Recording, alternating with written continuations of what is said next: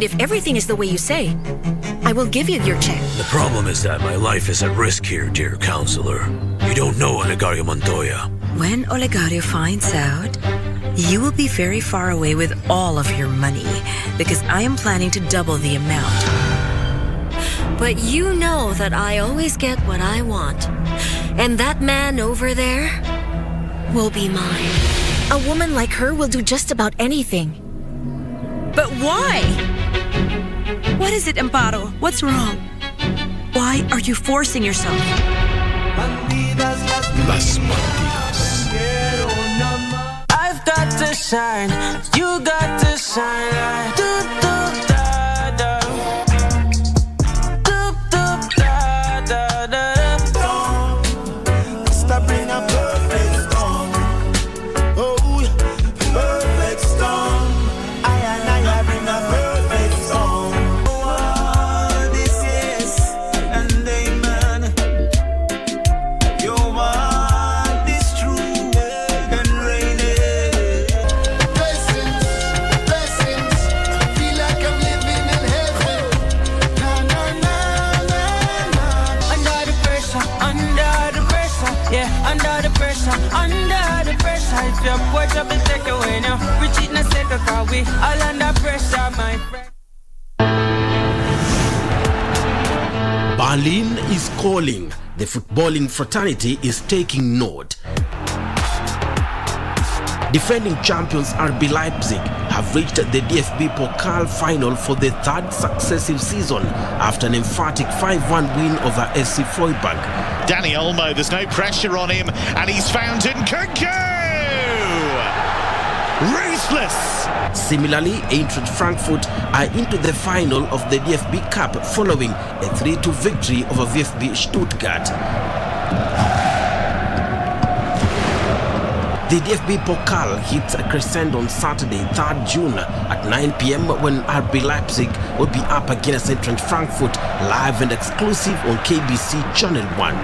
Don't miss out on the unexpected delight. It is Colomwani against Bredlow, a battle Colomwani was never going to lose. KBC Channel 1, your true sports partner.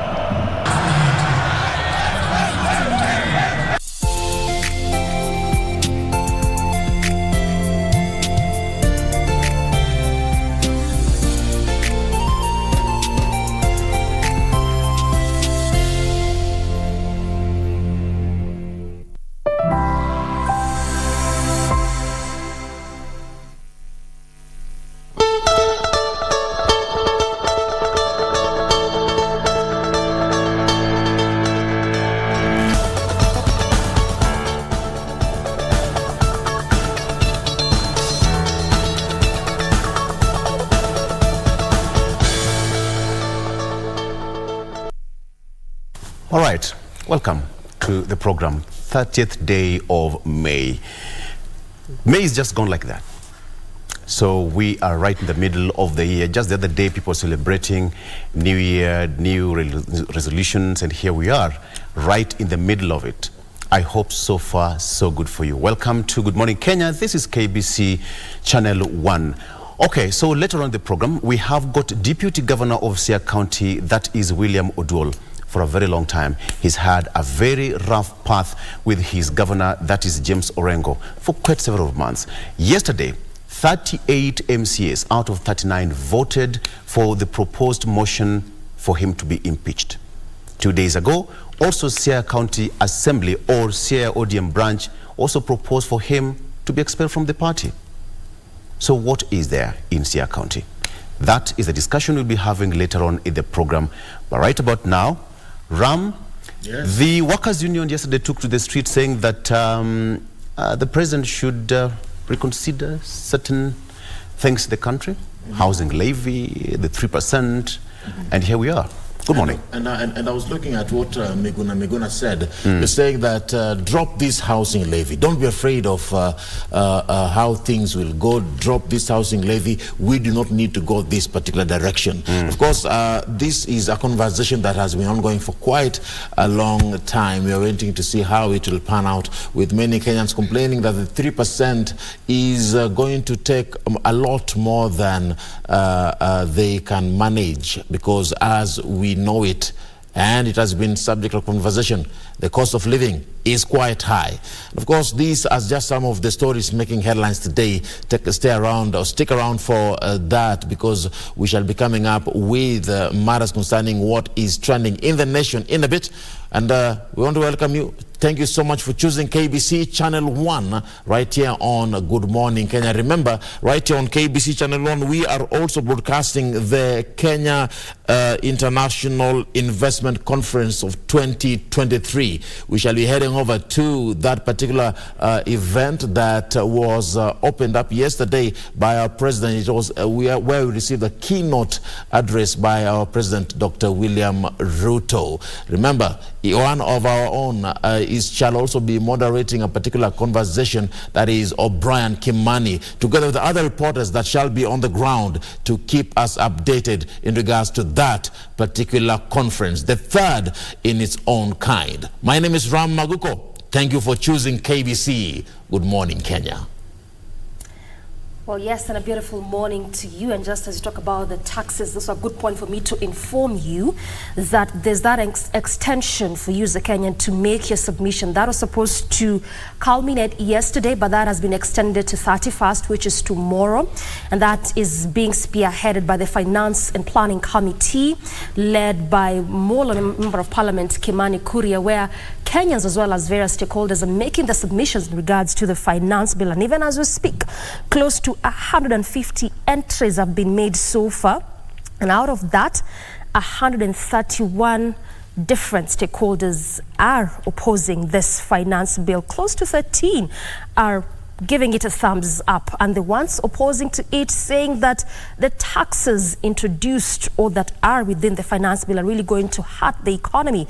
Talk about the 3% turnover tax, which has been increased from 1% to 3%. We cannot overemphasize on the housing levy from 1.5%, what was, to now 3%, and a proposal to make it mandatory. Also, the proposal of the 16% fuel VAT, that is from 8 to 16%. So all this just bringing the whole idea that this might hurt the economy. Nonetheless, it's still your chance as a Kenyan to just make a submission in regards to that. Much later, we'll look at the unclaimed assets. What exactly is this, and what brings about the issue of unclaimed asset? Close to 50 billion as we speak in these tough economic times.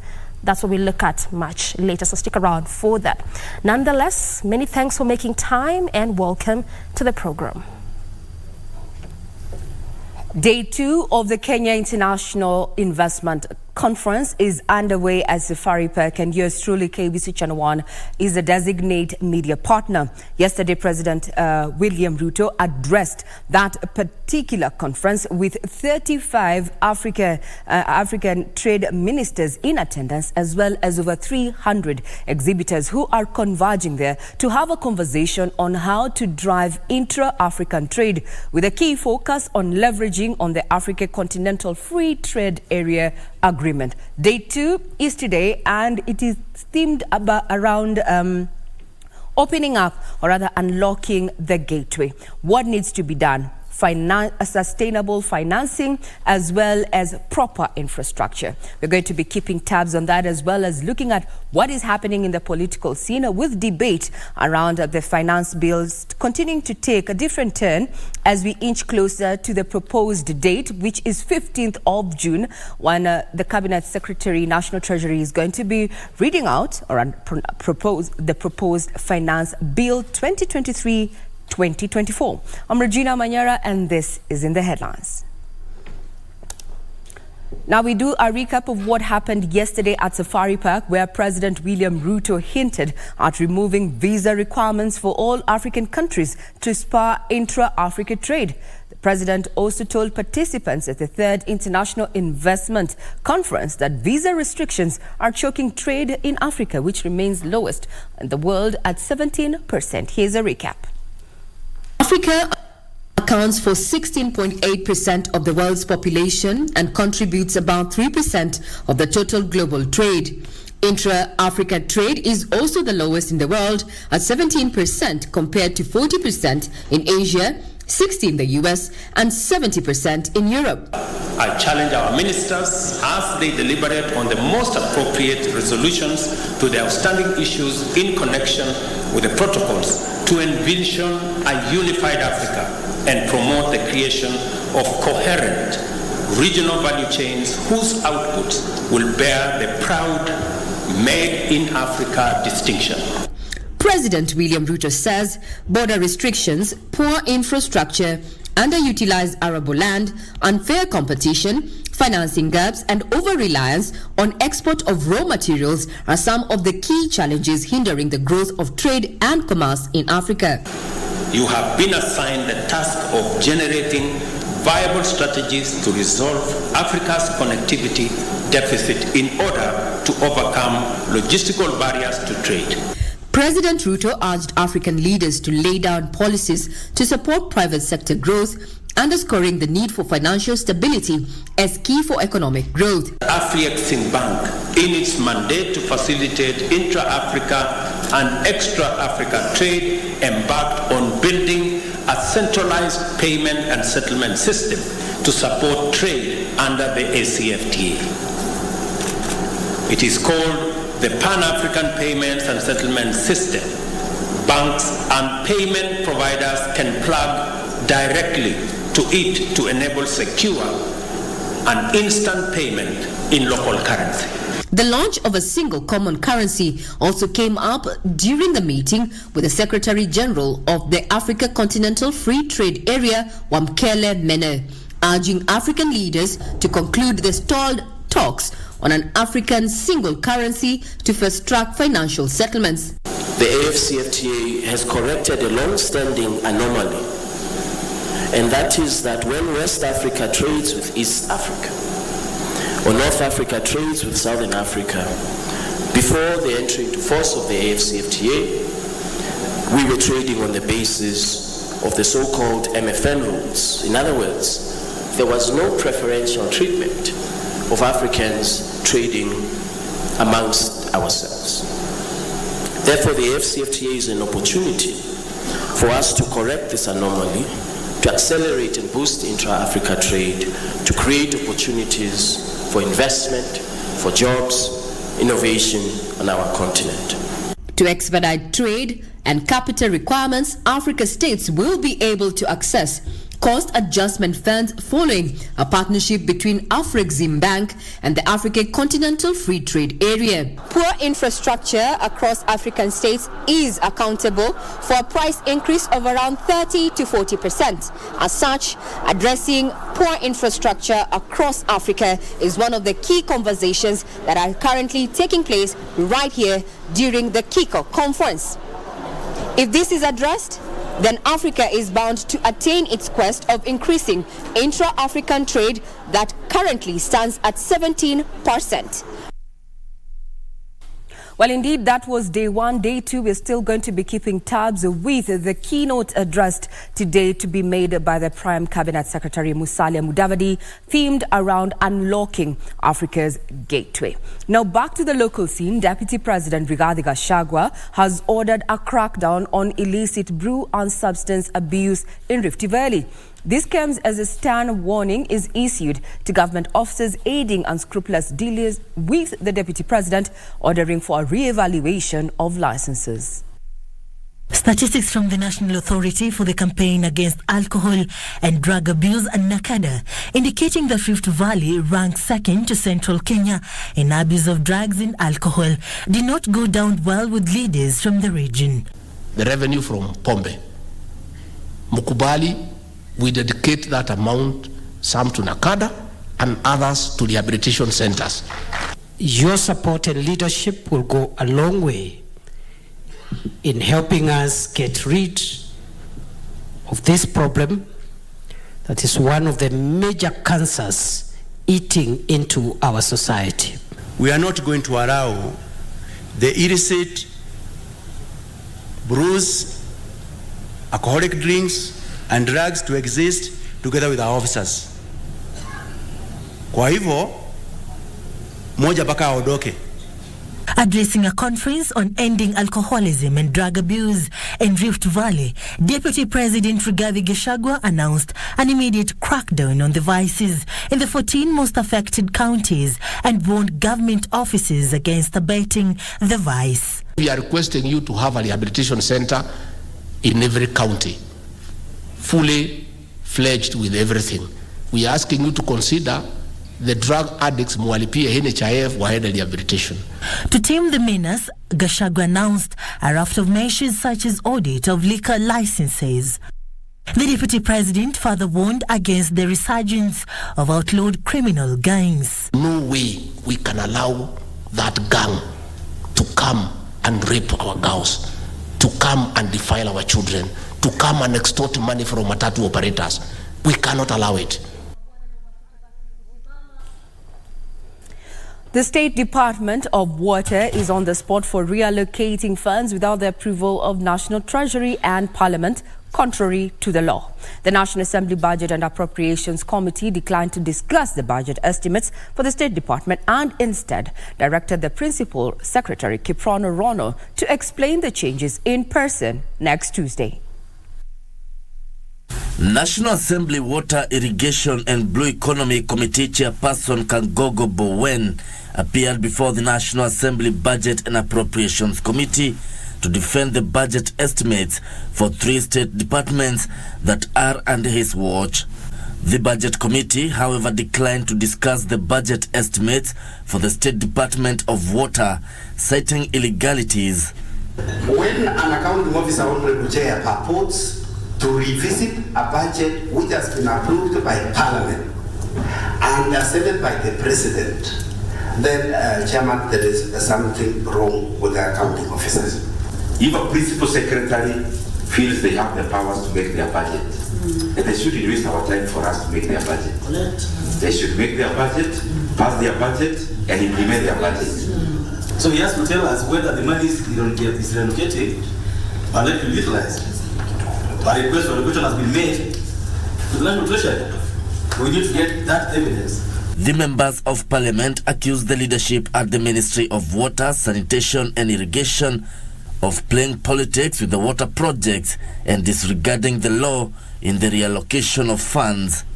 So I also want to understand from the Chair of Water and Blue Economy, how are you allocating these projects to the women reps? And you have not allocated some to members of this committee who are actually appropriating this money. And senators. And there are people who happen to be having projects already. The Water Committee chairperson at the same time lobbied for allocation of 1.2 billion shillings for flood controls and an additional 1.7 billion shillings to complete Uma Dam, which has stalled for over 12 years. We are saying, let's complete those existing projects. And before we start new projects, let's complete.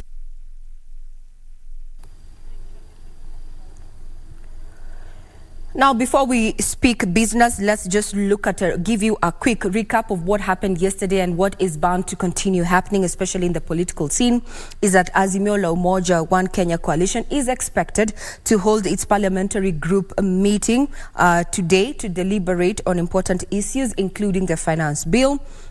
And also from the courts yesterday is a former Mungiki sect leader, Mike Njenga, was released on a cash bail of 50,000 shillings after he denied criminal charges leveled against him.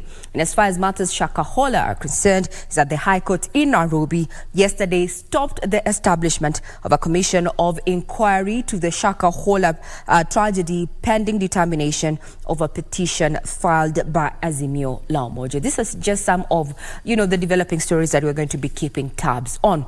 We cross over to business. So day 2 of KICO conference is today. However, yesterday it emerged that Kenya is implementing a horizontal value chain growth system to increase exports to 30% of gross domestic product by December 2025 from the current 10%. Trade Cabinet Secretary Moses Kuria says this approach will hasten the country's integration of small businesses into new regional markets and promote intra-African trade. Hibak Said with the details. Africa boasts of a 1.3 billion person market with a joint gross domestic product of over $3 trillion. However, intracontinental trade still stands at a mere 15%, accounting for about $50 billion.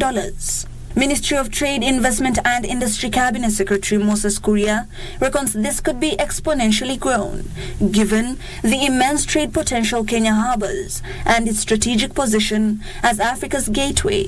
It takes some stamina, it takes some fortitude, and it takes some consistency.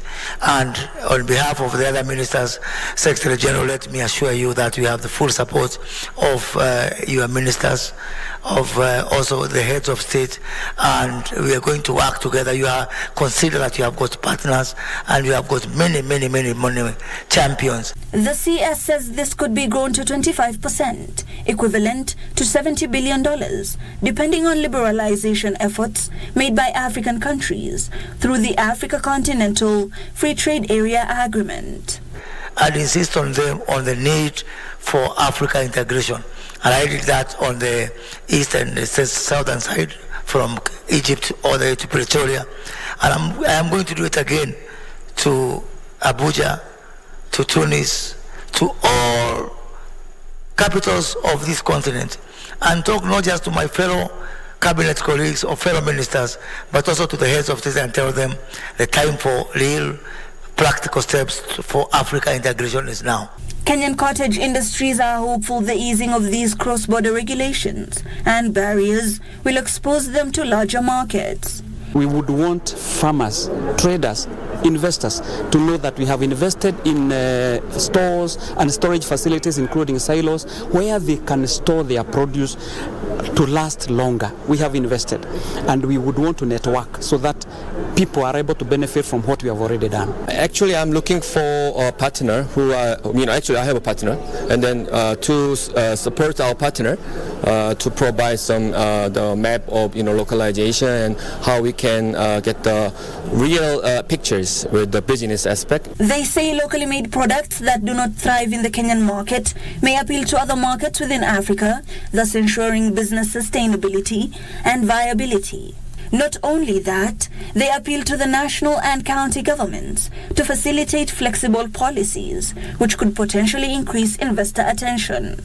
As the first day of the Kenya International Investment Conference comes to a close, small businesses are calling for softer regulations and better policies to ensure that they can traverse the borders and go into the African markets. Hibak Said for Prime Edition.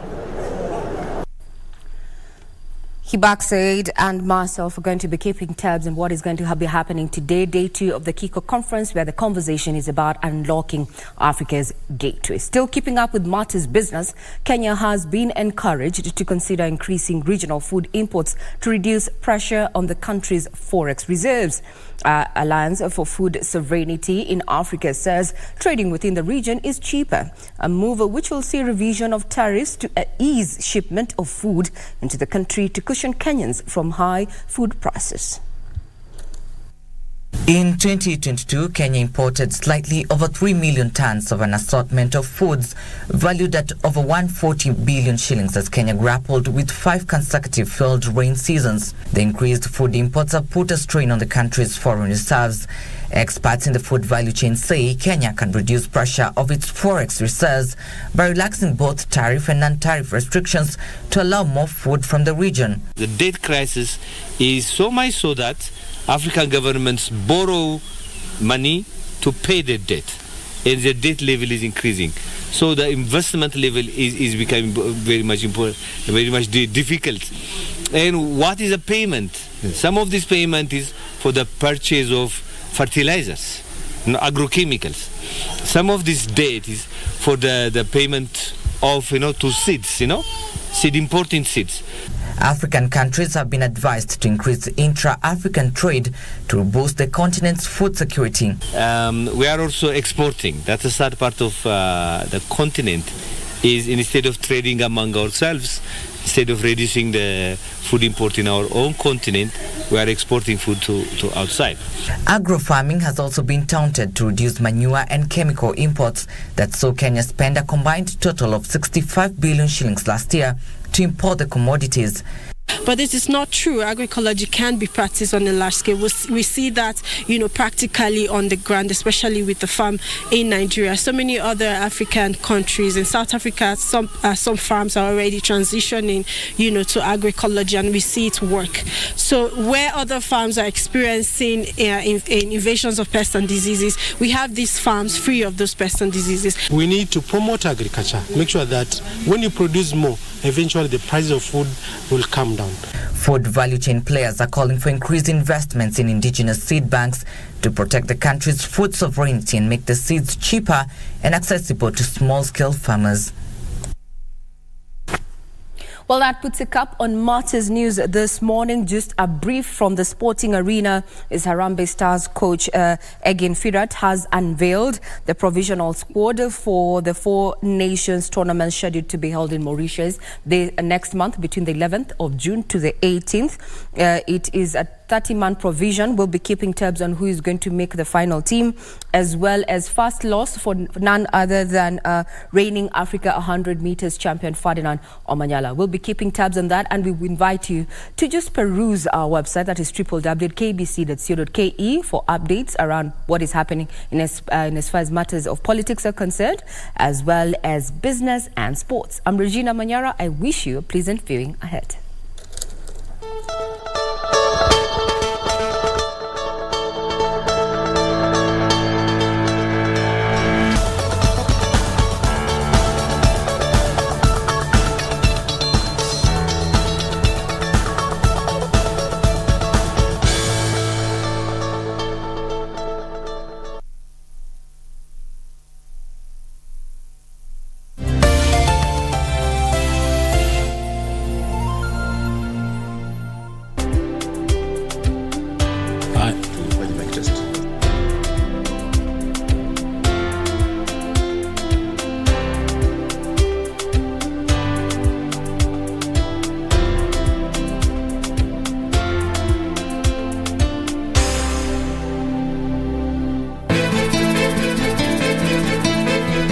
Mimi huwa sina roho mbaya, Ramesh, lakini ukinilazimisha haya maji utayaogelea. Yani mimi sifai kusafiri. Disco haikuwa tosha.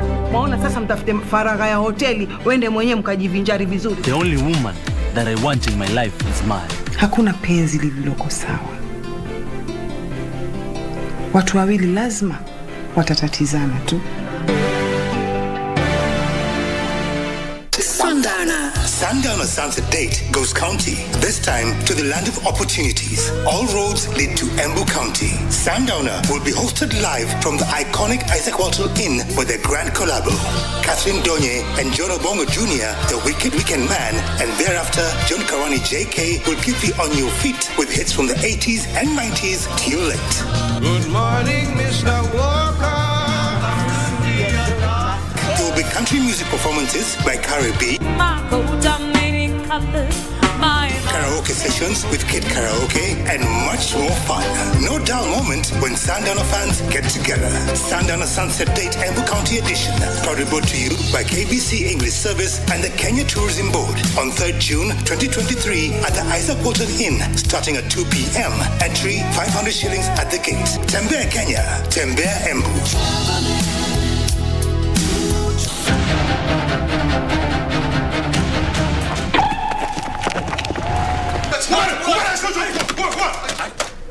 아, 그게 드는 것만으로는 증거가 안 돼요.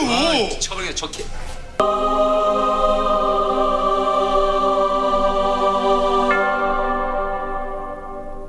하나님이 너 때리래.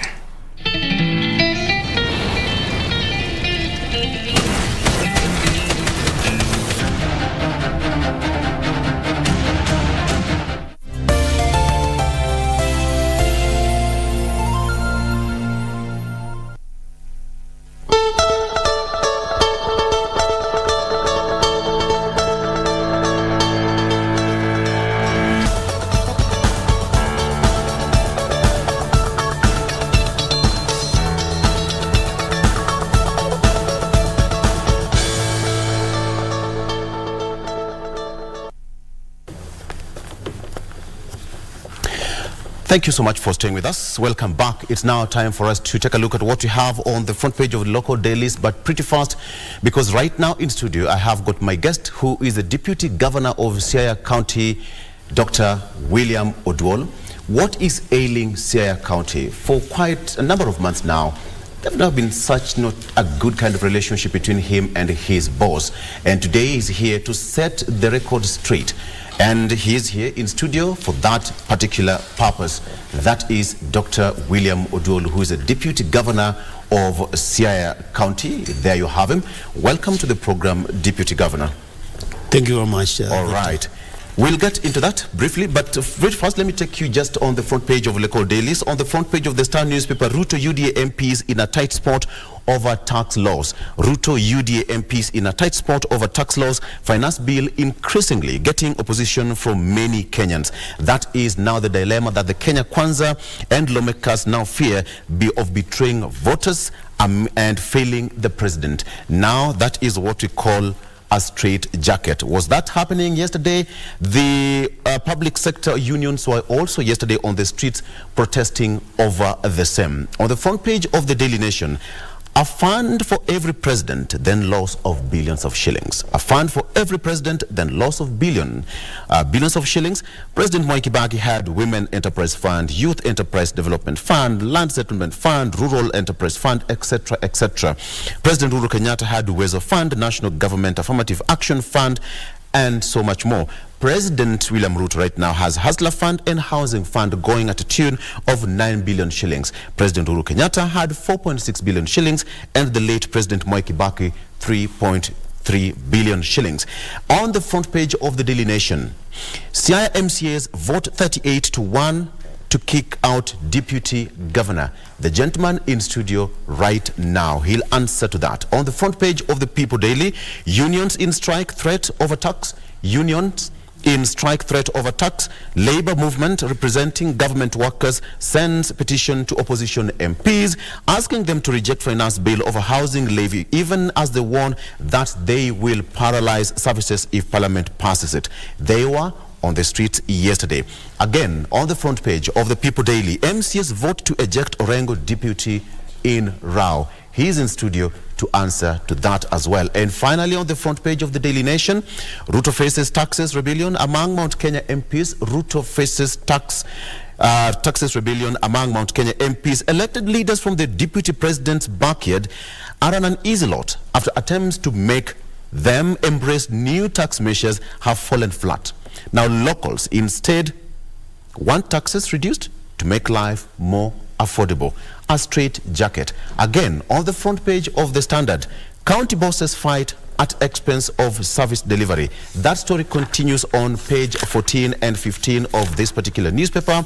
And the gentleman who is going to answer that question is the Deputy Governor of Siaya County. Service delivery. He's at loggerheads with his boss, James Orengo. Right about now, let's get straight into it. Deputy Governor, welcome once again to the program. This is Good Morning Kenya. Thank you very much. How is Siaya County doing? Well, it could be better. Good is never good enough. I must say that we've been in the papers for all the wrong reasons, but largely stemming from governance challenges. James Orengo and I have disagreed, and our disagreement is not personal. I've said this before. Our disagreement is ideological. We somewhat disagree on how we want to run Siaya. I am championing financial discipline as part of our core mandate. James Orengo, the governor, and myself, when we were elected as a leadership, we have a fiduciary responsibility to ensure that the state of affairs of finances of Siaya County are show a true and fair view. And to that extent, when we started, I am an accountant by training, and I'm a leadership and governance expert. So those particular strengths are strengths that I thought I needed to bring to the table. And how I was bringing them to the table was through putting into place the right systems, structures, specifically in finance, because that's where the business was, the county was losing money. Okay, let's just go back to where it all began. Right. Where is the beginning of your problem with Governor James Orengo? You went on election, right? The two of you. Siaya County voted the two of you. Right. In 2013, you performed extremely particular well, and you know, whichever way it went. Right. And in 2022, you and Governor Orengo went to the ballot once again. Right. So what happened 9 months later? So we started very well. The first 3 months, first I want to confess here that James Orengo is my friend. And when we went into the campaigns, we were very, very close. And when we started working, the first 3 months, we worked very, very well together. Remember, he's a fine legal mind. And like I said, I am an accountant. Those two mix of skills brought together was going to take Siaya to the next level. So I was primarily responsible for ensuring that we streamlined the finance operations. And for the first 3 months, we did that very well. But towards the tail end of November, I noticed abnormal, huge withdrawals, particularly on interest. So I summoned the finance officer in charge about the withdrawals. And when I summoned him, he was a little cagey. He was not upfront. And I insisted and even threatened that I was going to invite ESCC if he did not explain these huge withdrawals. So eventually he mentioned that he would withdraw and take to the governor. So I confronted the governor, but the governor said no, he denied. And so I left it at that, hoping that even if he was doing it, at least he would reduce or stop it altogether. December time frame, same habit obtained. They were still withdrawing money. January still continued. In the month of November, the withdrawals from interest alone was 46 million. In the month of December, withdrawal from interest was 41 million. Was it from the previous administration or from the current administration? Current. I'm talking about last year when we were already in office. 46 million November, 41 million December, over 20 million January.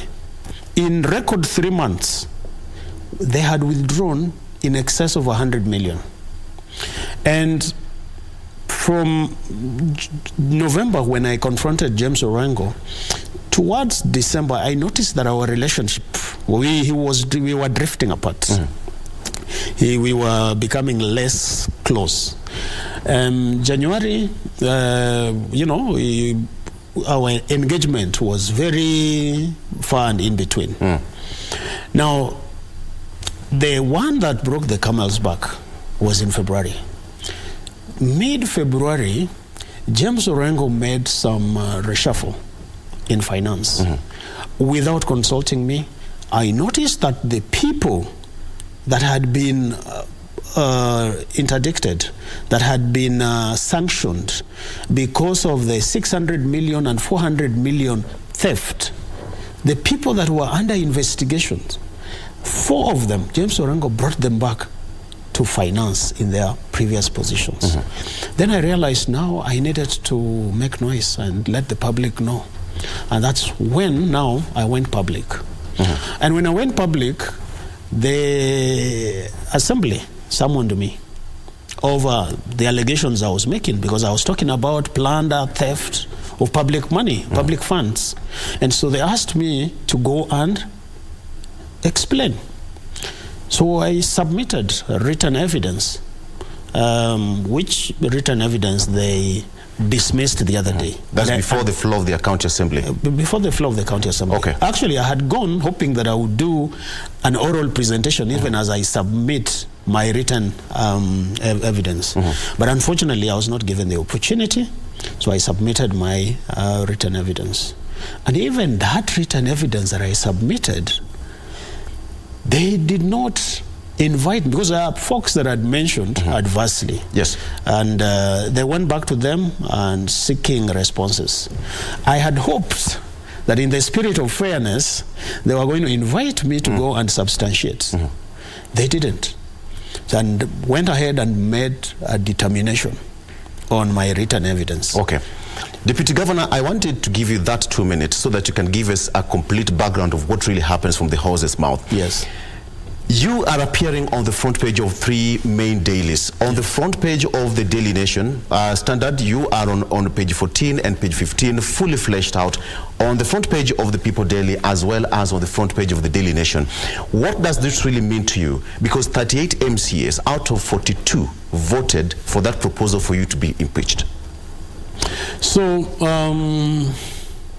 I looked at the grounds for impeachment. And the irony is that those grounds are complete departure from the original summons that they had issued. Remember, initially we were talking about misappropriation of funds in Siaya County. And the grounds that they have advanced now, the 3 grounds primarily. Number 1, they are saying that I interfered with some tendering process, I think for some roads, and then there was fertilizer and seeds. And then the other one is that I did renovations for my office to the tune of 18 million, which was not budgeted. Yes. Now, I do not want to discuss those grounds because I'm going to have my day with the Assembly on the 6th, which is going to be next week. So I don't agree with those grounds. I think they're imaginary. They are concocted. They are frivolous. They are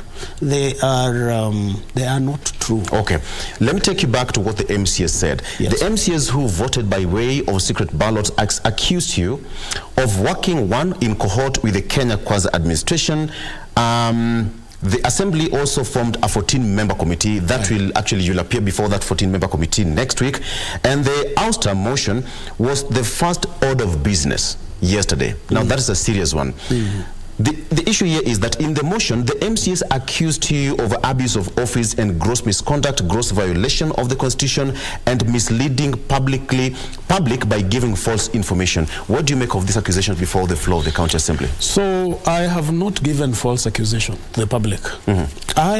Even today, Victor, on this table, are documents are presented to the Assembly. I have bank statements. Okay. I have, if you look at this, let me have them. Just as an example, or you want all of them? Just have a few. I'll go through them. So these are bank statements showing withdrawals. I have requisitions from the finance guy asking the head of IFMIS to transfer money from recurrent account to Empress. So, I mean, I have been talking about these issues for the last 3 months now, 4 months. And I have said James Orengo is a fine lawyer, legal mind. Why are they not taking me to court for defamation? And that is the same question I want to ask you, DG. We have got internal dispute resolution. Yes. Before you went public, did you as a county exhaust all these avenues? For 3 months, from November when I first confronted James Orengo, December, November, December, January, mid-February, I was engaging internal mechanism. Remember, I'm part of the executive. I didn't want to wash our dirty linen in public. So I tried to engage and have discussions with James Orengo those 3 months. And unfortunately, that fell on deaf ears. What did you do? I confronted him, first and foremost, as I had said in November, on these withdrawals. When they continued, I continued engaging him. And I told him, we cannot continue doing what was being done in the previous administration. Yeah. And nothing changed. In fact, on the contrary, he decided to drift apart, to disengage. And so, you know, our relationship suffered in the process. Yeah. On a personal level, and as your boss, have you ever taken your phone and called him directly to have a one-on-one conversation with Governor James Orengo? So, I have not talked to James Orengo for now in excess of, I think, 2 months. That is dangerous, DG. It is very dangerous. It's extremely dangerous. The last time when I tried to call him, he did not pick up my call. I actually called him 2 or 3 times, and then I gave up. The issue of imprest is at the center stage of all this. Yes. There is 200,000 shillings in question and another 400,000 shillings in question. One, you went to Mombasa, and another one, you were in Siaya Resort in Kisumu. Yes. What is the whole situation about these monies? You see, it is defeatist of the assembly to attempt to paint me with a corruption brush. You know, they're trying to throw a lot of mud on the wall, hoping that some is going to stick. That 200,000 spend was an official trip to Siaya, LREB meeting. James Orengo also attended that meeting. Now, the irony is that they chose to bring out my expenditure and did not bring James Orengo's. I am sure his is even much higher. And by the way, was it surrendered? By the way, let me just finish that point. That money has not been advanced to us. We have not received that money. Okay. And that money is not William Odwell money. That allowance, I have a personal assistant, I have a security, I have a driver, I have an official car. When I go out of town, your advanced money for accommodation, for food, and for fuel. That 200,000 was my allowance, our allowance, not William Odwell's, our allowance for a whole 3-4 days in Siaya Resort in Kisumu. So it's legitimate official business expense. The one for Mombasa is ISPAC. Workshop in Mombasa. I am an accountant. I'm a member of the Institute of Certified Public Accountants of Kenya. I was not alone. Even the folks from finance, some of them, it was an official invite. So it was an official trip, legitimate. And those expenses, because I am talking about corruption, Victor, my people, myself, my staff are punished. Orengo staff got the allowance the following day. These people, my staff, they have not received that money because I am fighting corruption in Siaya County. The people in finance have deliberately sat on those payments. So these are imprests? Imprests. Okay. They are imprests. Surrendering, have they been surrendered? Yes, they have. What did your office do about them? You see, when you surrender, you submit receipts. We have surrendered, but we've not been paid the money. They are sitting on them because of my fight for corruption.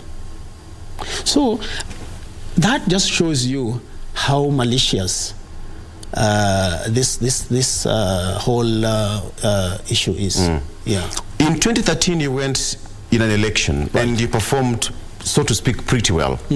When you have got 38 MCAs voting unanimous, this is like a unanimous kind of decision to adopt that motion for you to be impeached deputy governor.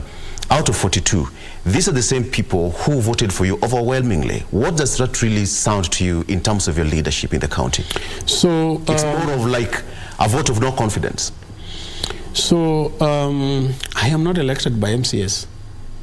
I'm elected. They have influence. I am elected by the people of Siaya County. You need to go to the ground to just do a temperature check on Siaya County. I will tell you that I am on the side of the people. I am not elected by MCAs. And I just want to implore them to do that which is right. Because they are going to be judged by how they handle this particular case. They have another window to do the right thing. There's this 14-member committee. I hope that, they're going to go through some moment of introspection so that they do the right thing. I will tell you that those grounds that they have advanced, that I am seeing there, they are frivolous. Okay. They have no ground at all. I will prove it next week. You'll have a time with that committee on 6th. What is your relationship with your member of parliament? Pretty bad, by the way, I must tell you. Samuel Atandi, and he is one of the reasons that James Orengo and I have had issues. I will tell you this. There are those of us that want proper service delivery to the mamambogas and the young men and women of Siaya County. But there are the other side that think it is their time to eat. And because what I did when we first joined, I made sure that I put in place the right internal control systems so that there is no theft in finance. And this is how I was able to know that people had started getting money out of the county because of the controls I had put in place. Now, if you have people that are interested in stealing and eating, they will obviously start fighting you. You see, there are people that feel that I was too close to governor and I needed to be neutralized. That is the school of thought that Samuel Atandi belongs to. Okay. Deputy Governor, you are also accused of working in cohort with the Kenya Kwanza administration. Would you confirm or deny? No. That's an extremely unfortunate statement. I have heard it. It's I want to ask the people of Siaya County. Would you confirm or deny? And the Republic to give that statement a contempt card. I am firmly in ODM. My leader is Raila Amolo Odinga. Your heart might be in ODM, but your soul is somewhere else, Deputy Governor. No, my heart and soul are entirely in ODM. My heart and soul are entirely in ODM. I'm an ODM member. And we must accept divergent views. You see, how come, because now I'm talking about corruption, I have suddenly become a Kenya Kwanza sympathizer? The people that are sympathetic to Kenya Kwanza in Siaya County went to State House openly. I have not gone to State House. I am not affiliated to any party within Kenya Kwanza, not even any leader. I have not even shaken William Ruto's hands. I have not been to State House.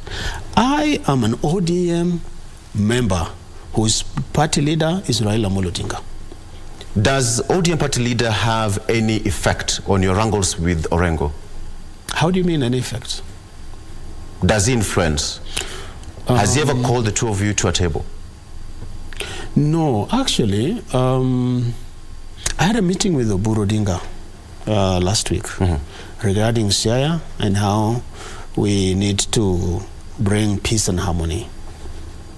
We had a lengthy engagement, and I am hoping that we'll have a review meeting sometime this week, because we agreed on a few things that were going to happen over the weekend. So I see there's some fair amount of engagement going on there. Yeah. Okay.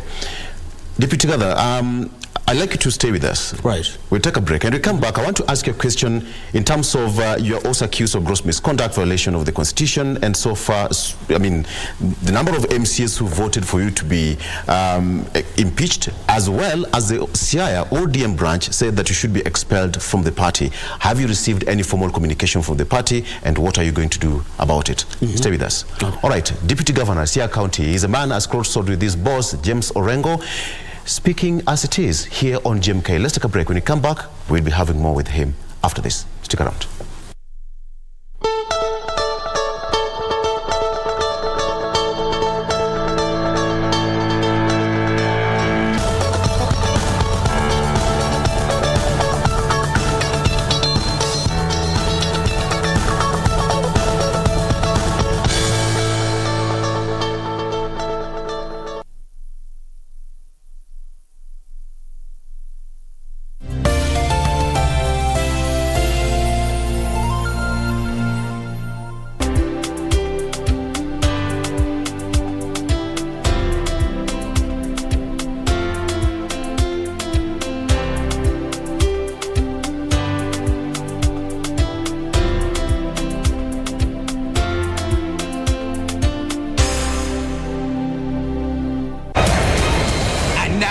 just 2 teams left. The cup holders take on Eintracht Frankfurt. What's the header? Danny Olmo. The Red Bulls against the Eagles. It's all or nothing time. It's Soboslai again. Kick-off on June 3rd. Kamada. There can only be one winner. Colomwani. What a night for RB Leipzig. Leipzig-Frankfurt, the DFB Cup final.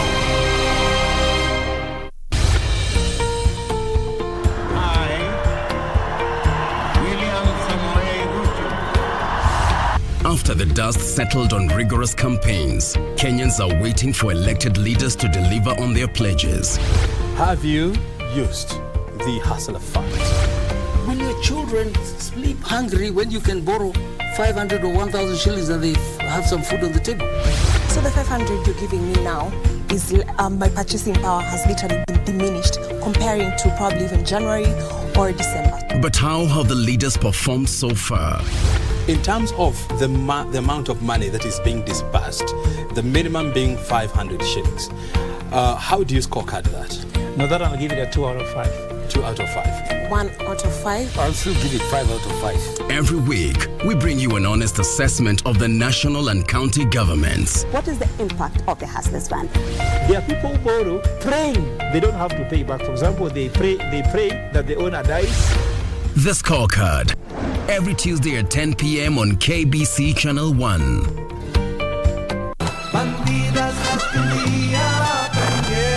But I'm warning you because he may come back here at any time. He can come back whenever he pleases. I'm not afraid of him. Now don't look for trouble, kid.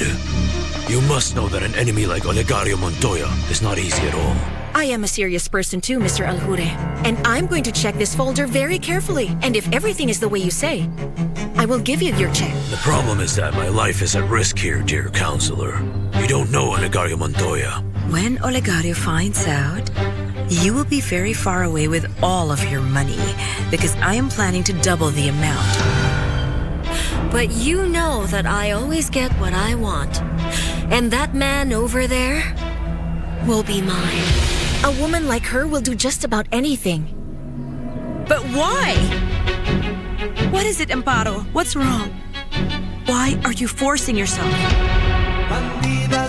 Las bandidas.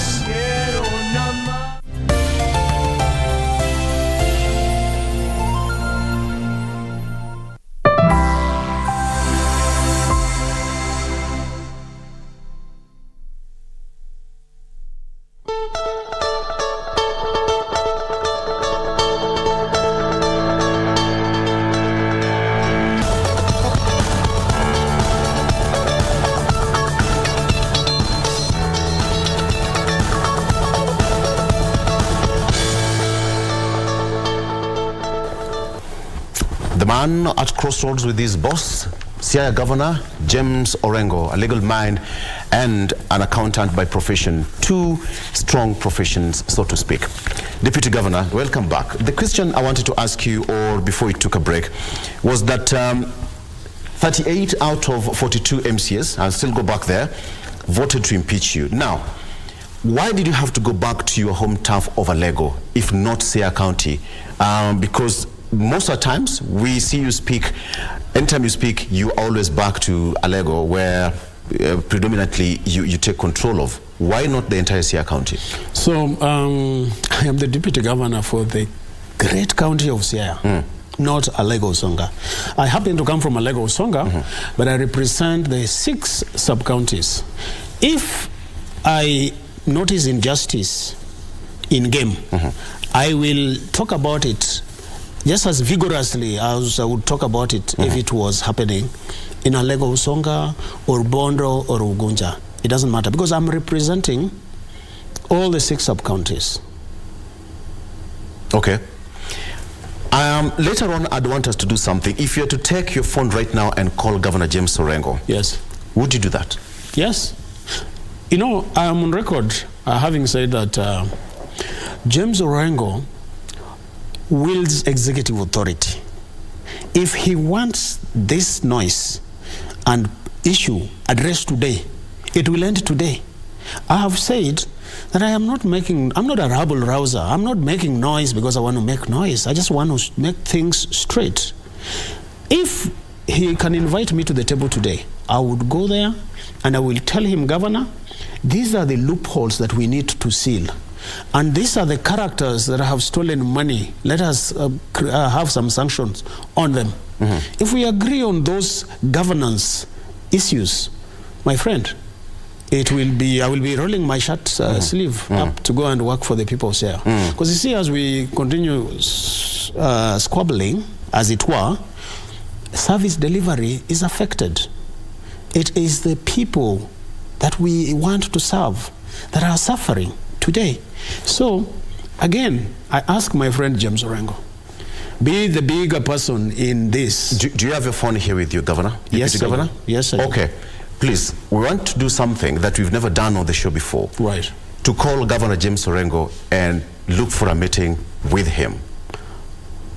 Right. We'll do that on air so that we square this matter once and for all here on a national broadcaster. We will do it. If you can call Governor James Orengo here live on air, I know he'll pick your call and then set for a meeting. Okay. But even that is happening. I have got papers here and copies. Right. I'm not yet in a position to authenticate the these monies. Yes. But the question running from millions of shillings, 7 million shillings, 15 million shillings, and the other one is 8, 7, etc., etc. Some going back as early as last year, 20th November, 16th December, and this 20th November. I hope this is just but a few copies. Yes. Have you ever had any kind of external resolution to solve this issue instead of going to the media? How do you mean external resolution? Going to ESCC or DCI? Exactly. So I was trying to exhaust internal mechanism, which I started with James Orengo, executive, then I went to assembly, and now that we've exhausted that mechanism, I am going to hand over the document, the rest of the documents to the ESCC. Yes. To carry out investigation, and I believe that I shall be vindicated. The question that I want to ask you is that what about Siaya? There's a proposal that you need to be expelled from the party. Any official communication from the from the party? There has been no official communication from the party, Siaya. And on what account? Because I am talking about people stealing public money. On what account? What would be the grounds for my expulsion? And expulsion comes from the ODM headquarters, and they have not communicated. Yeah. So you've not gotten any communication from the party, etc., etc. No. Governor, there is an amount of 950,000 shillings in question. Was it surrendered as an imprest? So the way it's very interesting, by the way. I mean, and I have said this requisition that I have just shared with you, the 11 million, the 15 million, the 7 million, the 21 million, when this money is transferred to imprest, then junior officers are used to withdraw the money. 950,000. And basically, in a bid to circumvent the central bank requirement of 1 million, junior officers are used, they write checks for them, 950,000, as you have seen, and I have bank statements here. Yes. So one junior officer goes to Equity Bank, Siaya, withdraws money, 950,000, 4-5 times in a day. That is not just 950,000. That's close to 4 million, 5 million, 6 million. And Victor, this happens every 2 to 3 days. I mean, what kind of impunity is that? This is blatant theft of public money. Okay. And Governor, if you seem to have what we call a dossier, and you've threatened that if all this continues, then you will release the dossier, then why keep it a secret? If there's a problem in Siaya County, why don't you release it to the public or even to the relevant authorities for action to be taken? I just told you that I have. This week, yesterday, I submitted that document that I shared with the Assembly, with ESCC. So I have gone then to the next level now, because I have exhausted, I believe, internal mechanism. So I have handed it over to the ESCC. Okay. And I believe that justice is going to be carried out. When you look at the entire situation, I mean, the two of you are distinguished members of this society. Right. Don't you really think this is painting Siaya County in a very bad picture, generally? So, what is the cost of keeping quiet? Again, a good question. People have told me, William Oduol, it is only 7 months, 5 months since you were elected. Couldn't you wait and start making noise, say, 4 years later, 4.5 years later? So I wait, and people still, for 4 years, and then towards the tail end of this term, that's when I complain. Will I have helped the people? I am making noise now so that we can fix it and focus on transforming and impacting lives for the remainder of the 4 years. That's why I want us to fix it today, not tomorrow. That's why I've decided to talk about it 6 months into our administration, so that we can fix, and then we are left with 4 years for effective, efficient service delivery. What is the general situation in terms of service delivery? Schools, hospitals in Siaya County, 8 months down. And that is the other thing that really pains me. Because, look, we're withdrawing 950, 4, 5, 6 times, 5 million, 8 million every 2 days. In county headquarters of Siaya, sometimes Kenya Power disconnects electricity because we are not able to pay a 3 million bill. When we had tractors, sometimes they would be parked in Siaya because we are not able to fuel them, 5,000, 6,000 fuel, when people are stealing this kind of money. We promised, we had a 9-point agenda. We promised the people water, good health, bursaries, youth and women empowerment, amongst many others. For this to happen, we must protect their money. We must ensure that that money is put into good use. When we started the first 3 months, we had medicine in hospitals. Today, basic medicine like Panadol, we don't have them in the health centers and health facilities. And that's leadership. That's leadership, and you should be taking responsibility because you're part of the executive. 100%. And I take responsibility. That's why I want to fix things. See, I'm not running away from the blame. I am as guilty as charged. James Orengo and I, he is the CEO, I'm the deputy CEO. We need to fix our house so that we can focus on service delivery. But I'm not going to keep quiet when people are stealing public money. Are you acting on behalf of, quote unquote, someone else? So, you know, I am an independent person, man with an opinion. And I also like expressing my opinion. You see, who could I be working on behalf? I am working on behalf of the people of Siaya County. Those are the people that elected me. And by the way, I want to disabuse this notion. Because people have been saying, William Oduol, I mean, why don't you just resign?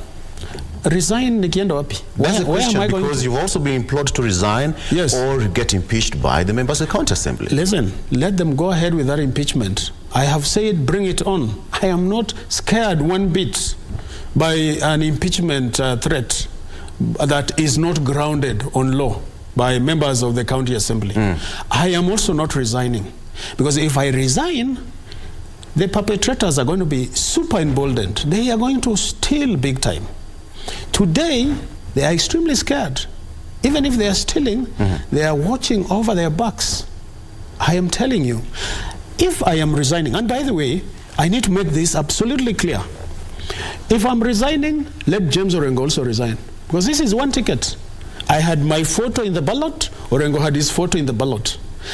Section 180 of the Constitution, subsection 6, says the governor and the deputy governor are elected. We are Siamese twins. We are elected together as one ticket. If I am resigning, James Orengo also needs to resign. I am happy for us to both resign so that we give the electorate the opportunity to elect leaders of their choice. If that is what it is, then let both of us seek fresh mandate from the electorate, and let's see who is going to be victorious. Okay. DG, when you look at the front pages again, we have got 3 papers. All of you, it's about the deputy governors. Do you understand your mandate as the deputy governor? Yes, we do actually. I think it is the governors that sometimes overstep or outstretch their boundaries. We are deputy governors. They are governors. We are their principal assistants. You see, I was on a station somewhere and I said, you cannot legislate morality. You know, morals, norms, habits, behavior, you cannot legislate. I want to give you an example. His Excellency, the governor for Mombasa, Abdul Shomad, his deputy, he has given his deputy 3 dockets. There are 10 ministries in counties. His deputy has 3 dockets. Those ministers reporting to him. His Excellency Kangata in Muranga, has given his deputy another 3 dockets with a chief officer in the deputy governor's office. His Excellency Waiguru, her deputy, all ministers reporting to her deputy. What am I saying? That you do not, I have been saying that we need to anchor the roles and responsibilities of deputy governors in the Constitution. But even before we do that, if there is goodwill on the part of the governor, all the governor needs to do is to do an executive order. Yeah. Look what President William Ruto has done. He did an executive order, defined roles for his deputy, and even assigned some small budget for his deputy. Deputy Governor, we are almost coming to the close, but you said you're not going to resign, and you've also dared the MCAs to go ahead and impeach you. You have a day with them come 6th of June. As per the communique from the County Assembly, you are appearing before the 14-member committee. Look straight to the camera and face people of Siaya County. Today, you are appearing before the front page of the daily, all these dailies. Given time and space, what would you do differently to bring sanity in that county? So if I was sitting in James Orengo's shoes today, I would call for truce. He is the CEO of the county. But from me to the people of Siaya, I want to commit to you that the manifesto, the commitments that we gave with my friend James Orengo, they still remain. I am committed to ensuring that in as much as possible and in a very accelerated basis, I would like us to resolve this stalemate so that we are able to focus on service delivery. I am very clear in my conscience that I'm on the side of the people. And I am not going to keep quiet, especially if I see public money pilfered, plundered, expropriated. I am committed to ensuring that tenets, good governance, transparency, and accountability remains the bedrock of our administration in Siaya County. Deputy Governor, I have got questions here, and allow me to ask you this. Someone is asking you, is Deputy Governor already campaigning for 2027? You see, it's too early, by the way, to campaign for 2027. For politicians, there's no time left. No. I mean, really, it would be foolhardy to start campaigning for 2027 at this defining moment. Every politician is ambitious. I am also ambitious. But there are many positions I could go for. People assume that I want to go and run for governor, and I'm not saying no. I could still run for MP for Alego Osanga. I could still run for deputy governor under Orengo or somebody else. I could run for senator. So I have many options. But at this point in time, I want to counsel and encourage that we focus on the job in hand. The job at hand is the commitment, the manifesto that we sold to the people of Siaya. I am more focused on delivering that manifesto over the next 4.5 years as against, the politics of 2027.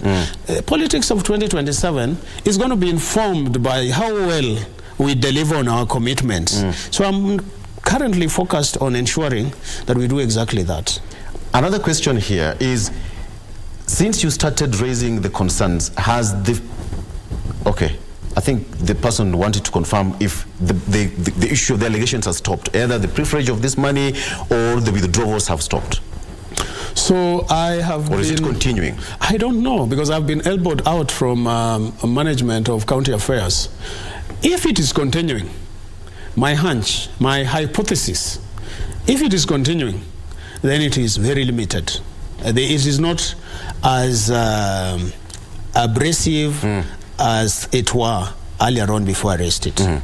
I am also informed that they have now stopped Imprest. Governor Orengo on national TV somewhere in March said he stopped Imprest in December. He did not. So Imprest continued through to March. But I am now told that they have stopped it, which is a good thing, if it has stopped. But as to whether they are still pilfering, I don't know. I just hope that they are doing it with some amount of decorum. Yes. Yeah. It's always good to have feedback here. Somebody saying that you can't mention integrity in Siaya and still survive. That's a county of doom. That is from Vincent Kano. So that's why I'm persecuted, because this path that I have taken is not always traveled, and particularly when you're part of the executive, you will always want to be part of the gravy train. You will always want to be part of the loot. I have chosen the less traveled path, and I have decided that I'm going to be the unpopular one and stand on the side of the people so that we provide service. And lastly, just a simple one, wild goose chase. You will not make it, Deputy Governor. This is from Stephen Otieno. Opinion is divided. He is entitled to his opinion as much as I am entitled to mine. My glass is always half full. And in all this, there's some silver lining. There's some silver lining. There's some silver lining. Deputy Governor, let's talk.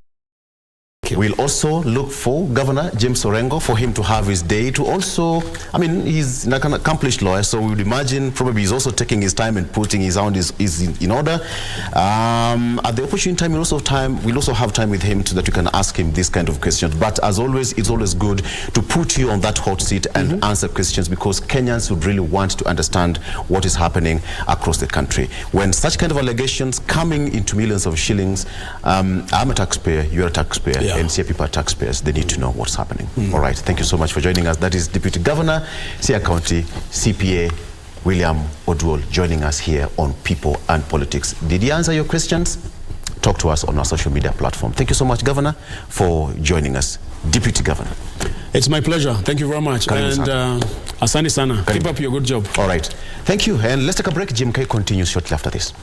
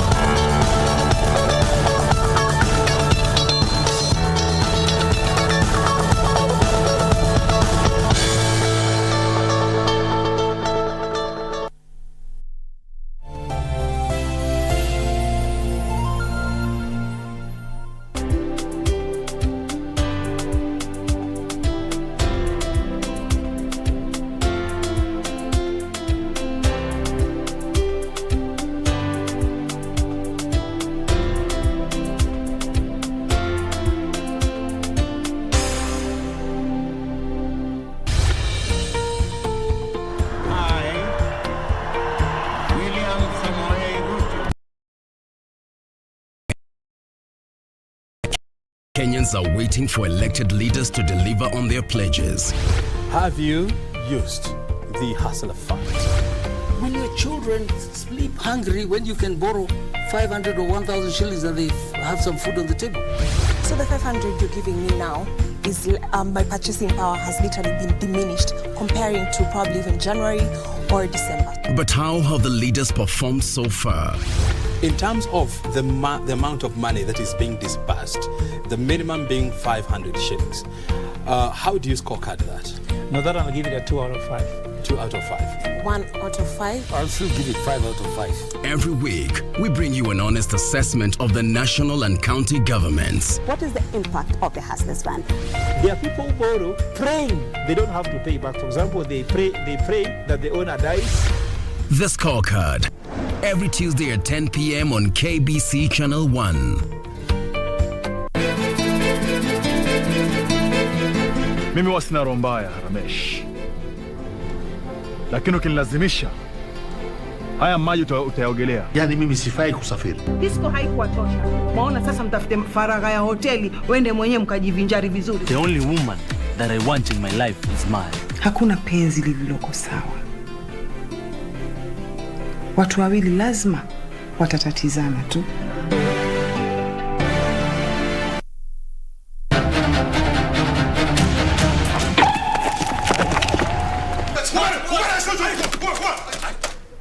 아들 드는 것만으로는 증거가 안 돼요. 처벌해 척해.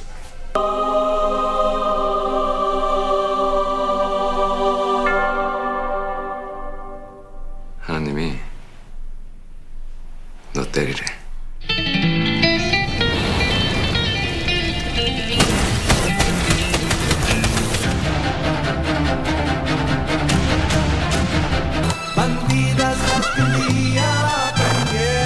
I'm warning you because he may come back here at any time. He can come back whenever he pleases. I'm not afraid of him. Now don't look for trouble, kid.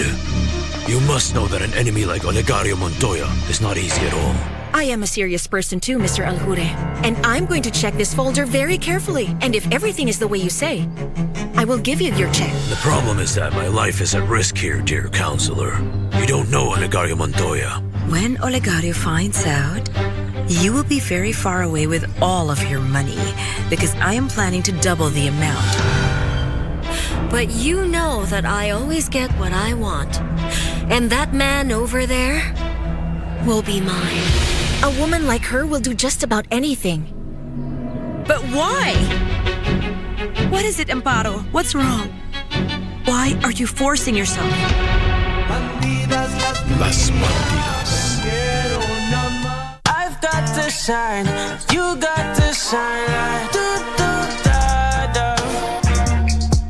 Do, do, da, da, da. Stop bring a perfect storm. Oh, perfect storm. I bring a perfect storm.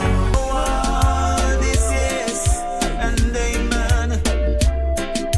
Your word is true and reigning.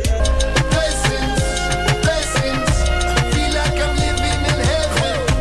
Na na na na na. Under the pressure, yeah, under the pressure. If your boy drop the take away now, we cheat in a second, cause we all under pressure, my friend. Subhanallah, walhamdulillah, la ilaha illallah, wallahu akbar. Mwenyezi anasema wala in kafartum, ikiwa mtakufuru neema za Allah, inna adhabi la shadid, hakika adhabu yangu ni nzito, hakuna mtu atakayeweza kuihimili adhabu ya Allah tabaraka wa taala. Aqulu ma tasmaun. Ikafikia kiwango ambacho na Aisha radhiallahu anha aliweza kumuuliza, hivi mbona wazidisha ibada kwa wingi sana wakati Allah subhanahu wa ta'ala amekujalia neema? Basi Mtume Muhammad sallallahu alayhi wasallam alijibu kwa kuuliza, je, sipaswi kuwa mja mwenye kumshukuru Allah subhanahu wa ta'ala ambaye ni Mola wangu?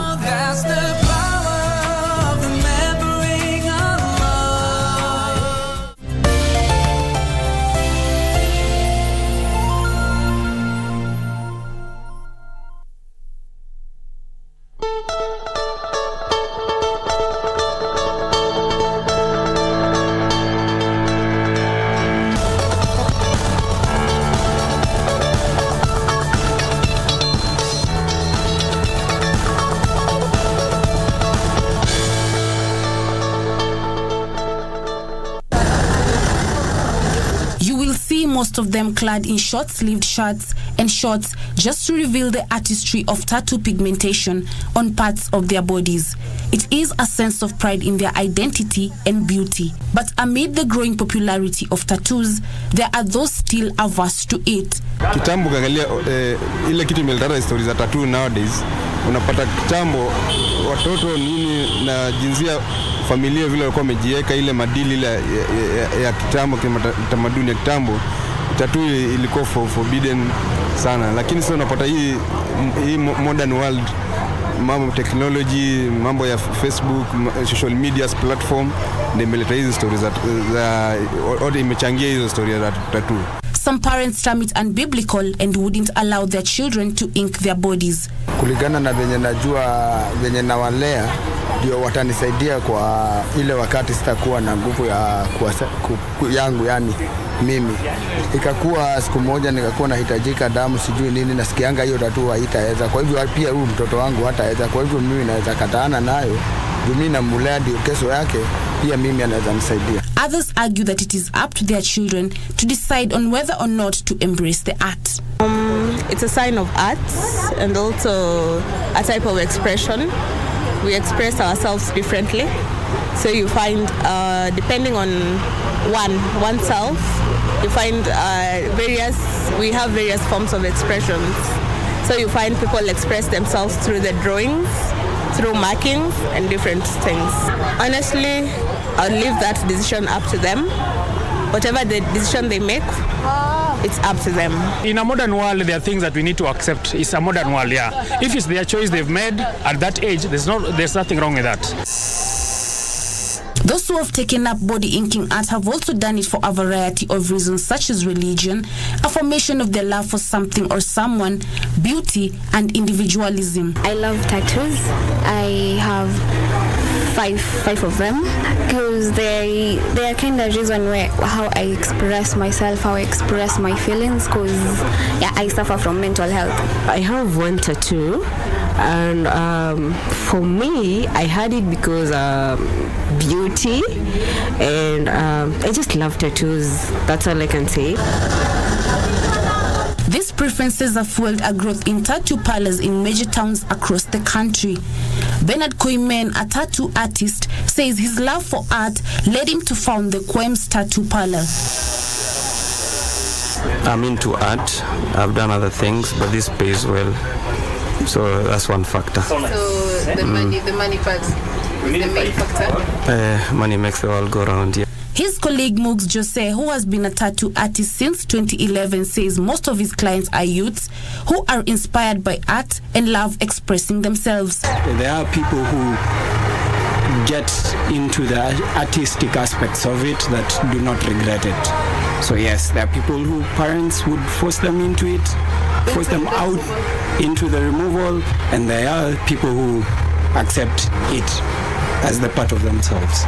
Many people get tattoos that hold personal meanings to them. For him, the tattoo on his leg symbolizes the birth date of his 3 children that he tells me are dear to him.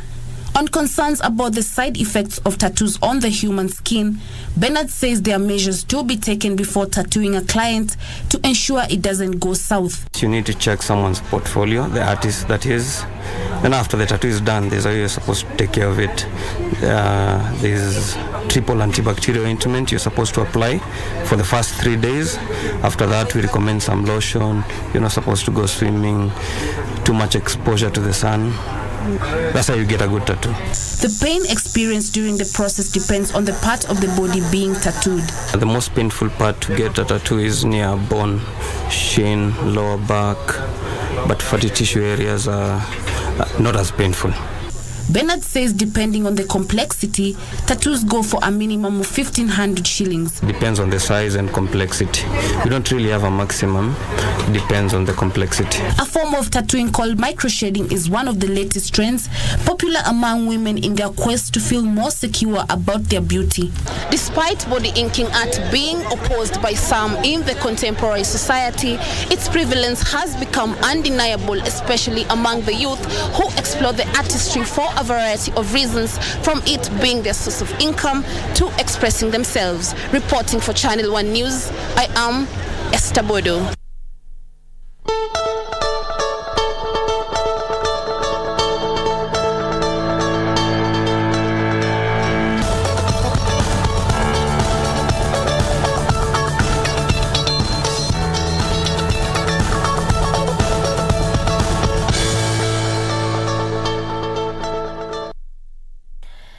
Exactly 6 minutes past the top of the hour. Time for us to embark on our second conversation this Tuesday morning, and we navel gaze on the unclaimed financial assets.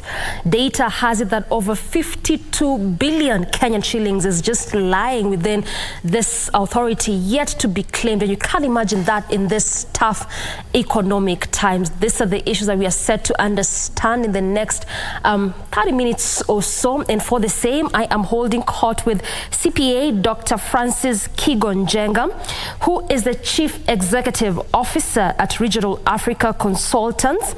He has also been the County Executive Committee member in charge of trade, industry and investment, and also the former Gatundu North constituency member of Parliament. Daktari, welcome to the program. Thank you very much. Yes. You've so defined me. Yeah. With all that you've done. Not even all, actually. Not all. Well, some you didn't get, but actually I'm a former member of Parliament for Gatundu North, and also a financial and business consultant. Also hold a PhD degree in social transformation, in social entrepreneurship from the Catholic University of Eastern Africa. That's after years at the University of Nairobi. I'm currently not the CEO. I am the director and the chairman of the Unclaimed Financial Assets Authority called UFA. The Unclaimed Financial Assets Authority is not a new organization. It is an organization that was created by an act of parliament, that is Act number 40 of 2011. So that's when it was established? In 2011, that's when it was established. However, it never took off. And even when I was in Parliament, I actually registered on subsidiary registration on matters concerning the said Act, the regulations in 2015. So it's been active from 2015 to date. It's been active for the last 7 years. And the general reason why this organization was formed is to receive from the holders any unclaimed amount of money. You receive it under the Act, and once you receive it, you are supposed to safeguard it. To safeguard is secure that money, and after securing, you are supposed to reunite the money with the rightful owners. Today, the Unclaimed Financial Assets Authority holds 52 billion shillings that we are waiting for people to come and claim. Before you go there, Daktari, you just did say that the holders. Yes. And so perhaps you can tell us, when you talk about the holders of this money, who exactly are we talking about? Now, the holders are the people who have the money, the banks. So these are the institutions. When you abandon your money in the banks, sometimes because some of us will go and open accounts and save money without telling our spouses or our children, our beneficiaries, then over time people die, you leave the money there. Others will even actually open accounts and you forget it and move on. Others will open accounts for general purpose, and once Is that possible? It's possible. How do you open an account, put in money and forget about it? It happens. Some will actually, sometimes women don't tell you what you are doing, and you people are not telling us what you are doing. And then when time passes on and you are not around, then you leave the money there. And then after 2 years, the bank can locate you. It's supposed to be submitted to the Unclaimed Financial Assets Authority. Others are people who are mobile phone providers, the Safaricom, the Airtel, and you see people will switch on from, say, from this number to another number. You abandon that one. You even don't care what were the balances of airtime, the balances of data. You even don't care how much money was in that account. And that money will be surrendered to us. Actually, Safaricom is a major supplier. So those are the people we call the holders. Others are also people who handle travelers' checks. Travelers' checks, foreigners would come in this country, they would actually sometimes not even spend and leave them. And after 2 years, the holder of that traveler's check is supposed to remit it. Others will have money orders. You remember the money order? Yes. They are still there. And after 2 years again, those instruments are supposed to be surrendered to us. The others will have check drafts or similar amount. You go draft a check. You didn't actually utilize the check. You leave the money in the bank. Then that one again, after 2 years, you're supposed to bring back to us. Demands of savings accounts and fixed deposit accounts. People just come, open up a fixed deposit account, sometimes withdraw, sometimes they don't even actually remember there was interest they had invested. Again, that one you are supposed to surrender to us after 5 years. Life or endowment insurance. You know that life insurance? Yeah. People don't tell others our life insurance, and you know the reason. So you go put a life insurance, you don't even give the details, you leave it upon the end of your time, then nobody has claimed, nobody has been paid, you give it to us. Demutualization for insurance companies. You know, insurance companies have those policies, those policies they can't even locate the owners. Yeah. And upon maturity again, they are supposed to give them to us, to give the money to us. Okay. Although there is a push and pull, they want to retain the money in their pensions scheme. But that is being discussed at the legislative level because they are not supposed to. We are the ones who are supposed to actually hold such money. Electricity and water bills. So this, all this that you're talking about, these are just examples of the unclaimed. Even you could have them because actually financial when assets. You moved from one estate to another, yes. Or when you moved from your house to another, or relocated to Mombasa, Kisumu, or anywhere, or even outside this country, how often do you go for your water deposit and electricity deposit? Then after 2 years... Are we even aware that that actually exists? People are not even aware. Then we should start from there. You just leave and disappear and you leave the money. After 2 years, they are supposed to be given to us. Dissolved businesses. Ukisikia biashara, that business is over, you just disappear and say, okay, in our community, you say what is lost is lost. Yeah. Then the money is supposed to be given to us. Okay. You know, you hear that, like for instance, there are people who probably were in institutions that are under receivership. And those institutions now, once this money comes, you don't follow up your share of the dissolved funds. Then it is supposed to be remitted to us. Also, we got gifts. There are gifts that are sent to this country. You cannot locate the owner, but the money has come to Kenya, or the gift has come to Kenya. In fact, those are things that are supposed to be submitted to us again within 5 years. What about unpaid wages? There are people who disappear and run away. They don't correct their salaries. They disappear. They run away from work, absconding work. Then they are supposed to actually to be paid their dues. But sometimes they even go and hide their identity. You can't get them. That money is supposed to be paid to us. Yeah. There is something called safe deposits, where you put your gold, your jewelry, your precious money, foreign currency, and should you actually disappear out of the world, that's death. Normally, the banks do not open that. They are supposed to surrender to us within a period of 2 years. This and any other money. In fact, cooperative societies, there are people who will continue paying loans even after the expiry of time. You see the loan is still there in credit. They are supposed to send that money to us. How would you continue paying the loan yet you've already finished? Is it that you're not aware you're done paying? What is the logic? Well, so that then this falls under the unclaimed assets. These are times we are actually having a lot of mental disorders, a lot of mental stress. We have so many problems amongst ourselves, and I'm telling you, almost everybody has a mental issue. So many things, fast life, you continue paying loans, not even remembering, and then actually that money, sometimes you vacate that circle. Other people will actually retire, and then they leave their savings deposits there. All these things happen. They happen in real life. And when actually we get this money, we are now negotiating to be allowed access to data. You know the Data Protection Act? Yes. We are now negotiating so that once we have this money, if your ID is still the same, and we have access to all IDs in this country as an authority, We want to be given this data so that we can follow you and give you your money. We want the 52 billion to go back to the mainstream economy because that is the main objective of having this Unclaimed Assets Authority. UFA is supposed to look for these people and give them.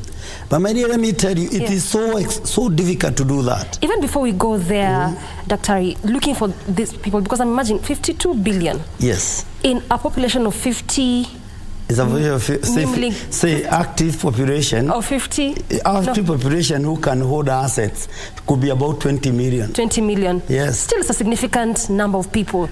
I'm looking at the kind of procedure to look for these persons, because sometimes someone even wrote your name as a beneficiary. You're not even aware. Yes. But before we get there, all these examples you gave, from electricity bills to water bill, gifts, unpaid wages, safe deposit, and there's so many that you talked about as examples of this unclaimed assets. So then I would wonder, does this only fall within finances? Do we have any other assets beyond the finances that are actually unclaimed? What else are we talking about in regards to that?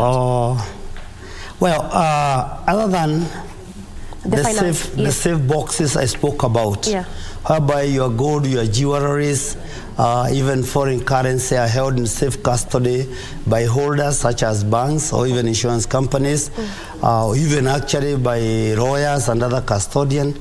Our act does not allow us to go to other properties. It is only financial assets, cash, near cash or cash equivalent.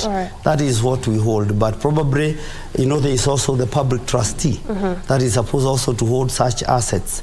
And probably in future, this parastatal and that one might end up actually being one, because assets are assets, and when unclaimed, whether fixed or financial, they are really unclaimed assets.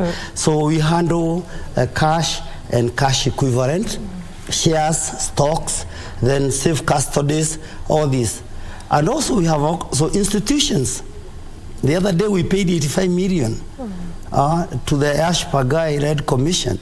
It had 82 or 85 million, I don't recall clearly. But when it was active, the Exchequer allocated that institution some money. And immediately that was allocated, and then the purpose of that commission was exited. And so the money remained with us, and we sent that money back. We paying money right, left. People will even leave small amount of money, like 1,000 bob, an institution, and they don't actually even remember to claim. So on the other hand, also the holders are having a lot of money. So many employers are holding unclaimed wages. We have so many cooperatives holding accounts they cannot locate the owner. Banks are every year emit a lot of money, money that they cannot locate the owner. And we are in the process of ensuring we reach out to people to come and get their money. How are you doing this? We're really doing a lot of advertisement. We're even printing names in the news in the print media. We have, and we'll continue even engaging you, KBC. Yes. Because you're doing a good job these days. A very beautiful job. In this traffic time. KBC could be holding our money. We could be holding members, current and past, your money. Yes. We want you to remit the money, and we want you people to come and claim your money. It's so easy. If you want to know you are a beneficiary. Just before you go there, you're saying that you're using the print media, you are advertising, you're writing names. And I just want to get some bit of data here. This is from the Africa Business. That, as you rightfully said, so they're talking about 52 billion of the unclaimed financial assets. Total claims made in 2022, 28,320, and 1.9 billion total payouts in 2022. This is according to the African Business. So yes, this is still quite a lot, as what Africa Business is saying, and basically also what you are saying. And yes, advertising and print and even using KBC as you're currently doing. But how has this yielded? To what end has it yielded with regards to people coming back and claiming this financial assets? Thank you very much. It has really yielded. Until recently, Kenyans did not know that there exists an Unclaimed Financial Assets Authority. But now, with the effort that we are doing in all media, we are also working with the NGAO, that's the National Government Administrative Agencies. We are working with the Huduma Centers. We are working with church organizations. And as you can see now, we are reaching out in all media, in all radio stations, in all TVs. We are really writing in the newspapers oftenly. We must say that has yielded fruits. And if you look at how much we've really been able to reunite, about 1.9, close to 2 billion now. As we are talking, we are the 2 billion level. Because that was close of 2022 now. That was we are 8 months late. We are past 2 billion. And the reason why we are doing so is the effort we are doing. And we want to reach out to the Kenyan community through town hall barazas. We want to do road shows. We want to even actually do conferences in towns. We are starting the month of July. You're starting that in July? Yeah, that is massive campaign. We're going to start in Kisumu, in Nakuru, then Kisumu, then we come back to Nairobi, then Mombasa, then Nyeri. We are going to Kakamega. We are going to Eldoret. We are going all over this country. And we want to do road shows. We want to actually do barazas. We want to even actually use all platforms. As you know, I have a political background. I want to also do meetings, like political meetings, political gatherings. You're a politician yourself. I am. Once a politician, always a politician. I'm only that on sabbatical leave. You know, sometimes you want to take leave. Yes. You also we might see you sometime. You might see me back. Yes. You never know. We leave that to God and the people of Kenya. Yeah, definitely. But we want to do these meetings across all major centers. We want to do road shows. We want to vigorously campaign. We want this 52 billion back to the mainstream economy. We are in the process of changing the legislation so that claiming your money becomes so easy. You can claim online and you be paid online. You do not have even to fill in those forms wherever you are. And because we are able to get your data, we are able to get your ID number, your names, we are even able to locate you. And for those who are in the rural areas, we are going to use the county commissioners, the assistant county commissioners, so-called the DOs and the DCs. We want to use the churches. We want to use every possible means to ensure that Kenyans collect their money from us, so that this money goes to help in the bottom-up economic transformation agenda, the BITA agenda, bottom-up economic transformation agenda. We want to participate in making sure this money, because majority of it goes to the bottom. Majority of it goes to the bottom. You'll be surprised, those who are the bottom are the majority holders. They are the majority owners of this money. Yet they don't know they have. They don't know they have. So I hear you talk about all this, talk about town hall barazas, road shows, campaign, churches, gatherings, meetings, you name it, that you want to employ. And you say that beginning this July, to ensure that Kenyans do claim these assets, financial assets, to be very specific. So then one would wonder, what is the process as it stands? The process as it stands to claim. Okay. Now, the process as it stands today has been made very, very, very easy. We have a very active USSD number reference, *361#, *361#. Wherever you are, take your phone, go *361#. You register, *361#. We can try to do that practically. Try to do it practically.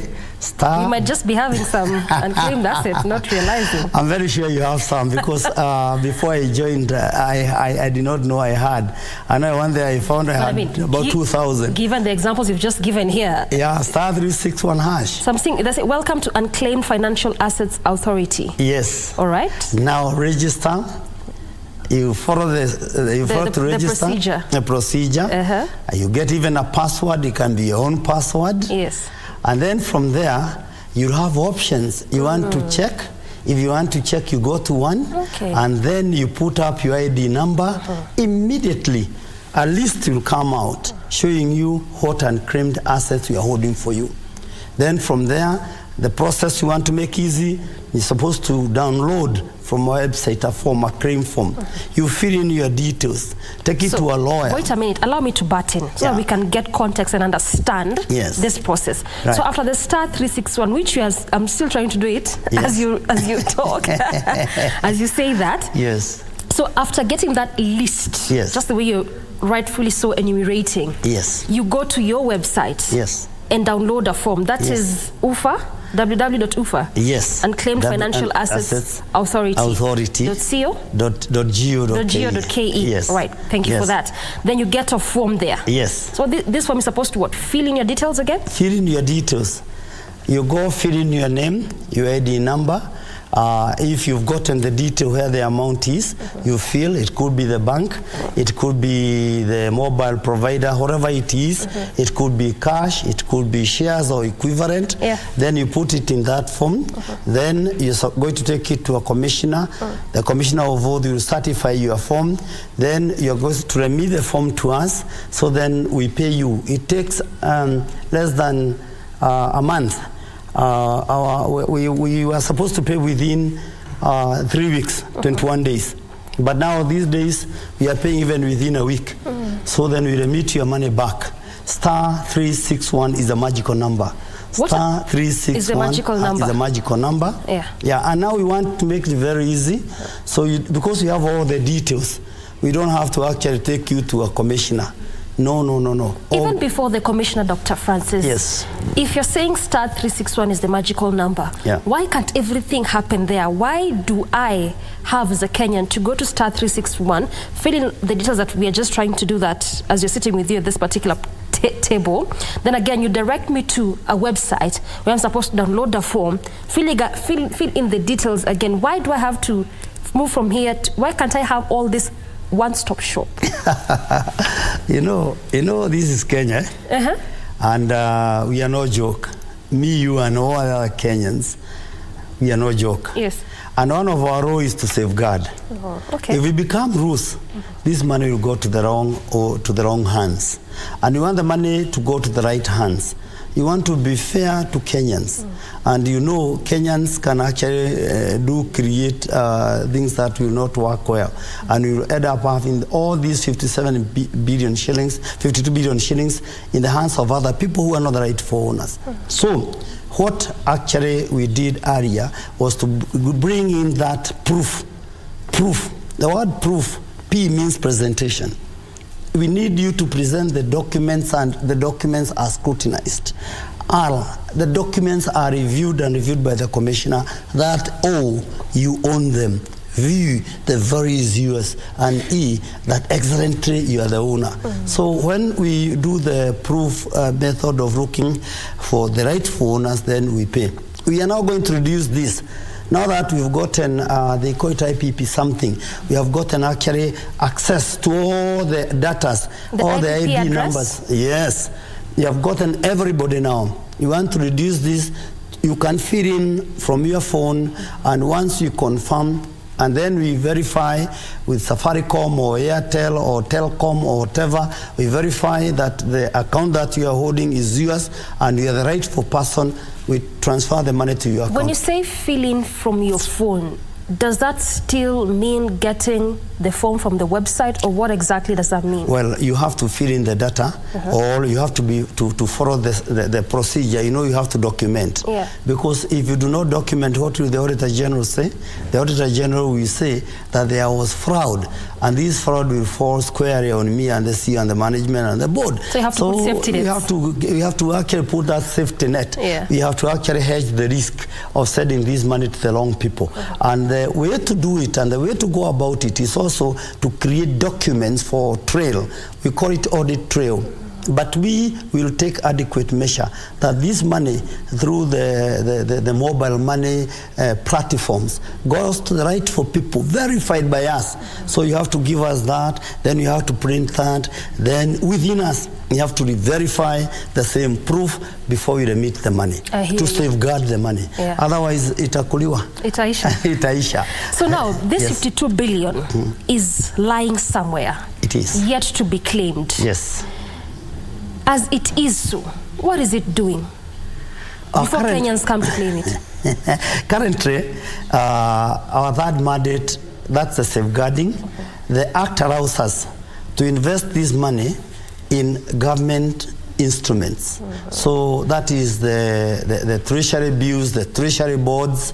Currently, we are up to there.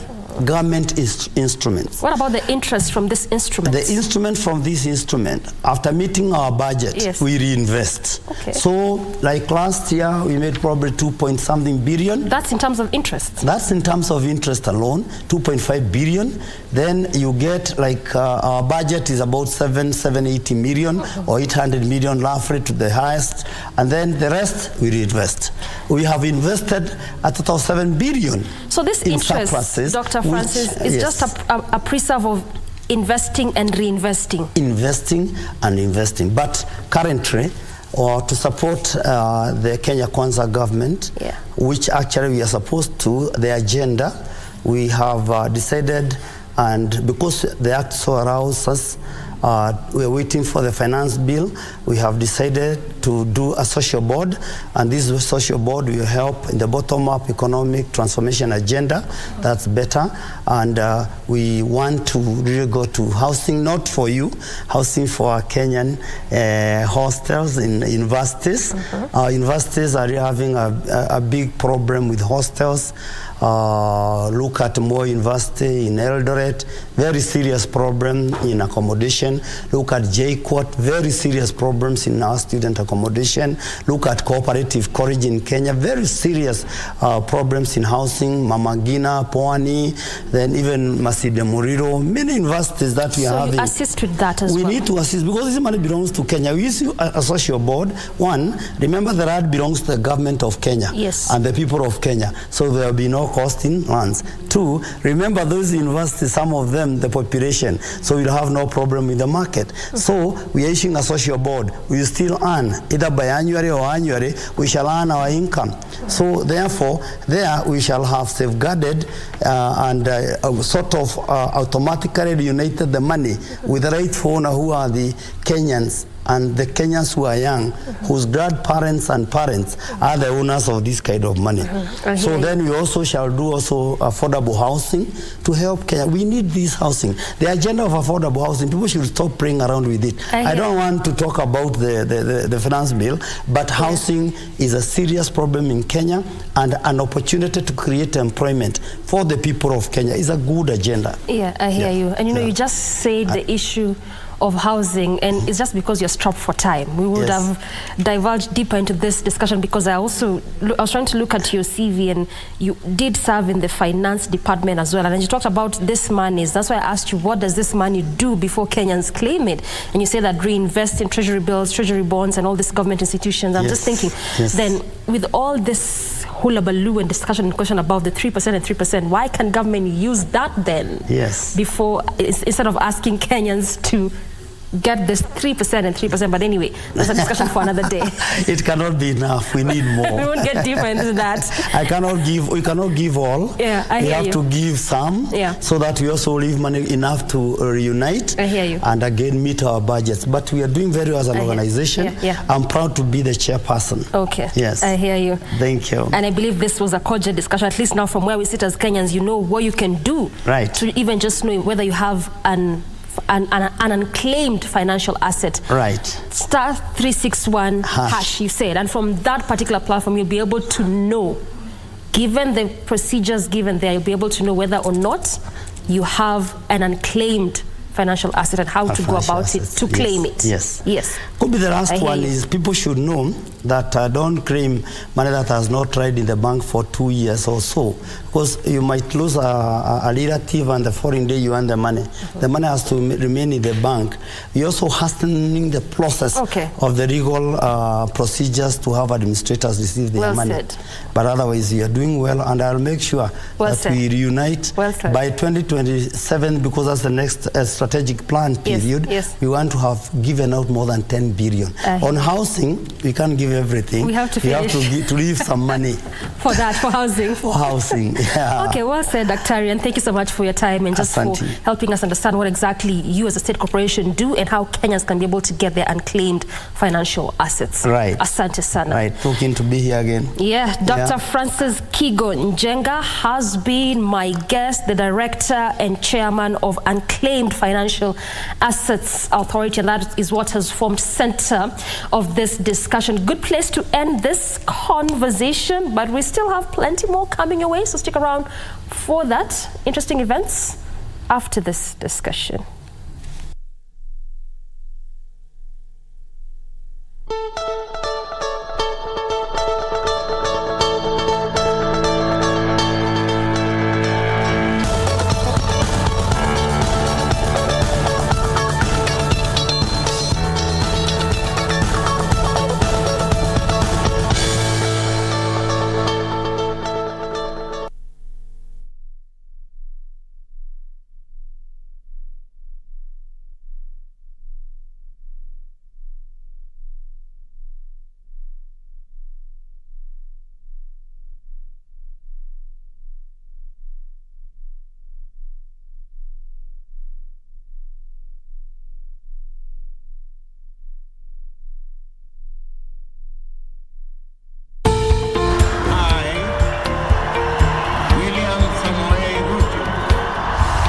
After the dust settled on rigorous campaigns, Kenyans are waiting for elected leaders to deliver on their pledges. Have you used the hustler fund?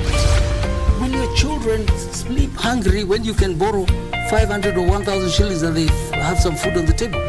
So the 500 you're giving me now is my purchasing power has literally been diminished comparing to probably even January or December. But how have the leaders performed so far? The amount of money that is being disbursed, the minimum being 500 shillings. How do you scorecard that? No, that I'll give it a 2 out of 5. 2 out of 5. 1 out of 5. I'll still give it 5 out of 5. Every week, we bring you an honest assessment of the national and county governments. What is the impact of the Hustlers Fund? There are people who borrow praying they don't have to pay back. For example, they pray that the owner dies. The Scorecard. Every Tuesday at 10 p.m. on KBC Channel 1.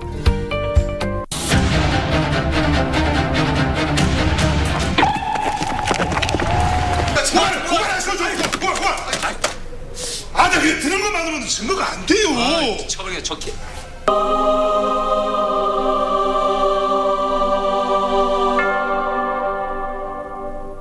하나님이 너 때리래.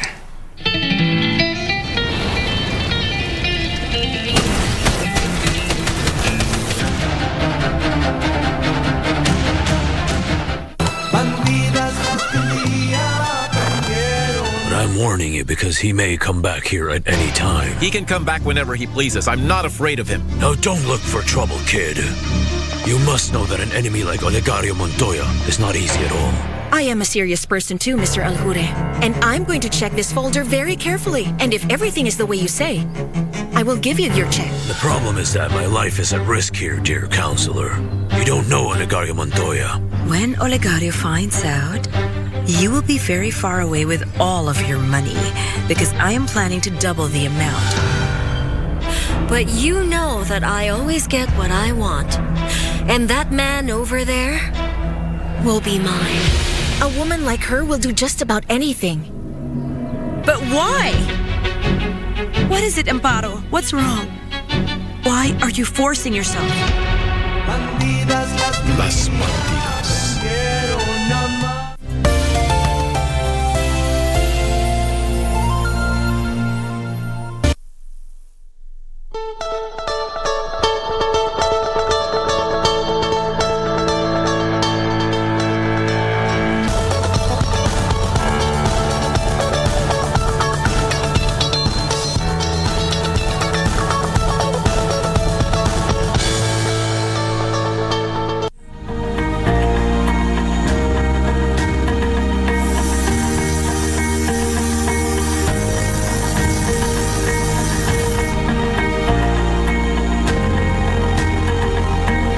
The Still Doctor is a title earned by one Chris Odhiambo as a result of his prowess as a blacksmith with a specialization in steel. Still Doctor ni jina nilipewa kikazi kulingana na kazi nilikuwa nafanya.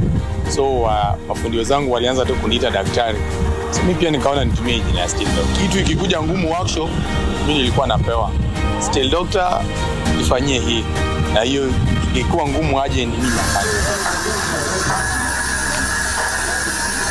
This story is an inspiring one. From a high school dropout to an established entrepreneur and employer of more than 40 staff, he is writing a different story for himself.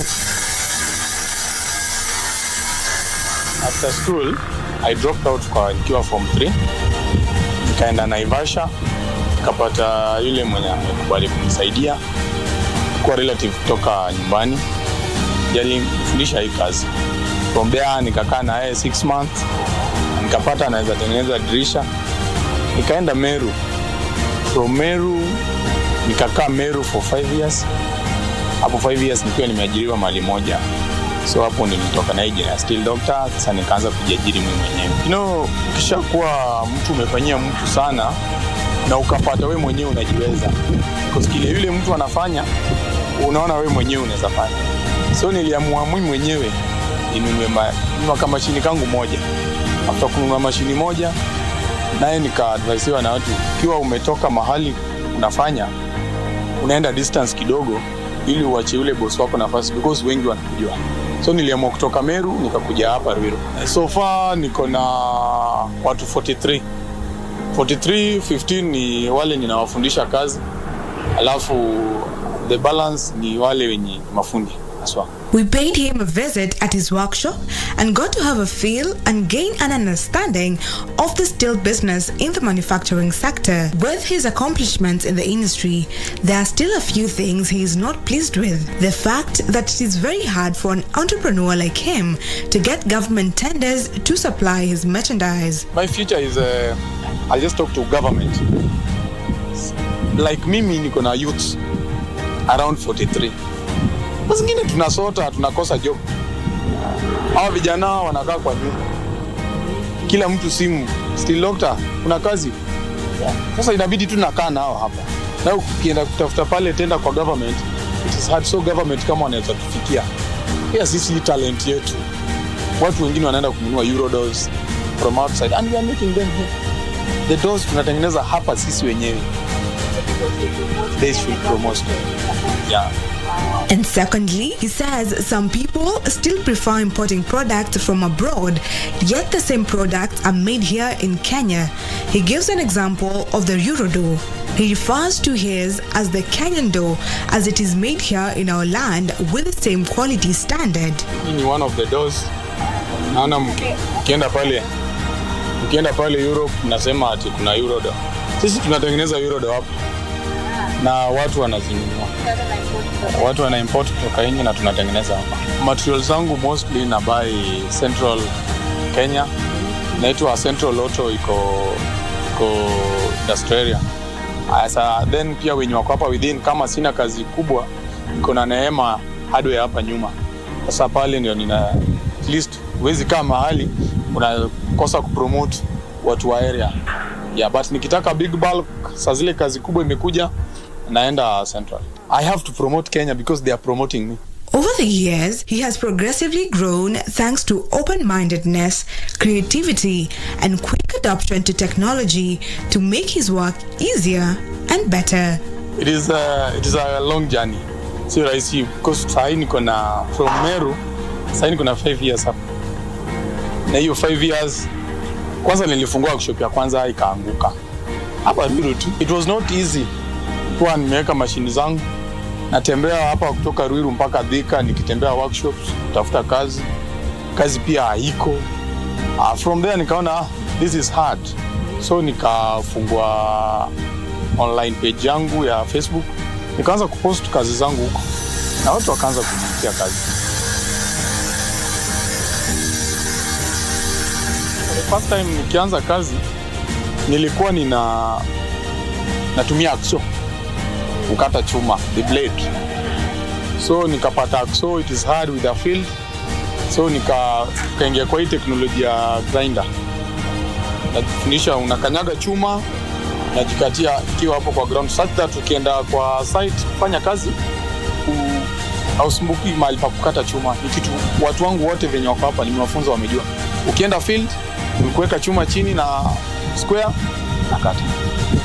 From another thing wenye nimesema kutoka kwa ile welding ya zamani, this type of finishing. Kutoka kwa finishing tuliintroduce kenye inaitwa powder coating. So powder coating we call it first class. First class, this is it. Shatengeneza hii hivi unapeleka kwa oven, inapikwa, inatoka na final coat. Then we have a spray. Spray ndio zile za rangi zinatumika kwa magari. Tukishatengeneza dirisha, tunaenda tunachukua rangi, tuna spray. Kila wakati maisha ni muhimu. So kama maisha ni muhimu, lazima uweze kujikinga. Hii bila tu nimekuonyesha hii powder is such kind of very small particles za powder. Na mara mingi sana zinaenda na hewa. So zikienda na hewa, ukiweza kufanya kazi hapa ndani bila kuprotect your nose ama your breathing system, utaweza kuinhale hiyo hewa. Na hiyo hewa obvious lazima the particles lazima ziwe ziko na effect. So ndio maana tumekuwa advised ukinunua machine, mwenye ana operate machine lazima iwe na hiyo nose mask. Washington Onyango, a neighbor to the still doctor, owns a cutting-edge technology in his workshop called the CNC laser machine that helps with the fabrication process. This is mostly for the aesthetic value of the product, creating different designs pleasing to the eyes. This is the process that takes place.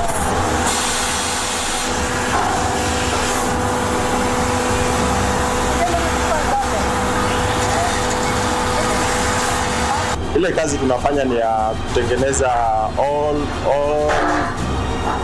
kitu yote ambayo ina deal na chuma. Iwe dirisha, iwe mlango, gate, grills, roof, kitu yote ambayo ina deal na steel work. Tunafanya kazi ya laser fiber cutting machine, ambayo hii machine tunatumia kukata kudecorate balcon grill, staircase grill, and maybe pangola. Tunatumia decoration of a black sheet. Ile mabati tunatumia kuweka kwa staircase. Process ya kwanza ni mambo ya art. Hiyo kitu inachorwa kwa laptop, inatolewa kwa laptop, inaloadiwa kwa USB, inatoka from USB. Kuna code una generate ile code itaweza kuelewana na software ya machine, ndio machine iweze kurun. So unatoa from laptop to USB to computer ya machine. Then after hapo, once usha feed because the machine is computerized, ukisha feed kwa computer itaweza kuoperate tu yenyewe. Unahitaji skills za engineering kidogo, unafaa kuwa unajua kuchora na CAD software. Ukishajua kuchora, hiyo ndio kazi kubwa. Process ya kwanza ni kuchora kwa machine. Ukishapata design, unaingia kwa laptop, unachora. After hapo unakuja una generate G-code, alafu unaileta na video kwa machine. Kuna software za kugenerate G-code kwa laptop. Inaitwa sheetcam. Ni kadhaa. Sheetcam ni moja yake. Kisha generate, unaleta hiyo kazi kwa flash disk hapa kwa machine. After hapo unakuja una load hapa. Hapo unaweza rotate, unaweza fanya editing zako vizuri zenye zinahitajika. Just a simple computer. Ile kitu muhimu ni software tu iko ndani. Inatumika ku connect drawing na ile kichwa. Kutoka hapo unaendesha machine. Unaendesha hapa ama utumie remote yake. The powder coating is another important aspect in making classy doors, and they are the main reason Chris sees the need of having a workshop, because otherwise house calls are quite convenient and to some extent more profitable. Hapa workshop ina base, mtu akitaka nimfanyie hapa, nimfanyie powder coating, afanyie hapa, but nikitwa nje ninaenda nafanya, na hiyo ndio ninapenda kabisa, siwezi wacha.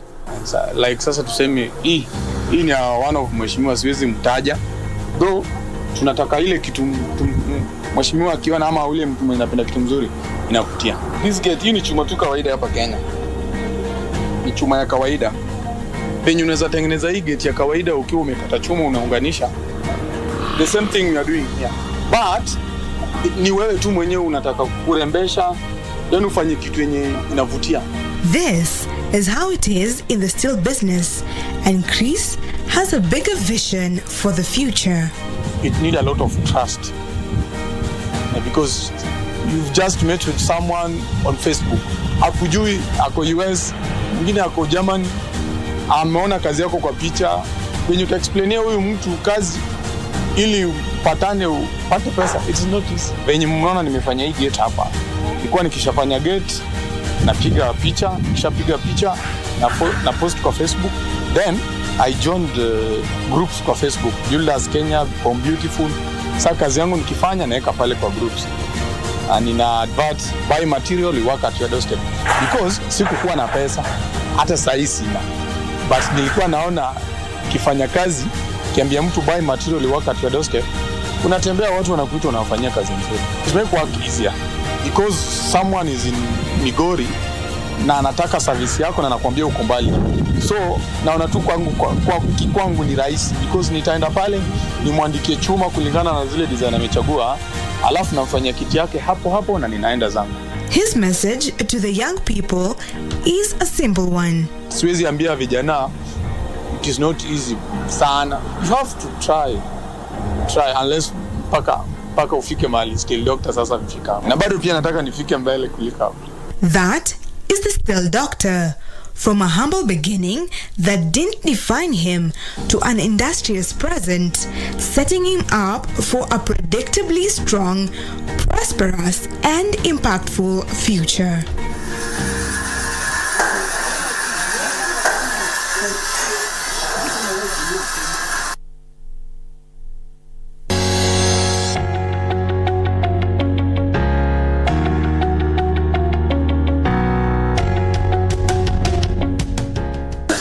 A small percentage, but not much of it. Ordinarily, worms are creatures that some, if not most of us, aren't comfortable interacting with. George Kamau was no exception throughout his childhood. But this changed shortly after graduating from his high school. That particular video and his instinctive need for money suppressed his phobia for worms. Now, almost 10 years down the line, and Kamau is literally feeding from the worms he will never touch at some point in his childhood. We deal with black soldier flies. We deal with red worms, that is vermiculture and vermicomposting. We deal with azora, that is an aquatic plant for chicken feeds, pig, and other livestock animals. And also we deal with pigs and chicken. Exactly how does Kamau multiply the worms so as the same can multiply his shillings through organic fertilizer? When you get the worms, you make one of these, we call them the beds, vitanda them, or tunazizalisha ili ziwe nyingi. Over and above the worms helping in fertilizer making, they also end up being animal feeds, especially when used together with the azolla plant, which is key in proteins for his pigs and chicken.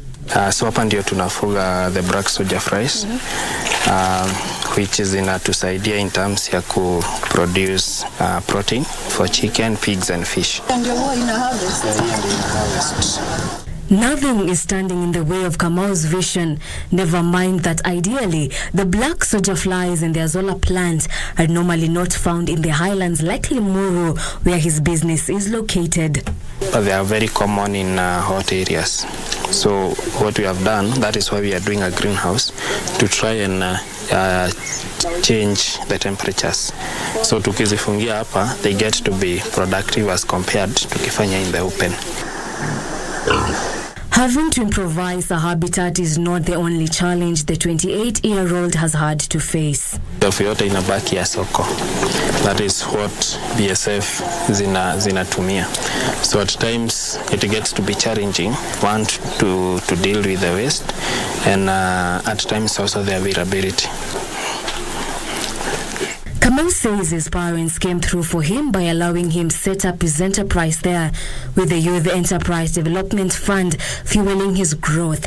As part of Youth Fund, we also do, we don't only do lending, we also do marketing and linkages.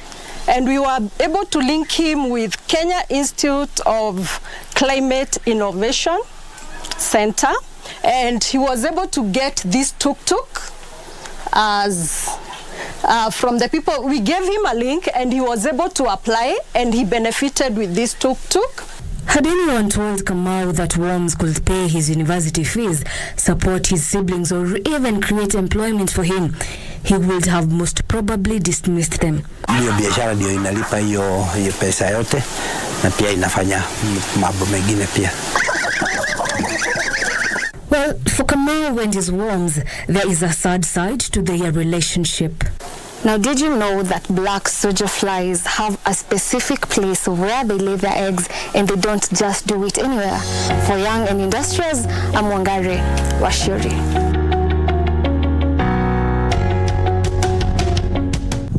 Have you ever been on a picnic? I'm sure a lot of you would say yes. It just needs an open space, your Leso or Kanga. But I'm talking about a different kind of picnic. There's a growing trend in Kenya where you can have a picnic especially curated for you with a touch of luxury. It's a new business, so there are opportunities for you.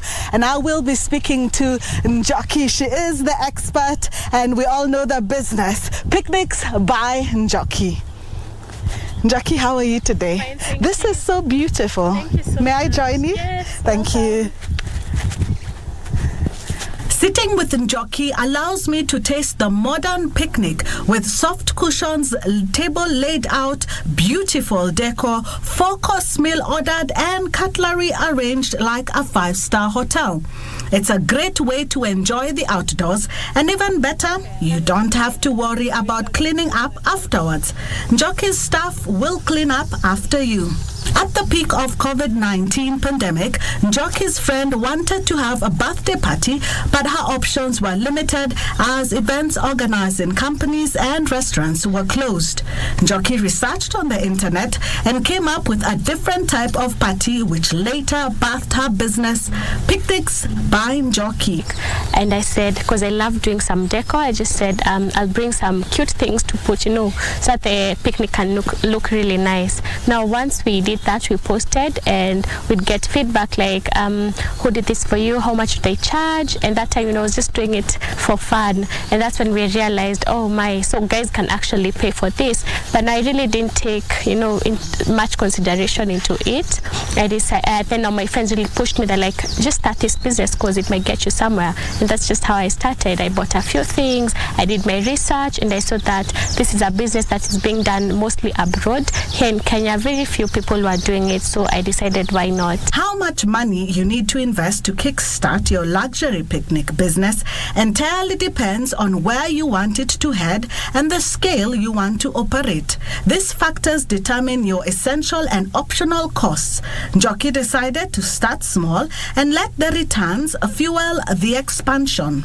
In terms of capital, I started really small because at that time I knew I was taking a major risk, knowing that I've not seen this business flourish in this market. So now I just used my savings, which was 120,000 to buy everything. But now starting small, I just said, let me start with around 20 people. So now this means from cutlery, from plates, from vases, the pillows, everything, and just 5 tables, because now 5 tables, we are able to fit 20 people perfectly. So now with 120,000, I was able to, to buy these things, and with that budget, I wasn't able to get, high quality items. I started with plastic things, from the cups, the plates, but now as we're progressing, progressing. I was able now to, use the polished items from gold cutlery to ceramic plates. Njoki uses social media to advertise her business and says social media has an advantage over traditional media platforms as it can spread information about her business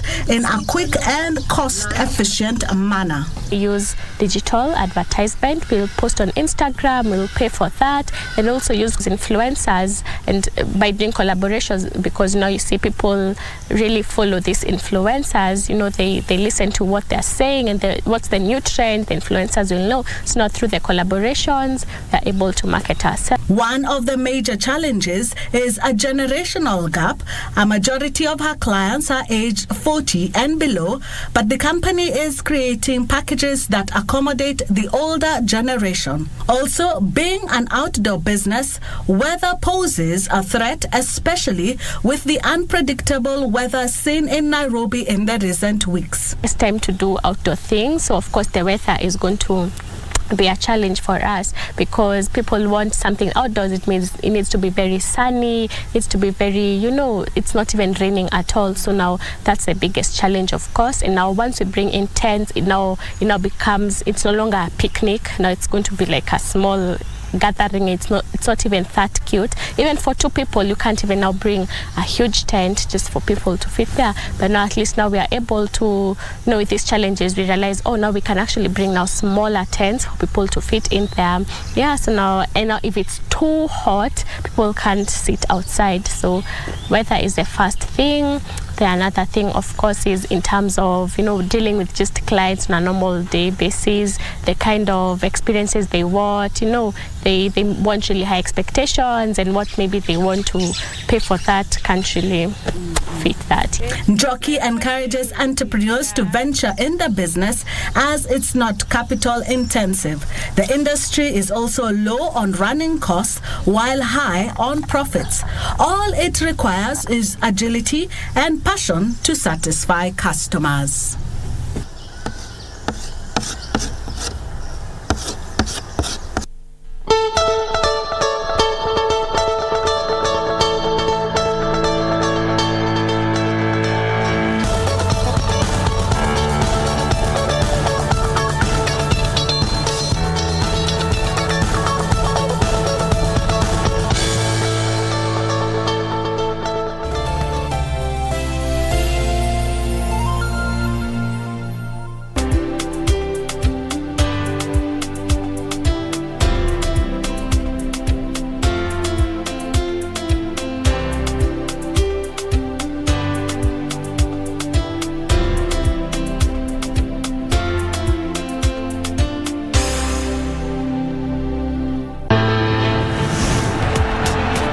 Berlin is calling. The footballing fraternity is taking note.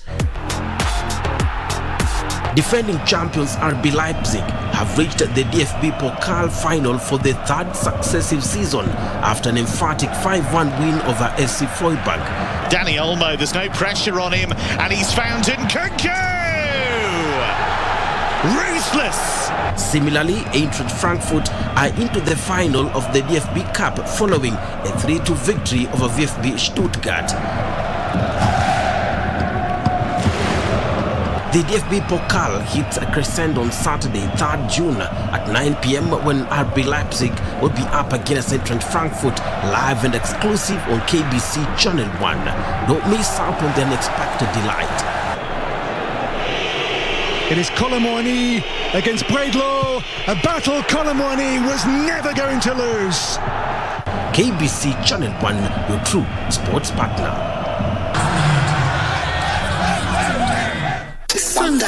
Sundowner Sunset Date goes county, this time to the land of opportunities. All roads lead to Embu County. Sundowner will be hosted live from the iconic Isaac Walton Inn with their grand collabo.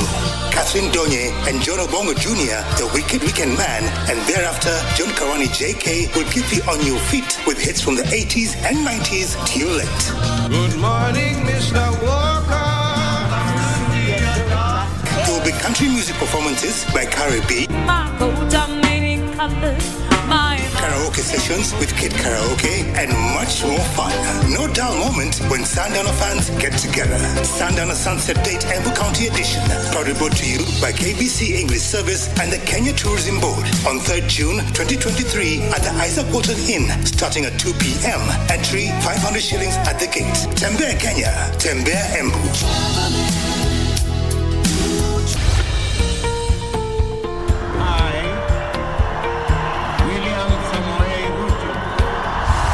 After the dust settled on rigorous campaigns, Kenyans are waiting for elected leaders to deliver on their pledges.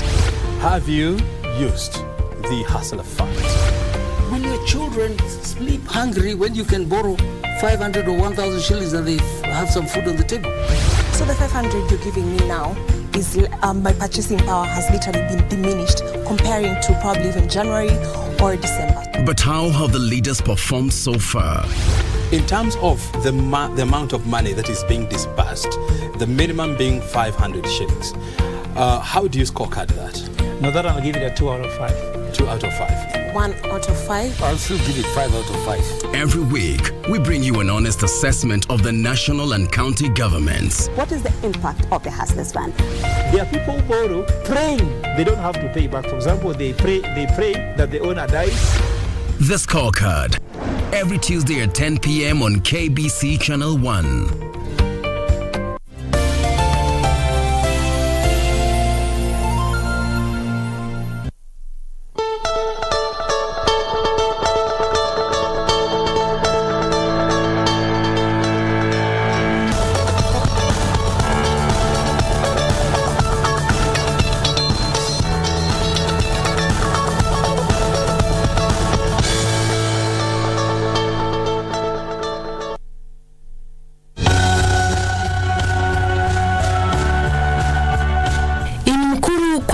Slums, Nairobi County. We meet 39-year-old Eunice Nzilani, a wife and a mother of 3 children. Nzilani was diagnosed with cervical cancer. Nikaenda kwa daktari akaniambia niende lab nikachukue siko huko. Nikaenda na ile lisiti ilikuwa nayo ya pesa. Nikaenda kwa wapendi wakanitolea. Nitolea wakaniambia nipeleke daktari mkubwa anisomee. Sasa tukapeleka huko. Sasa tulipeleka huko ndio akaniambia niko na cancer. Seeking treatment has been a Herculean task for Nzilani. Sasa kushukuru kwa nyumba ile pesa hakuna. Sasa kaniambia ni sasa wamenilipia 60,000. Sasa siku nyingine itakuwa mimi mwenyewe najilipia. Sasa kila wiki nilikuwa nalipa 17,000. Sasa nikaanza sasa matibabu, nikaanza kuenda, nikaanza tarehe 1. Nikaendelea kafika tarehe 20 hivi mwili kaanza kuwa ina nguvu. Nzilani is a salonist but she had to stop working. Sifanyi kazi, mzee wangu ana ile kazi inaweza simamia hiyo ugonjwa. Hiyo ugonjwa ni ugonjwa na kujanga ya kufagilia kila kitu. Mimi nilikuwa na ng'ombe, nilikuwa na mbuzi. Zote zilisadisha. Cancer treatment and expensive chemotherapy has put more burden to the family. Pesa hakuna, sasa nilitishwa 17,000 na hiyo pesa sina. Kazi ya mzee wangu si ile kazi unaweza sema inaweza kukufanyia chochote. Nile asikulea kwa kazi kesho kutwa hakuna kazi. The National Health Insurance Fund has a package for cancer patients. We have the oncology benefit, which has chemotherapy. So this is basically the medication that is given specifically to manage cancers. It has radiotherapy, and the scope is from 2D imaging, 3D imaging. There is what is called IMRT, and there is what is called VAMAT. Despite Eunice Nzilani being a member of the National Health Insurance Fund, her benefits are short-lived. Sasa nimedaiwa sana.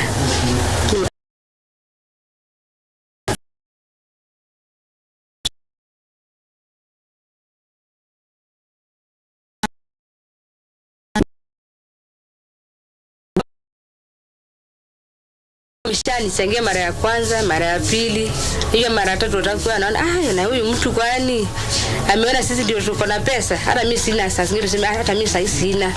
The member of County Assembly of Embakasi South, Francis Kimondo, expresses challenges that prove futile to treat cancer in the area. In our county, we are facilitated in that we can only ship in at a personal, and we can also make it to be a motion so that we can ship in. Wengi wanafikiria hiyo procedure ama hiyo process ya kufanyiwa hivyo ni uchungu. Wengine wanaogopa kuwa akipatikana itamgharimu ama cost hazini hiyo pesa matibabu ama atatibiwa wapi. In Mkuru kwa Ruben, medical workers are creating awareness through patients. We have been able to reach to do health education. We have been able to reach to do health education to our postnatal mothers, that is at 6 weeks, and also to our other clinics, including the comprehensive care clinic and normal clients who came for other services like promotion and preventive services and curative. The government of Kenya rolled out the HPV vaccine in 2019 to lower chances of contracting the disease, but the uptake is minimal. At first, there were controversies surrounding the vaccine, the way it was rolled out. And most of the parents did not take the initiative to bring their daughters for vaccination.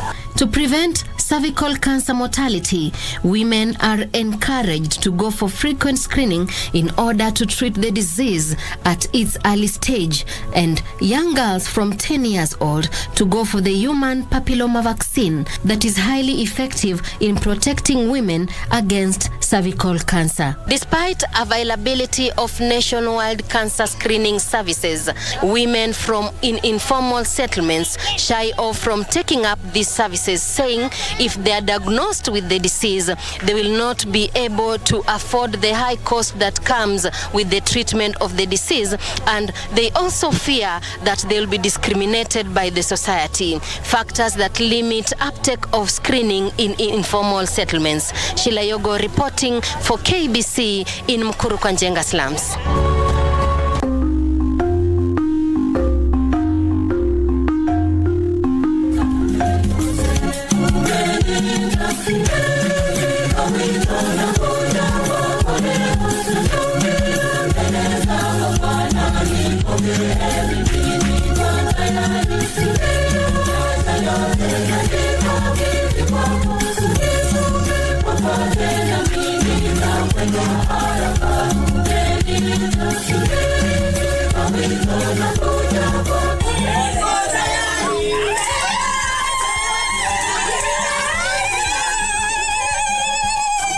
Joy and celebration rent the air at the Shrine of the Holy Spirit Catholic Church in Minor Village in the outskirts of Nyahururu town. During a Thanksgiving ceremony by Reverend Sister Margaret Wairimo Morethi, who took her final vows of commitment, commonly referred to as perpetual vows, to serve in the church.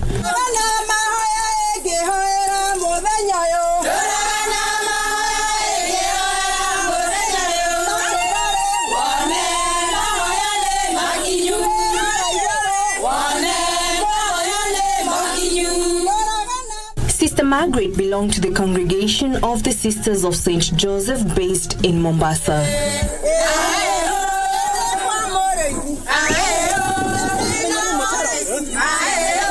Through these vows, Sister now commits to a life of sacrifice, chastity, poverty and obedience to Christ's teachings. Sisi tuko na furaha, hata siku ya leo tunafurahia na tumeona mambo mengi mazuri kwa sababu mtoto hata mahali yako anapendwa sana na watu. Christ, who heads the church, is her husband.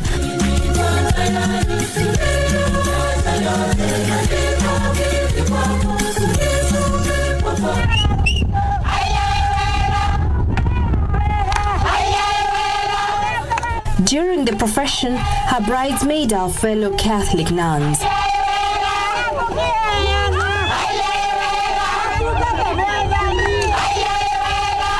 She is handed in over to the church by her parents or their representatives, as is done in a conventional wedding.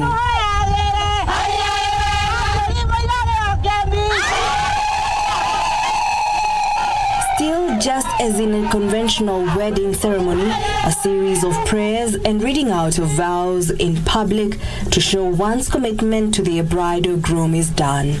Twashukuru Mungu kwa kipaji cha wito wa utawa katika shirika la Mtakatifu Yosefu.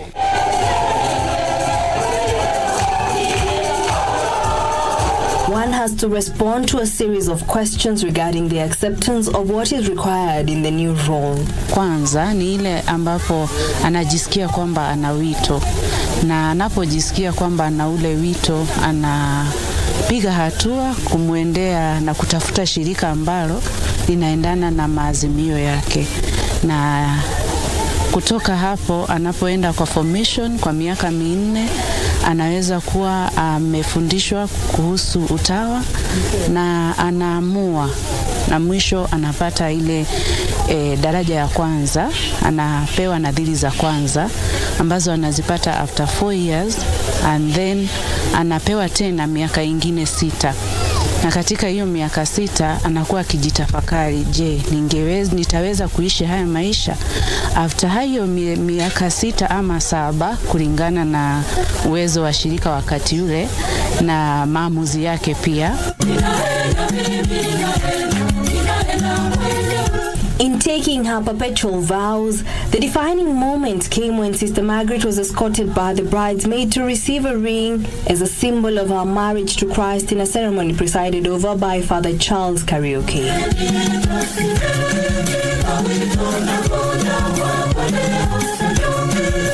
After the special celebration, the 29-year-old nun dressed in Kikuyu traditional regalia symbolized her final steps towards dedicating her life to Christ, but this was done the Gikuyu traditional way.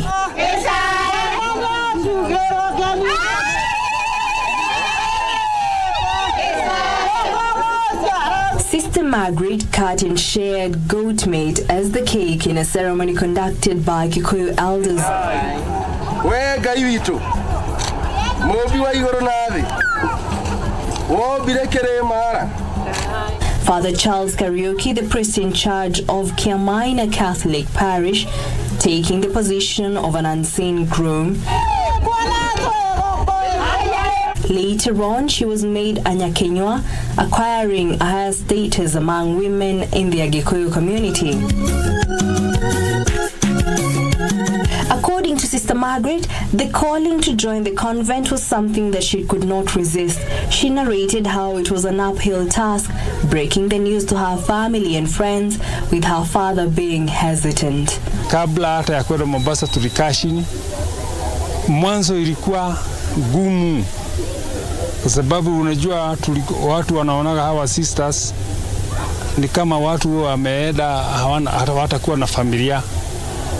Lakini sisi kama sisi wa Katoliki na sisi tunajua Mungu, tulijua hata akienda sister Mungu atatubariki na familia kubwa. Namshukuru Mungu kwa hapa amenifikisha, na ninazidi kumuomba anipe nguvu na anibariki na aniwezeshe kuishi nadhiri ambazo nimemwekea. Haikuwa rahisi kuanzia huu sister mpaka hapa nimefikia. Tumekuwa na changamoto nyingi za pale na pale. Nina furaha sana ninapomshukuru na kumwambia Mungu ni asante. Na hii ibada pia imenifurahisha sana, maana si ati kwamba nimemaliza safari ndio ninaanza. Na ningependa pia kuwashauri wasichana wengi wasiogope haya maisha, ni mazuri na ni matamu. Hayakosi changamoto, lakini kwa neema za Mungu tunastahimili.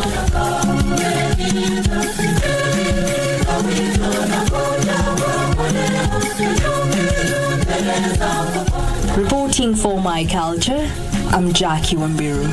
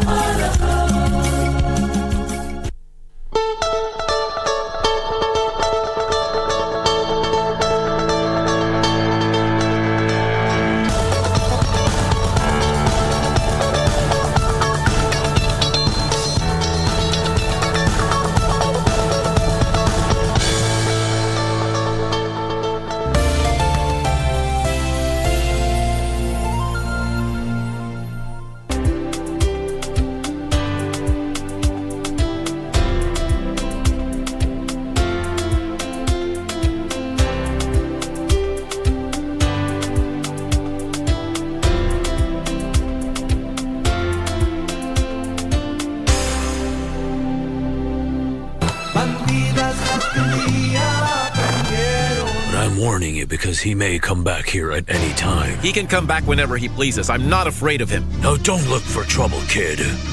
You must know that an enemy like Olegario Montoya is not easy at all. I am a serious person too, Mr. Alhure.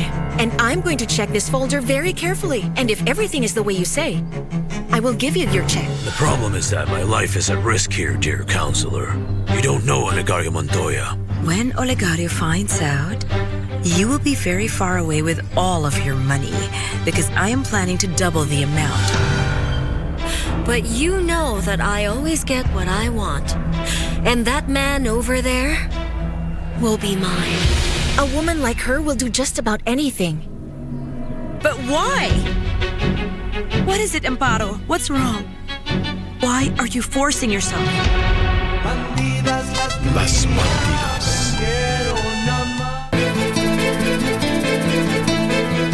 Mimi wasina roho mbaya, Ramesh. Lakini ukinilazimisha, haya maji utayaogelea. Yani mimi sifai kusafiri. Disco haikuwa tosha. Maona sasa mtafute faragha ya hoteli, wende mwenyewe mkajivinjari vizuri. The only woman that I want in my life is mine. Hakuna penzi lililoko sawa. Watu wawili lazima watatatizana tu.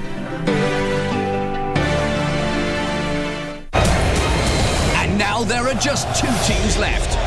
The cup holders take on Eintracht Frankfurt. What's the header? Danny Olmo. The Red Bulls. Andika! Against the Eagles. It's all or nothing time. It's Soboslai again. Kickoff on June 3rd. Kamada! There can only be one winner. Kolomwani. What a night for RB Leipzig. Leipzig-Frankfurt, the DFB Cup final.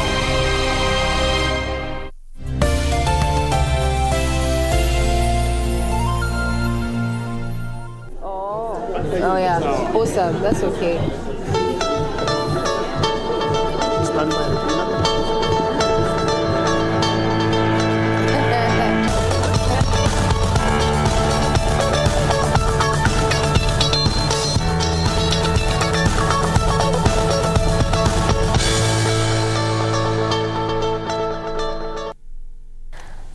Welcome back to the program. You're still on Good Morning Kenya, and we are set to cross over to the Safari Park Hotel, where this is actually day 2 of the African Private Sector Dialogue on the African Continental Free Trade Area, which is being hosted under the Kenya International Investment Conference. That is the 3rd KICO.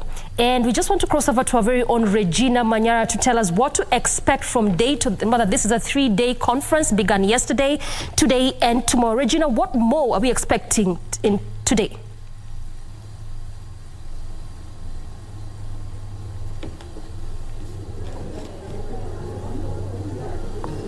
Regina, what more are we expecting? Good morning, Victor and Doreen. As we promised, we're going to be keeping tabs on what is happening at Safari Park on day 2 of the Kenya International Investment Conference. The conversation is around how to spearhead and move forward African-based, in Africa to a global level as Africa continues to trade with each other. Being day 2, there are several key issues that are going to be taking center stage. One of them is how to onboard and leverage on matters tourism, blue economy, and this main theme this morning actually is going to be unlocking Africa's gateway. Yesterday we had so much, including the keynote address made by none other than President William Ruto, as well as the African Continental Free Trade Area Agreement Secretariat, led by the Secretary General Wamkele Mene. But let's have a recap from my colleague Hibak Said, who is also here for the same conference. Hibak, good morning. Good morning, Regina, and thank you so much. Of course, we were talking about the Africa Continental Free Trade Area, and they were talking about how we're going to introduce new measures to make sure that inter-trade within Africa is achieved. One of the things that the president was very passionate about is pushing intra-Africa trade from 17% to at least 25% to ensure that we move from $50 billion to $70 billion. That is very ambitious, but he does think that if we do concentrate on a few areas, we can achieve that. One of the places, or one of the things that he was talking about, was the textile industry. We have Kitenge, which is something that Kenya is very well known about, and Nakuru City is one of the cities that is representing the country in this front. if you could just introduce yourself. What is your name? What is your business about? Hi, my name is Adrian Juma. I am the third generation acting managing director for Tiankara Creations. Tiankara Creations is a clothing manufacturing brand, and we do manufacturing of ready-made kitenge wear from Nakuru. Yes. We were talking to Busia County just yesterday. They were talking about palm oil production. Meru County has bananas. Is the thing that Nakuru City is known for Ankara? Well, yes, and that is why we are here. And it's not just about the Nakuru thing. We are here for Kenya and also for Africa. We are trying to create awareness for Kenyans, for people to embrace African wear as ready-made, iconic and very trendy pieces that we need to embrace from now the Western clothing to ours, made here. Yeah. Made in Kenya. They say buy Kenya, build Kenya. Of course, we can see that some of the pieces you have are very, very gorgeous. Of course, we need to embrace our own products to ensure that we are the people who are consuming the things that we are making here in Kenya. Maybe we can talk about some of the challenges that you face as a business in Kenya. Well, first of all, we talk about our education system for the fashion industry. People graduate with the mindset of being a kawaida kienyeji, let me put it like that, kienyeji tailor, where you come with your own manual machine and your one-time customer. We need to change that and come up with manufacturing systems. We need to up our game and start being in the competitive age with the international market. Why should we struggle to import things from China and garments from all over while we can manage to produce? So with that in mind, there's also a lot of challenges when it comes to technology. We managed to come up with our own manufacturing systems. That is not taught in our schools right now. So it's quite a hassle, but if we can make it, we believe the industry can also come to evolve and we can get there. And I'm pretty sure moving your things not only from Nakuru County and into Kenya, but also moving it to other countries is such a problem. The president was talking about infrastructure changes and infrastructure building. Maybe what are some of the things that you could suggest as a business that could be done to ensure that this is softer for you? They need to create a very enabling environment for us traders. Maybe come up with agreements that are quite friendly for all countries. You see, the tariffs, they make it friendly. So that's why we need to they need to come to the ground and talk to us and understand exactly what are the nitty-gritties that needs to be changed. Yeah. Of course, Victor, those are some of the things that small businesses want to be addressed so that they can make their businesses better, and investment in infrastructure is one of the things that the president highlighted yesterday and had talked about. Regina, of course, you know that investment in infrastructure is such a problem. Can you just maybe give us what exactly the problem is and give us an insight into what the day is going to look like today? Thank you very much. Statistics currently indicate that prices of products and services from Africa are affected on a majority 30 to 40% owing to poor infrastructure, an issue that is bound to be discussed today given the theme is about unlocking Kenya's gateway.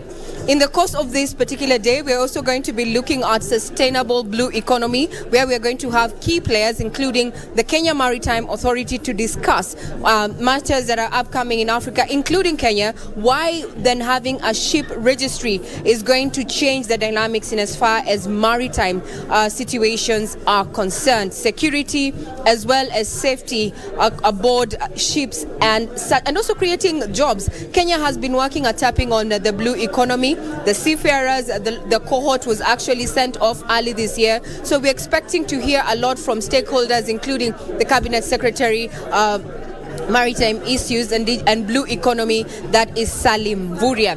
Later on, we're going to be having a candid conversation with players within the digital space. Kenya has been leapfrogging when it comes to digital transformation, and now how does this digital transformation translate across Africa and boost intra-African trade?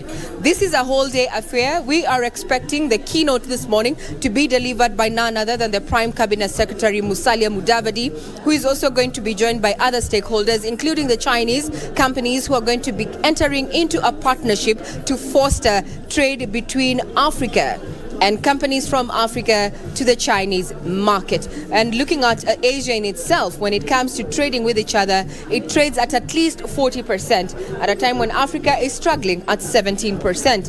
Hopefully, by the end of this particular conference that runs for the next one day, tomorrow is the closing of this day, that those players who are showcasing here today, a number around 300, including county governments and various stakeholders, are going to get something that is going to, and long-lasting networks that are going to make them leapfrog from local production to the African level and eventually to the global level. I want to hand you over to the Master of Ceremony on our main chamber as we expect our main guest this morning. Otherwise, that's the brief this morning. We'll be keeping tabs on what is happening during the course of the day. So we take you back to Broadcasting House.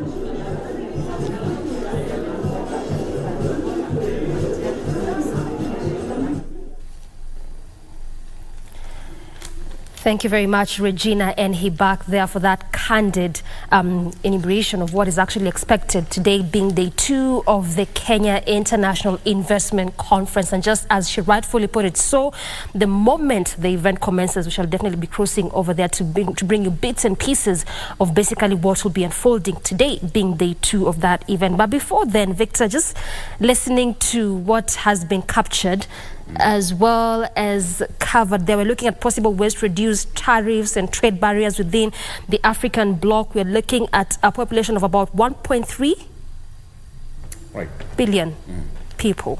Yes. In the entire continent. And even President William Ruto was also putting that, so that at the end of the day, right, you have it right behind the magic wall there shows that the delegates and even members of that particular conference are set and ready for the second day. We're waiting to hear what will come out of this, because President William Ruto, I beg your pardon, really pushed that agenda of having a free trade area and visa-free. I think it's one of the local dailies here. Ruto hints at visa-free entry to Africans. That is on page 27 of this particular paper. Actually, he said that President William Ruto has hinted that Africans within the continental free trade area may not need visas when visiting Kenya in the near future. Remember, South Africa and Kenya are also enjoying the same. Yeah. So would imagine moving from here, you're going to any African country hassle-free. And actually, I think that's good, because, I mean, when you look at the entire 54 African countries and just looking at the countries that already signed an agreement with the African Continental Free Trade Area that was actually signed in Kigali, Rwanda in 2018.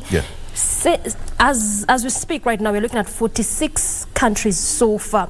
So then when you look at some of these barriers and tariffs, if indeed they're actually reduced, then you're looking at what the thing is well alluding to, unlocking Africa's gateway. And this is in terms of doing business, moving around here and there. It becomes easier. It becomes easy. The other day when he was in South Africa, you remember what he said, that sometimes you just don't sit there and wait for the big boys to call you for a meeting and a photo session. Africa can sit and have their own set of business. Exactly. As East Africans, we are still enjoying that. Actually, we are enjoying that. You can go to Uganda, cross over to Rwanda, go to Tanzania, Burundi. You just move around. So long as you have your ID, you're free to go. But then the question of having the common currency is still a question. And it began since the times of Muammar Gaddafi. But again, look at also what the president said. The specific area eludes my mind a bit, but then he talked about how we can't even finance for Somalia. We have to actually wait for the big boys, as rightfully so. What was it, $800 million? We can't get that as an African continent. We have to wait for the West to do that, and they're just within our neighbors here. So when you unlock some of these things, then we can be able to trade and amass a lot in terms of finances and wealth, then it becomes easier to handle our issues. But also what I'm looking at, much as today is day 2 and tomorrow the conference will be culminating, is how to deal with the regional blocks. Remember, in the entire African continent, they have about is COMESA, there's the East African Community, there's ECOWAS, and then there's SADC, depending on how the African countries have been cut out, whether the north, west, east, south. So this is how the trade has been happening so far. So I'm also looking at how to integrate the entire African continental free trade areas with these regions and how to better conduct trade. So then what would mean for these existing regions, even as you talk about trade and the entire African continent trading as one entity? Because truth be told, these regions still exist. So then what would it mean for these regions to still continue existing, even as we look into trading just as sort of like, say, one country, as opposed to the different countries within the African continent? But so far, I think also just going by the theme of the conference and what is happening, also why you should invest in Kenya, Kenya presents itself as a country to invest in.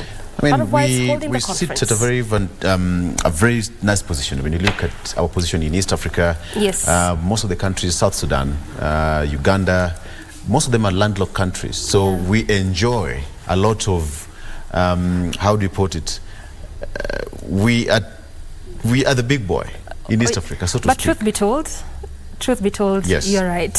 We are the big boy around. Haven't you heard of that when Kenya sneezes, the other countries catch a cold automatically?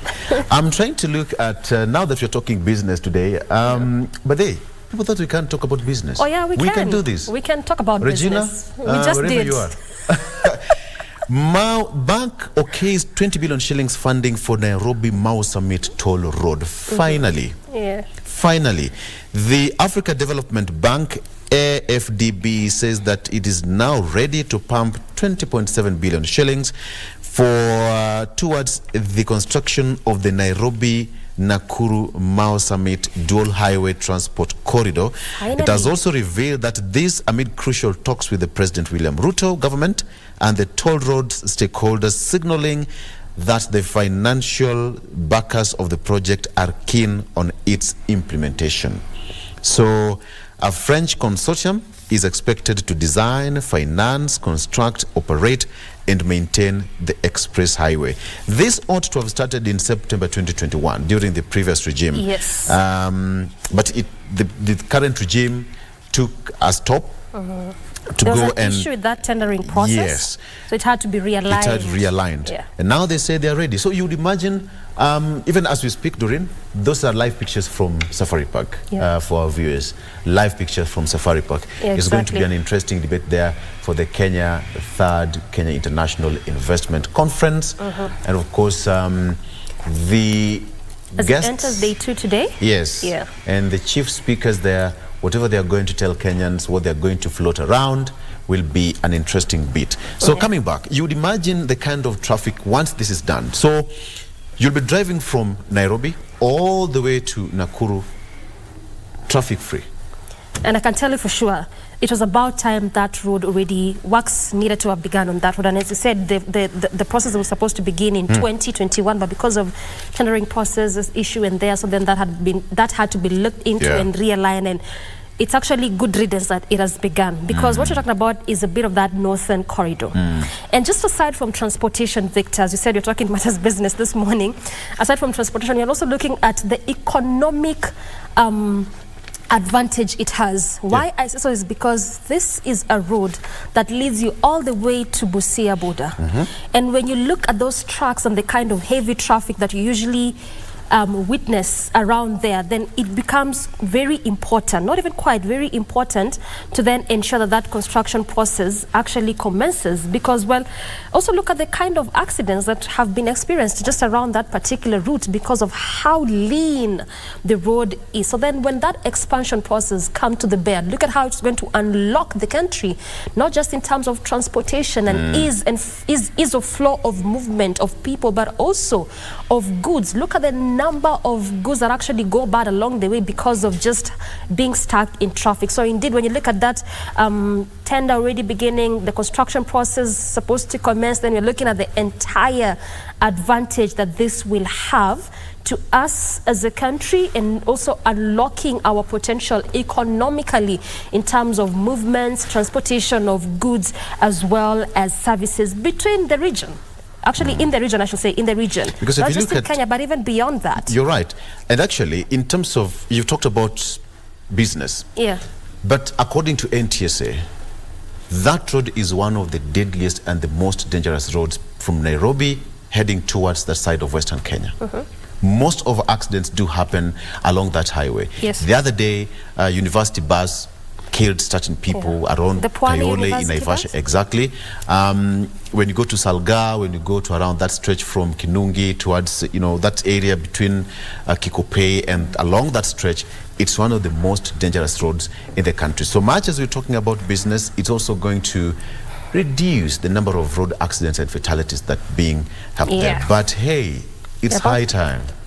It's high time. The trucks and all that happening along that road will be a new thing. We'll be giving you more updates as we plan to wrap it up. Matters to do with audio meeting today, the PG. Remember that the six-day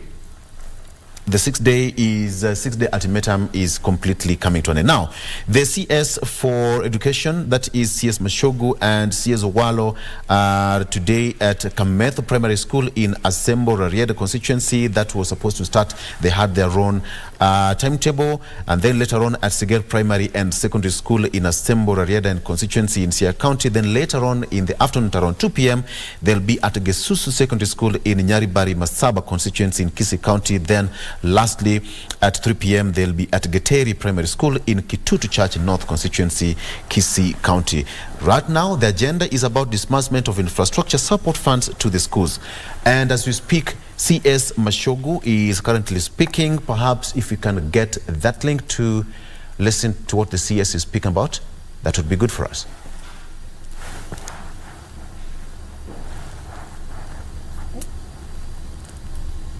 All right. Apology for that mix-up. That is, that should be Hibak, right? Back at the Safari Park, we will get back and listen to what the CS is talking about currently. But Hibak, perhaps if you can give us the sights and sounds of what we should be expecting. There is a blue background banner there for you. Today we expect a heated kind of discussion. What else should we expect? Having in mind that Kenya is posing itself to be one of the big business brothers across the county, the continent, so to speak.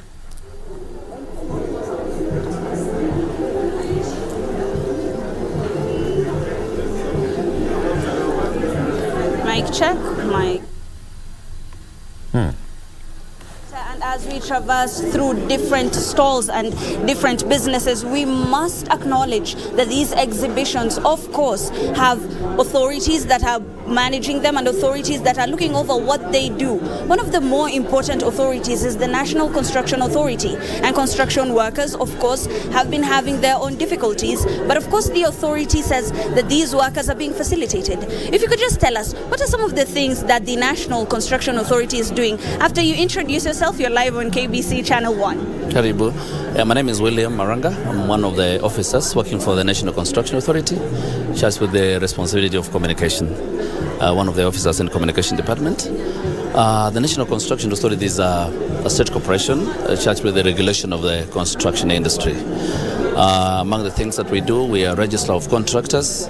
We also check compliance in our construction sites, and we also by ensuring that all the construction sites have the requirements that range from approvals of their drawings, involvement of accredited consultants, and also one of the things we do is that we also accredit construction workers in the various protocols and categories. Of course, one of the things that the president is very passionate about is infrastructure. If you could just tell us, what are some of the measures that the National Construction Authority is taking to ensure that this is achieved? Now, number one, what we are doing as an organization is that we want to ensure a cleanup of the industry by flushing out those quacks who have been involved in the construction industry.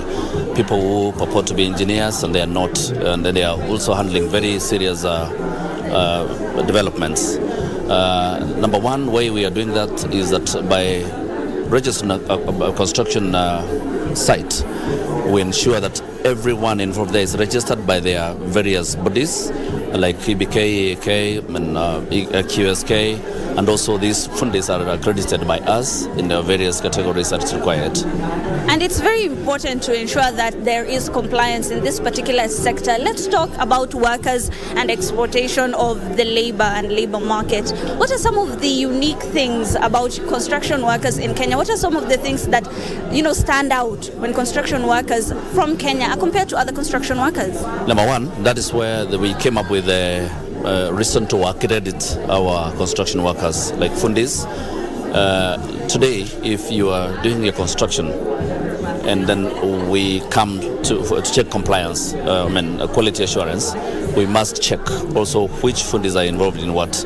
Like if there's an electrician, they must be accredited by us. If they're not, then it's illegal to work in a site on various disciplines. If you are a mason, we have to have you accredited by us as government before you are involved in a work. So that means nobody's just going to work in a site without knowing who did what where. And maybe, a lot of people have questions on, structural integrity and so on and so forth. What would you like to assure Kenyans? Number one, it's mandatory that you have to involve all registered professionals, from engineers, architects, approved drawings, and everything that is required by government. By so doing, definitely, if there's a problem, God forbid, then we know who to go for, we know who to check, we know who did what where. So I'm very sure there is not going to be a problem if we involve the right persons at our sites. And that is the word from the National Construction Authority. Ensure that you are always dealing with professionals in any sector that you are dealing with. We've moved from various counties, various sectors. We're in the National Construction Authority's booth at the moment, Victor. And of course, we will keep on moving and keep on giving insights as the second day of the Kenya International Investment Conference continues. But for now, back to you in studio. All right, thank you so much. He back there at the Safari Park Hotel. Please just give us more details as soon as you start that particular conference. This is the second day of the Kenya International Investments Conference taking place at the Safari Park Hotel. Okay, let's cross over to Rarieda, where the CS for Digital, that is Eliud Owalo, is speaking together with the CS for Education, Ezekiel Machogo. Let's take a listen. For the students. Yeah? And Waziri Mwalimu pia amewaongeza 20,000. So mimi nasema hivi. Sasa vile sasa tuko hapa na 120,000, 50,000 iende kwa lunch ya wanafunzi, 50,000 iende kwa walimu, 20,000 iende kwa board committee. Sawa sawa? Yeah, and make sure. Is CS Eliud Owalo there speaking in Rarieda? There must be a fundraiser there at that is Kametho Primary School in Asembo, if I get it right, because they're supposed to be in two different locations, either Siger Primary and Secondary School in Asembo, Rarieda constituency of Siaya County. We'll get you more details in our subsequent bulletin. Of course, there must be something newsworthy that will come out of that. Definitely, and even as talk about that infrastructure support funds to school, it's quite timely. Yep. Especially Absolutely. now when you look at the new funding model, then just would make the rhyme of sense to have that. That reminds me when we had MPs back in school, Member of Parliament coming and say, today I'm giving 20,000 shillings. For the school. This goes for the school. Basically what he was saying. Hiyo siku tulikuwa tunakula nyama. Sio two pieces, ilikuwa like a whole. And our dining hall captain, Mike, wherever you are, we celebrate you. Yeah. Yeah. Tulikuwa tunakula nyama ya MPs wakikuja school. That was the kama saizi unajua hata wanakula vizuri pale sababu the CS is there. Yeah. But I can tell you for sure that is really quite timely. It's necessary and important, much as we need to also be looking at policies and framework to assist when it comes to learning. Where we are getting looks like it could be a bit expensive. So with such kind of infrastructure and funds, then at least it does alleviate the burden of parents. Absolutely. Definitely. All right, it's time for us to say thank you so much for being a part of the show. But a quick recap that Azimio PG to decide fate of talks replaces Sabina will be taking place later today.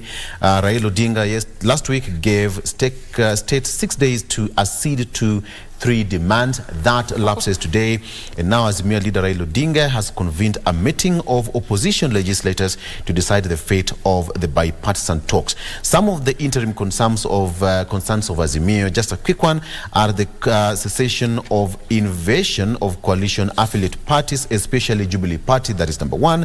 2, preservation of IEBC presidential service, and 3, reducing the high cost of living. So they'll be having their PG in the afternoon. The opposition also demanded suspension of the IEBC selection process. Today, the opposition chief, alongside Azimio co-principals Martha Karua, Kalonzo Musyoka, and Eugene Wamalwa, will announce the way forward to supporters. Remember, the 6-day ultimatum lapses today. And finally, you talked about that, Nurdin Haji.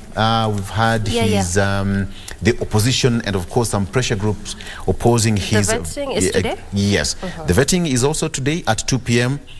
And that is... will be taking place in the afternoon. Yes? We have to cross over to Safari Park.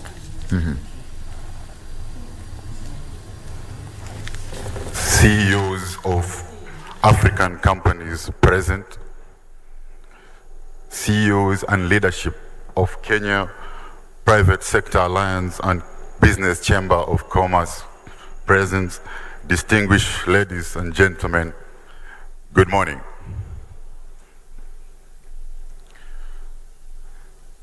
Thank you for gracing us with your presence at this 3rd Kenya International Investment Conference 2023. But first, I would like to welcome you to Kenya, a country that has been scientifically proved to be as where humanity began. I think the president yesterday, as the chief scientist, confirmed the same. A country that is geostrategically positioned as the heart of Africa. If you look at the map of Africa, it has been positioned as the heart of Africa. A country that has been infrastructurally enabled to be the gateway to the rest of Africa. I also want to welcome you to Nairobi, the top city in Africa and the only city with a national park. And as you enjoy our wildlife in the national park, don't forget the fishing lions of Lamu, the bathing elephants of Tana River, and the baboon parliament of Narok. When we were young, we used to be told that all hard work with no play makes Jack a dull boy. And now there's a new saying that all investment without tourism, you need to tour the place, will make the investment dull. I hope you will agree with me on that. But now back to the investment arena.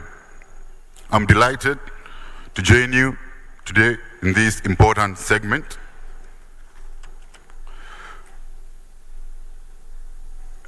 Our president, President Ruto, in the US Leader African Summit, he said that Africa will shape the future. And he said it will shape not the future of the African people, but the future of the world. Africa is the next and the last frontier. It offers the largest emerging market in the global value chain. It has the youngest population in the world, and by 2050, it is projected that a quarter of the world population will be in Africa, and a third of the working age will be living in Africa. And our Kenyan message to the African companies and to the world is simple, is that Kenya is open for business. Kenya is ready for business, and we mean business. We continue to position Kenya as a competitive investment destination, not an aid destination, not a loan destination, not a development destination. We are not looking for loans. We are not looking for aid. We are looking for investment. We are investor-centric and not investee-centric. And it is in that regard that this administration has established a specialized state department in charge of investment, in charge of private sector, and operationalized a National Investment Council, which is chaired by His Excellency President Ruto and is private sector heavy, with the main aim of removing impediments and creating incentives to private sector investments. This State Department of Private Sector, its mandate is to implement investment policy and to engage private sector to address areas of investment and business reforms and enhance competitiveness of our investment climate. I was once told that you cannot attract if you are not attractive. And this is our Kenyan attractive package. It includes a robust human capital, youthful, affordable, well-educated, highly skilled, hospitable, creative and innovative, enterprising, and above all, good-looking. Kenya is the most innovative African nation in Africa as per the World Economic Forum. And you can see the likes of M-Pesa and M-Kopa. Kenya has a good network of ports, railway, roads, airports, and supported by energy mix that is 92% green. Kenya ranks second in terms of venture capital deals.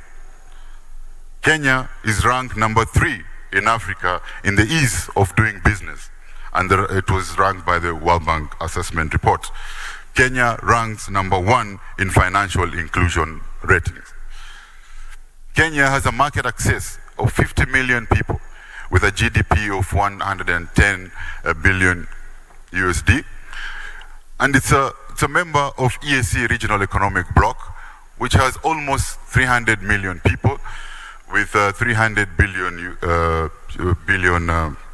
GDP. It's also a member of COMESA with almost 500 million people, and we are driving the coming together of the tripartite free trade agreement between SADC, EAC, and COMESA, a market of almost 750 million people, and we are now championing the full implementation of the AfCFTA, which is a market of 1.3 billion people with a GDP of 3.4 trillion.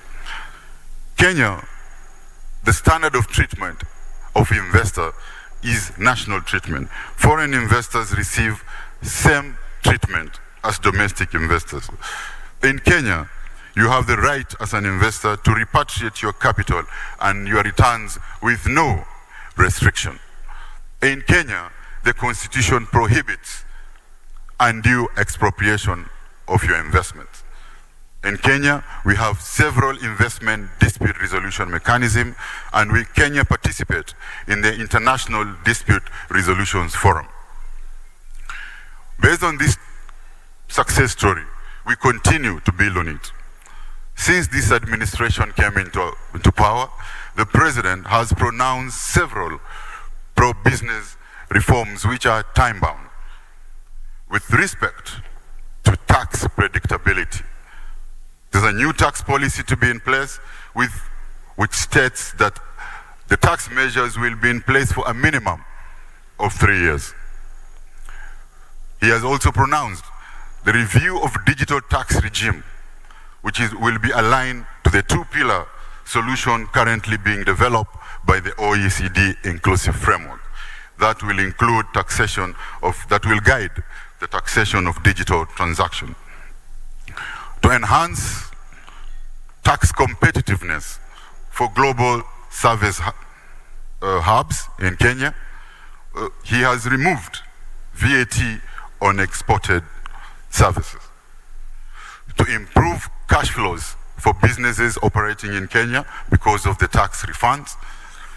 The president has pronounced himself, and it is in the finance bill, that all verified tax refund claim to be payable will be payable within 6 months, or you will offset against your future tax liabilities.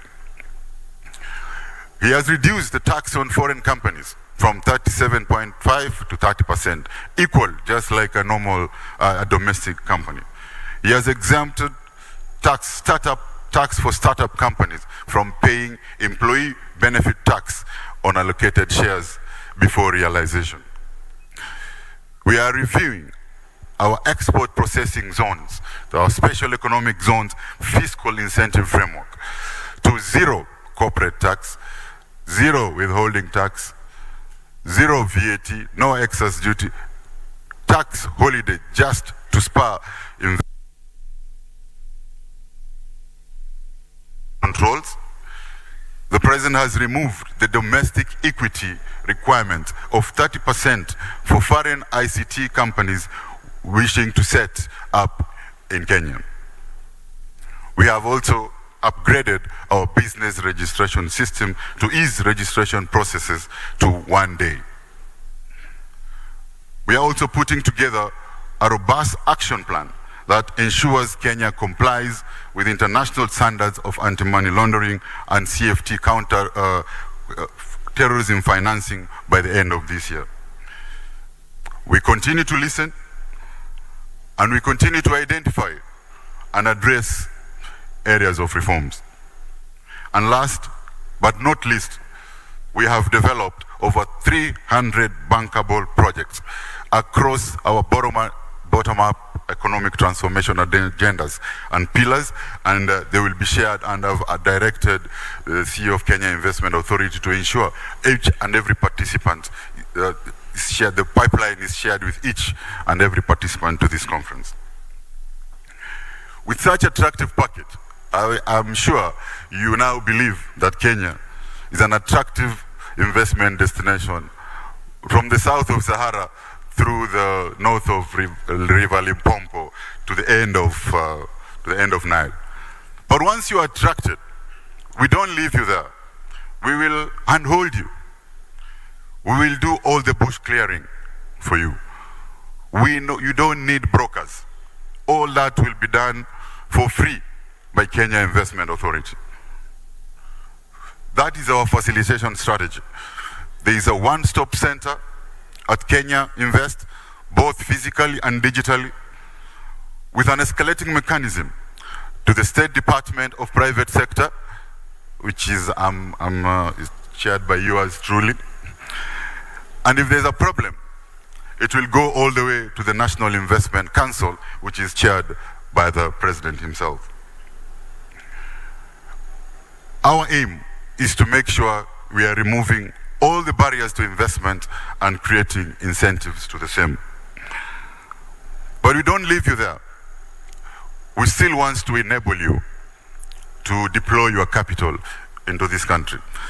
And our mantra is that you invest in us or you invest with us. If you decide to invest with us, we have a co-investment mechanism to de-risk your investment, and we put our skin in the game, 10%, 90%, and we have a specialized state-owned investment company which is dedicated to do that. We also have a robust private partnership legal and regulatory framework to facilitate public-private partnership. Lastly, in a way to enable you, we have incentivized economic zones. We have 3 models. We have export processing zones, we have special economic zones, and now we are having county aggregated industrial parks which will be incentivized. Kenyan economy, like most countries, is driven by agriculture. agriculture contributes about a quarter of our GDP.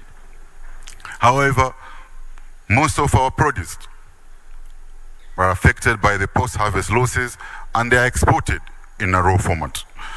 To address this, the government is rolling out county aggregation and industrial parks in each of our 47 counties, not only to address post-harvest losses, but also to enhance value addition of our agricultural produce. All our 47 county aggregation and industrial parks will be linked to a warehouse receipt system and Kenyan National Multi-Commodities Exchange to ensure quality storage and provide price discovery and manage the price volatility.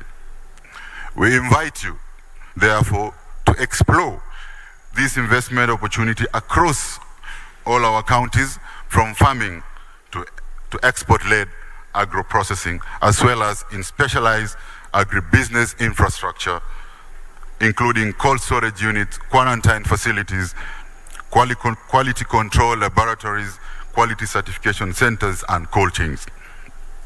Similar opportunities exist for the development of environmental-related infrastructure, such as effluent treatment plants. As I come to close, government has partnered with private sector, Afrexim Bank and the rest, to develop extra processing zones and special economic zones.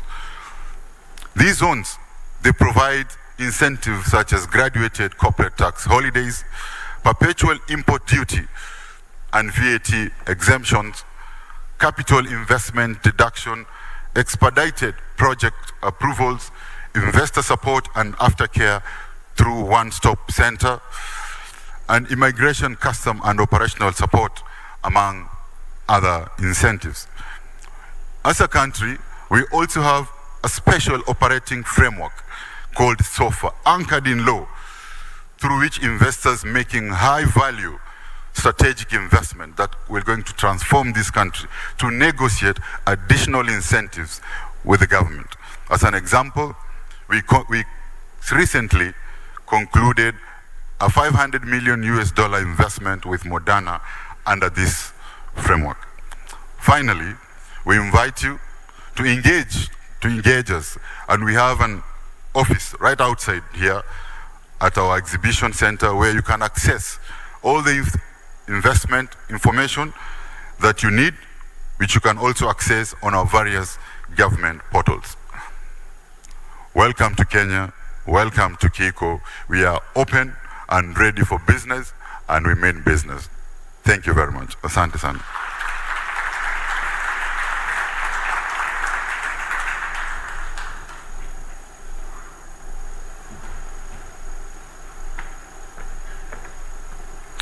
A great speech illustrating all the incentives that are in place for us to invest here in Kenya and indeed across the Africa continent. Once again, let's give a warm round of applause to our Principal Secretary, Abubakar Hassan Abubakar. Thank you, sir. I hope we all took note of some of those very key incentives to allow us to invest in this market. I've now had a chance to look at the two MOUs that were signed earlier, and I just want to highlight what they're about.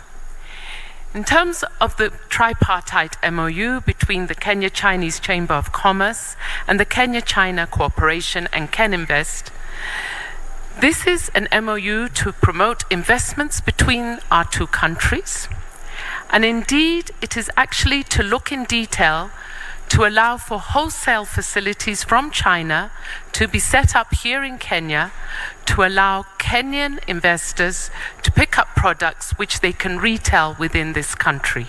So once again, let's thank all those parties for that wonderful MOU.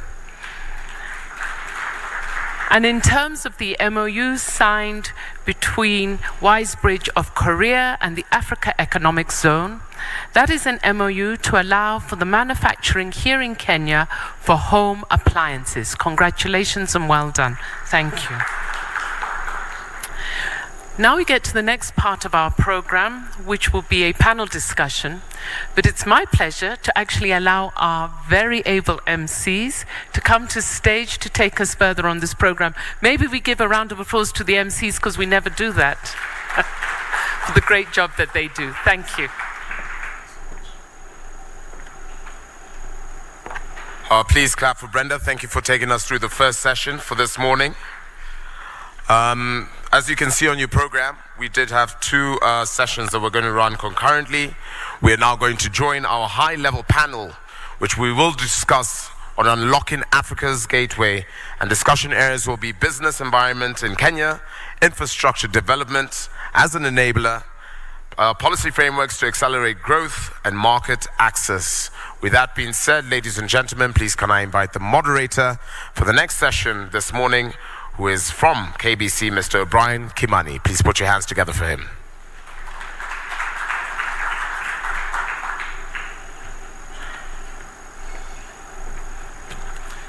Thank you very much indeed, Mr. MC and Miss Brenda Bathy, and all the speakers who have graced this podium.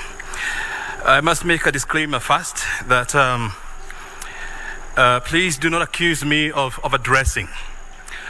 I left the house when it was very cold, and I live in the villages, and it gets very cold down there.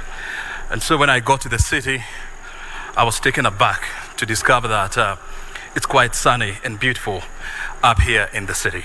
So thank you very much for your understanding. The next thing that I want to say is that welcome back home.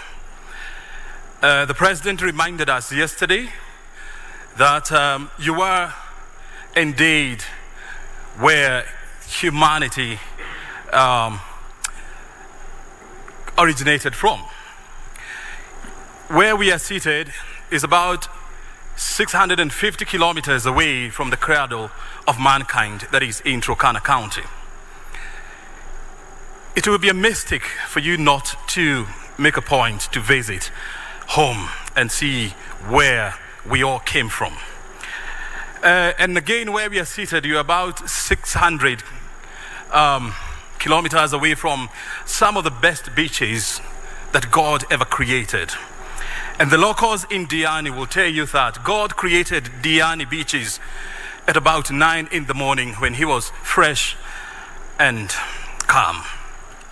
And so also make a point to go and see some of the best beaches that you can ever see in this life.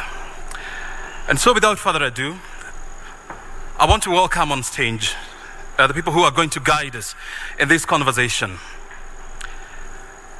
Why or unlocking the Africa gateway. And this is Kenya. Ladies and gentlemen, I want you to welcome on stage Mr. Tim Steele. He is the Chief Executive Officer of Copia Global. Mr. Tim Steele, kindly find your way to the podium. Shall we put our hands together for Mr. Steele? Thank you, sir.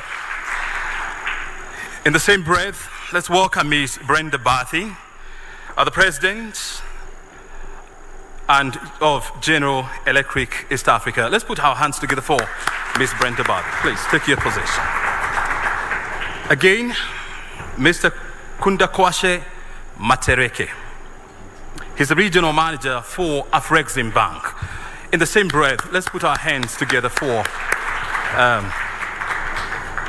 Matekere.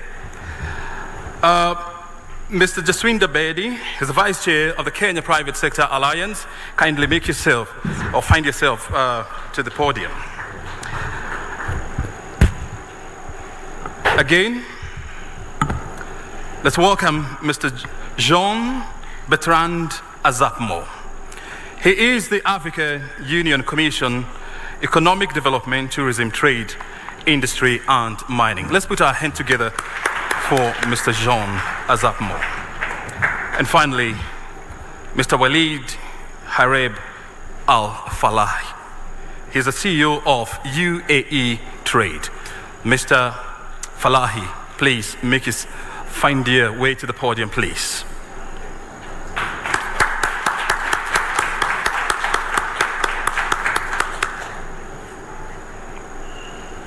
Oh, sorry.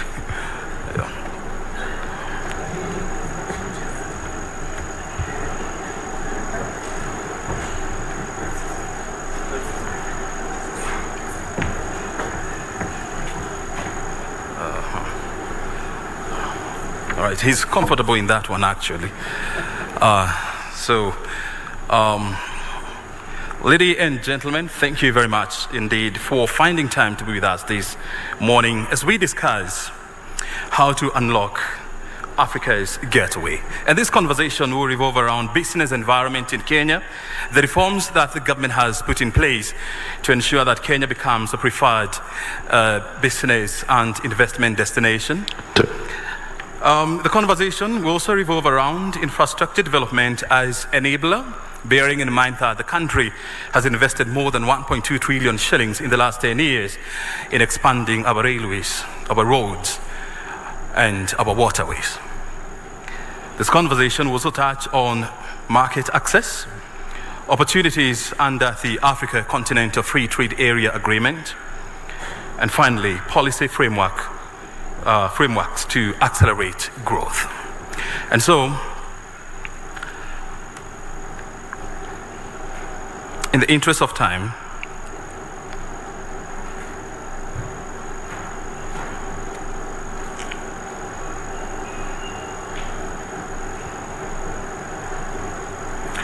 I want to go straight to the question. And I want this question to go to Ms. Brenda Bathy. And the question is, when you look at Kenya as a gateway to the African continent, what are some of the low-hanging fruits that we can pick to make this destination more robust and to deepen investment in Kenya? Thank you. I think if we go back to what the Principal Secretary said in his speech, there are several things that the Kenya government is definitely looking at to allow us to be more competitive and to allow us to be the place in Africa as an investment destination. Let's look at them one by one. One thing we need to do is to look at our infrastructure. Physical infrastructure, logistics infrastructure, our digital connectivity, and including energy. And I think in terms of that, for investors, we do have regular supply of energy, our digital connectivity is good, and logistics definitely improving. Yes, there's work to be done, but definitely improving, and there are plans underway. We also need to look at trade facilitation. How do we simplify and harmonize our import-export processes and procedures? And I believe that that's also underway, and a lot of work has been done on that.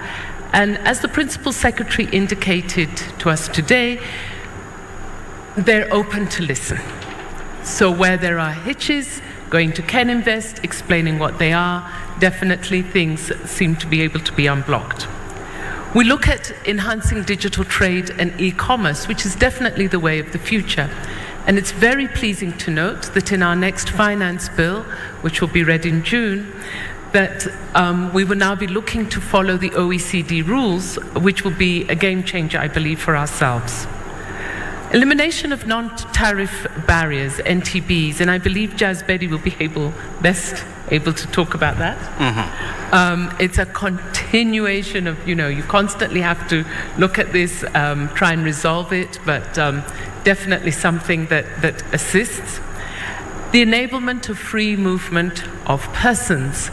It was very pleasing to note that yesterday, I believe the President alluded to looking at opening our borders to allow Africans to enter freely. And I think that that definitely will be a game changer.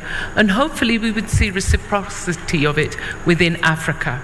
So those are a few that definitely will assist, and definitely things that have been looked at. Thank you. Very good indeed. Thank you, Brenda, for that response. I want to turn now to Jaswinda Bedi. And Brenda has really talked about you touching around the issues around investment climate in Kenya. But I want you to combine that with, when you look at Kenya and Africa at large, you are talking about a market with about 1.3 billion people and an economy with the size of about 1.3 trillion US dollars. What are some of the obstacles to Africa's integration process?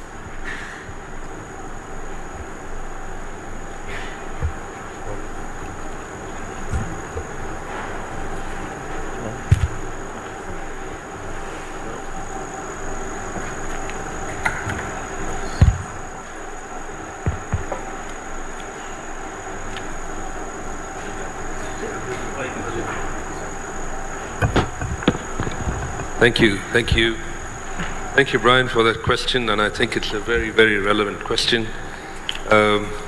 Truth of the matter, yes, 1.4 billion people on the continent, but the economy, combined GDP for all 54 countries is 3.5 trillion. So just a slight correction on the numbers you used. 3.4, yeah. So it's not a small economy, it's huge market opportunity. And when I look at the continent, and the PS said earlier on that 1 in 4 people on the continent by 2050 will be African, on this planet will be African, and 1 in 3 will be a working age population.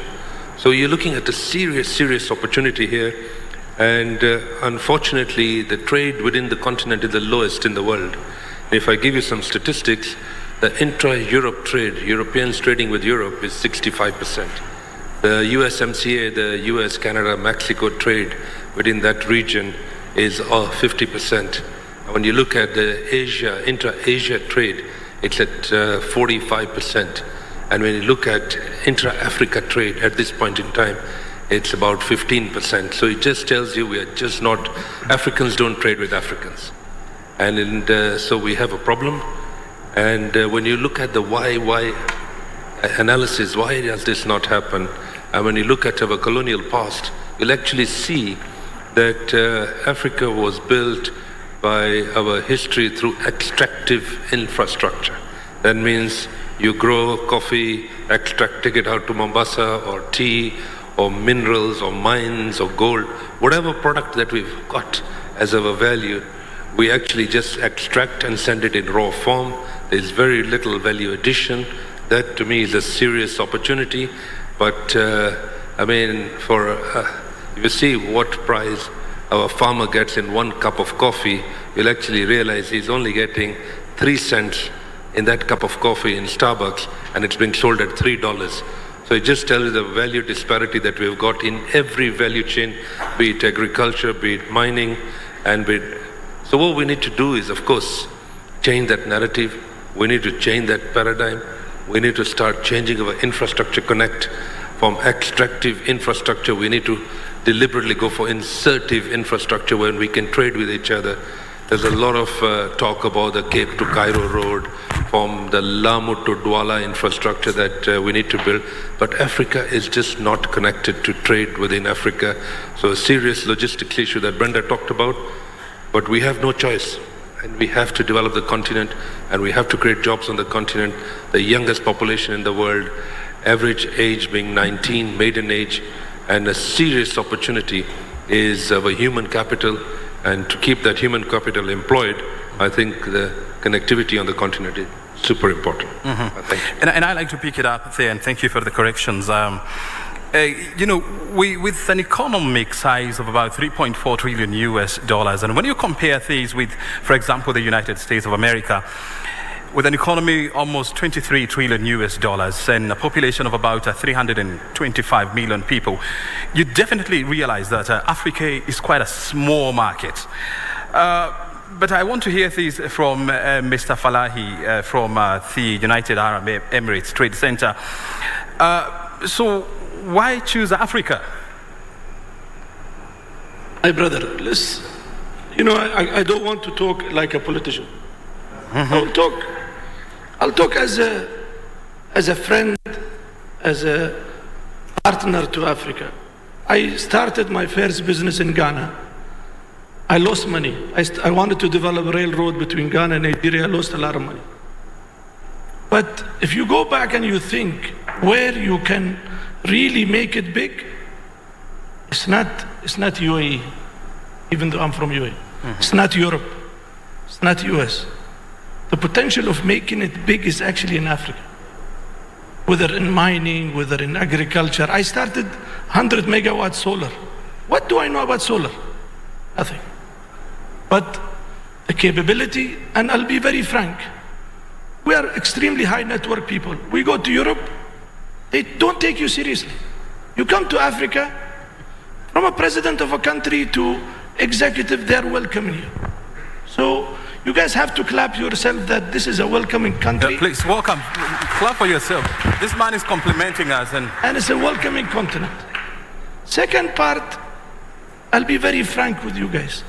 When we started in Dubai, do you guys think we have what you have? We have nothing. We have a desert. We have no money. People think, oh, UAE has money. I think Mr. Abu Bakr was there. The change didn't happen because of money. Didn't happen because I come to Kenya, I go to Masai Mara, it's a different world. The weather, if I can put it in a container, I'll be one of the richest people in the world. Human resources. You have everything. You just put it, what you need is just be serious and put it together. But if I go to what is the opportunities in this country? If you look at tourism export, and I'm not waving, this is green gold, avocado. Are we kidding? This type of avocado that exists here. You have human resources export. You have everything. What you need is just a proper packaging.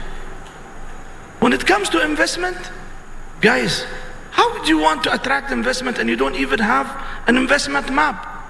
We are expecting a foreign investor to come to this country and start digging for information.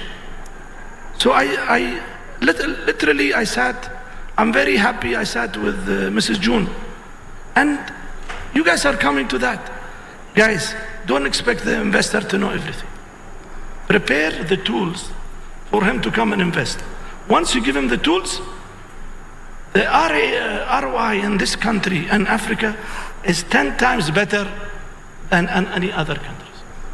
Very good. Thank you very much indeed for the compliments from Mr. Falahi.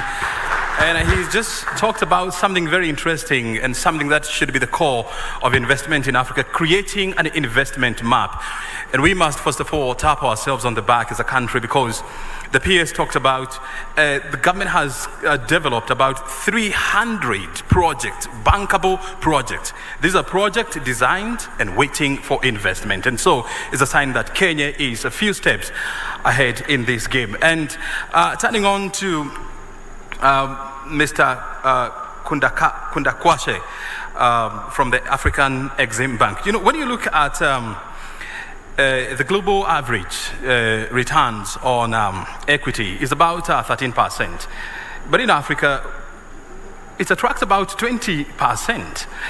And so when you look at the African Continental Free Trade Area Agreement,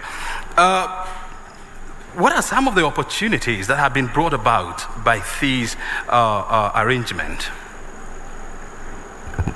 Thank you very much. I would like to make a comment before I got into answering your question. A lot of comparisons have been made between Africa and China from a population perspective, and also the contrast of what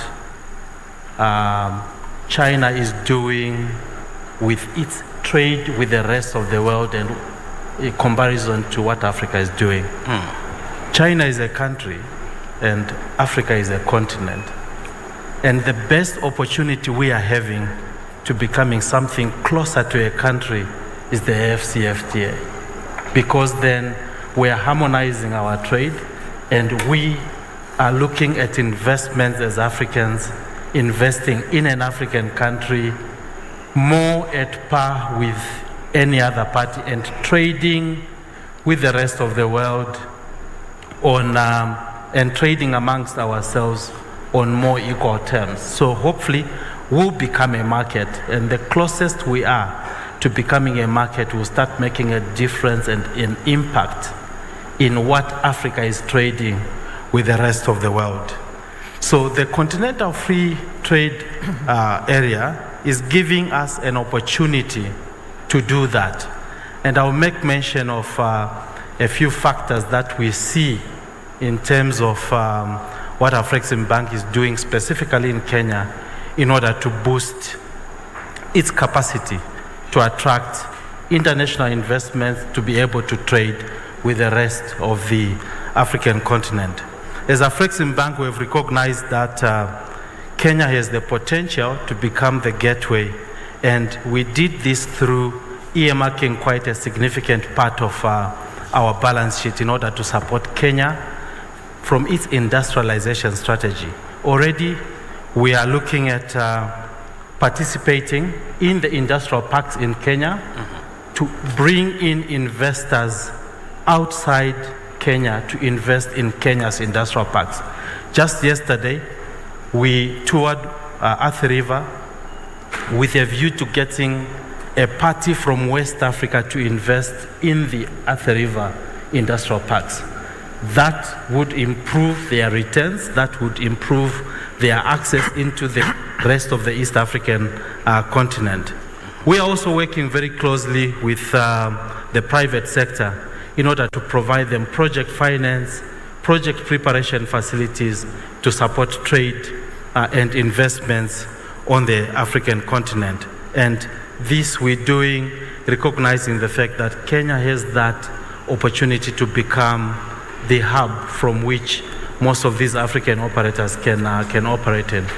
The AFCFTA presents this opportunity that Africans have always needed, because I think that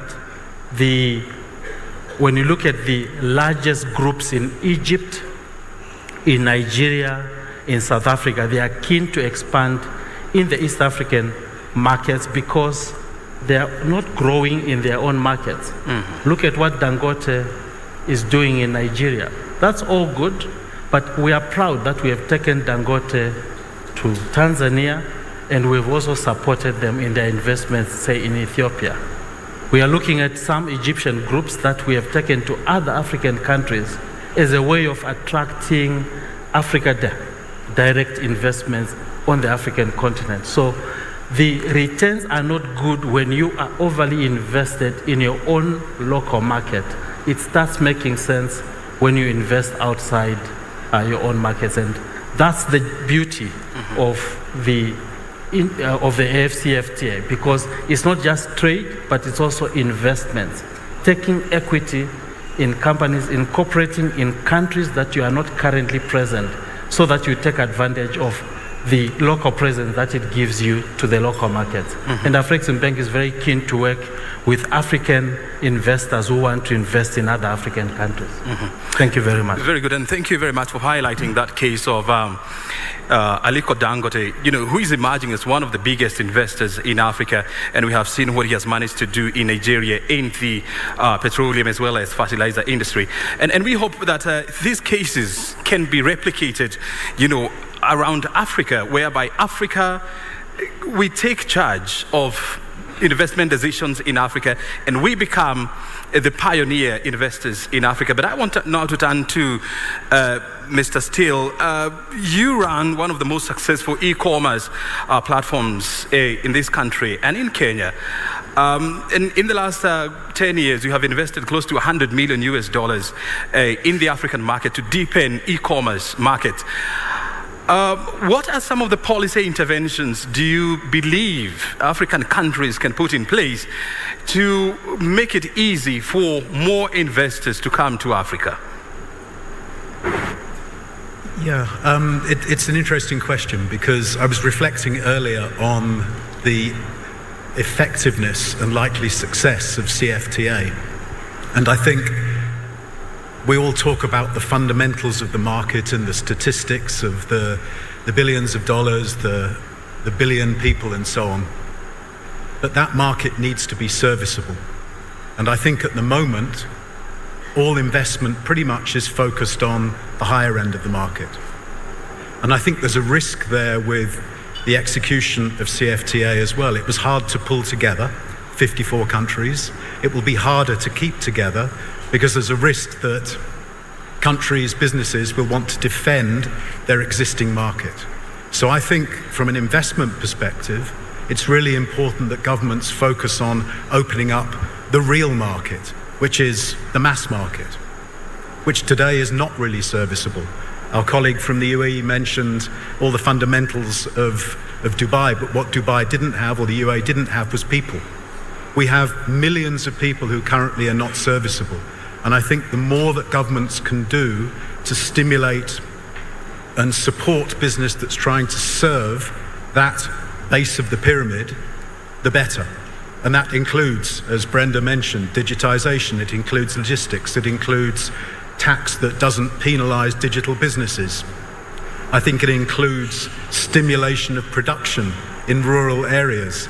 All those things, I think, will support the making of a market that will enlarge the market and then reduce the likelihood of defense strategies as opposed to cooperative strategies. And I think e-commerce absolutely is one way of doing that. And I think partnerships between government and private sector going hand in hand to facilitate that will absolutely stimulate the inflow of funds into the continent.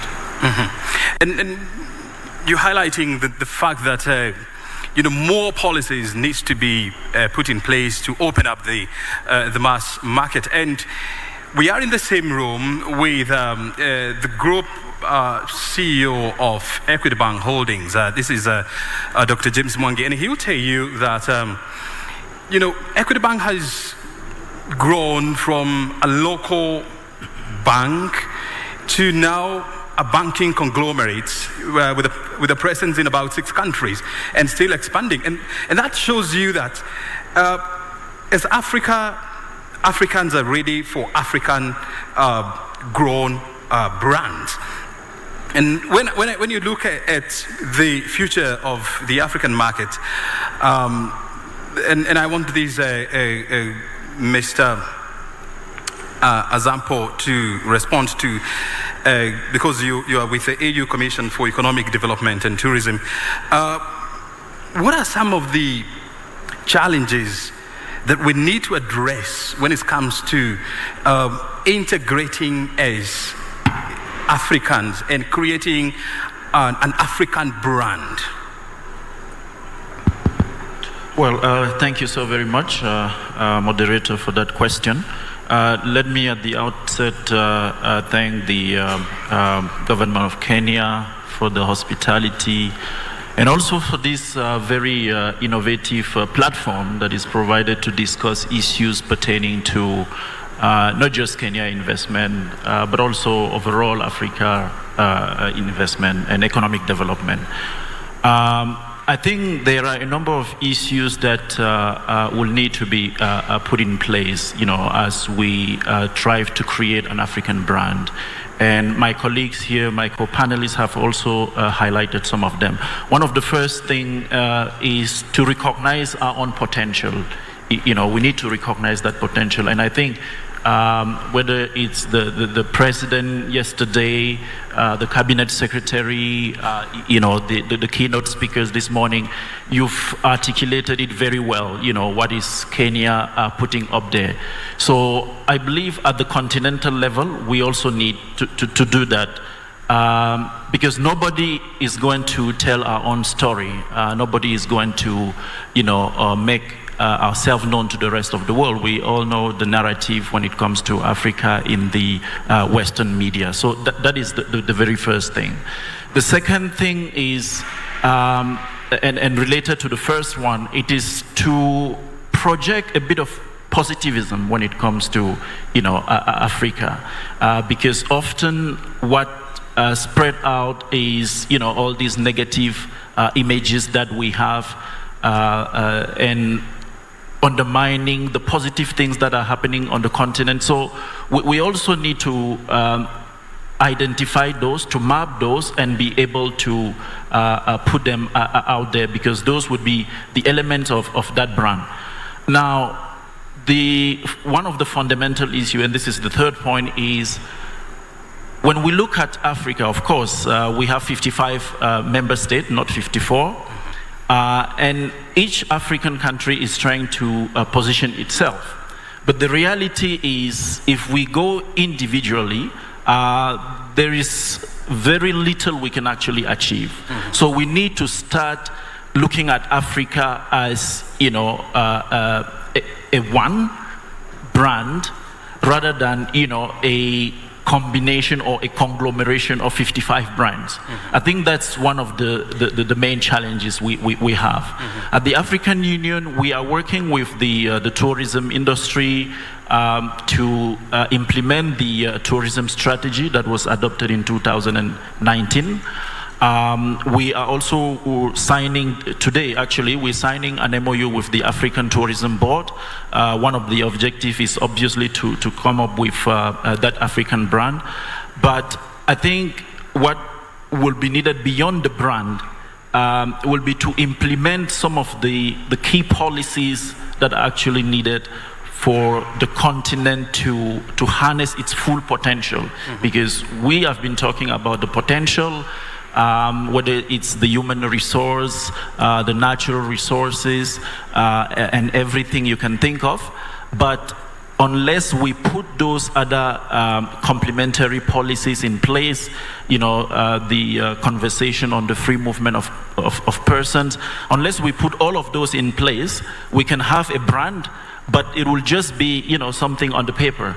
And this is what we are very much concerned about at the African Union. It's one thing we would like to, to move to the center stage, so that member states focus more and more on those policies that are needed for the brand to eventually pick up when it is finalized. Let me stop here for now. Yeah, and you're talking about, Africa packaging itself is one product, and marketing itself as a product instead of 54 countries.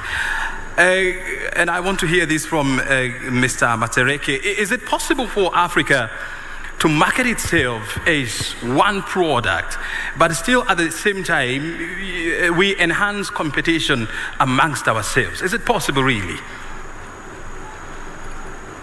I think it is possible.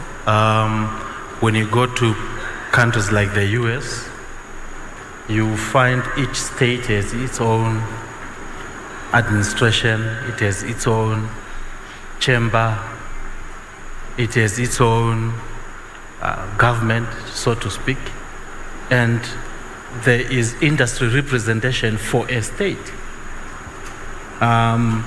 I like what you told me, maybe you've forgotten, a few years ago, that when you are from Tanzania, what we're looking for in future is to say, I come from Tanzania district, but you are all African. So you can vote in Tanzania and may not vote in Kenya for certain elections, but you are African. So it's very possible, and I think there's a conversation that the president was trying to advance, that when we speak as a bloc, instead of 55 African countries being put together in a room by one head of state, and then you are told, so what can I do for you? What will you do for me? Is being made to be separated.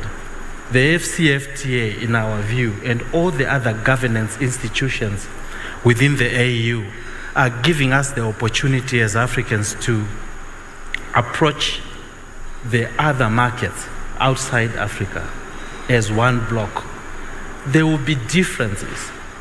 And the example that I gave about USA doesn't mean that there are not differences among states. there will be differences, but there will be more areas of convergence, which should give you the strength as you go about doing your business. So there is more that unites African countries than what divides them. And I actually think that when you look at all these protocols that have to be agreed for people to trade more evenly under the AfCFTA, there is more that unites African countries. Because look, the tea that we trade, if there is challenges with the biggest markets like Egypt and Pakistan, it doesn't matter whether this tea has been grown in Kenya or in Uganda or in Rwanda. Tea can be rejected for the same reasons. Avocados can be rejected for the same reasons. So we need to develop our institutions here where we test our goods such that when it gets that stamp from the African market, it can go anywhere in the world, knowing that those goods have been tested on the African market. So there is a lot of institutions that we need to build for our trade so that African goods can speak with one voice when they go to destinations outside the African market. So it is very possible. It doesn't come easily.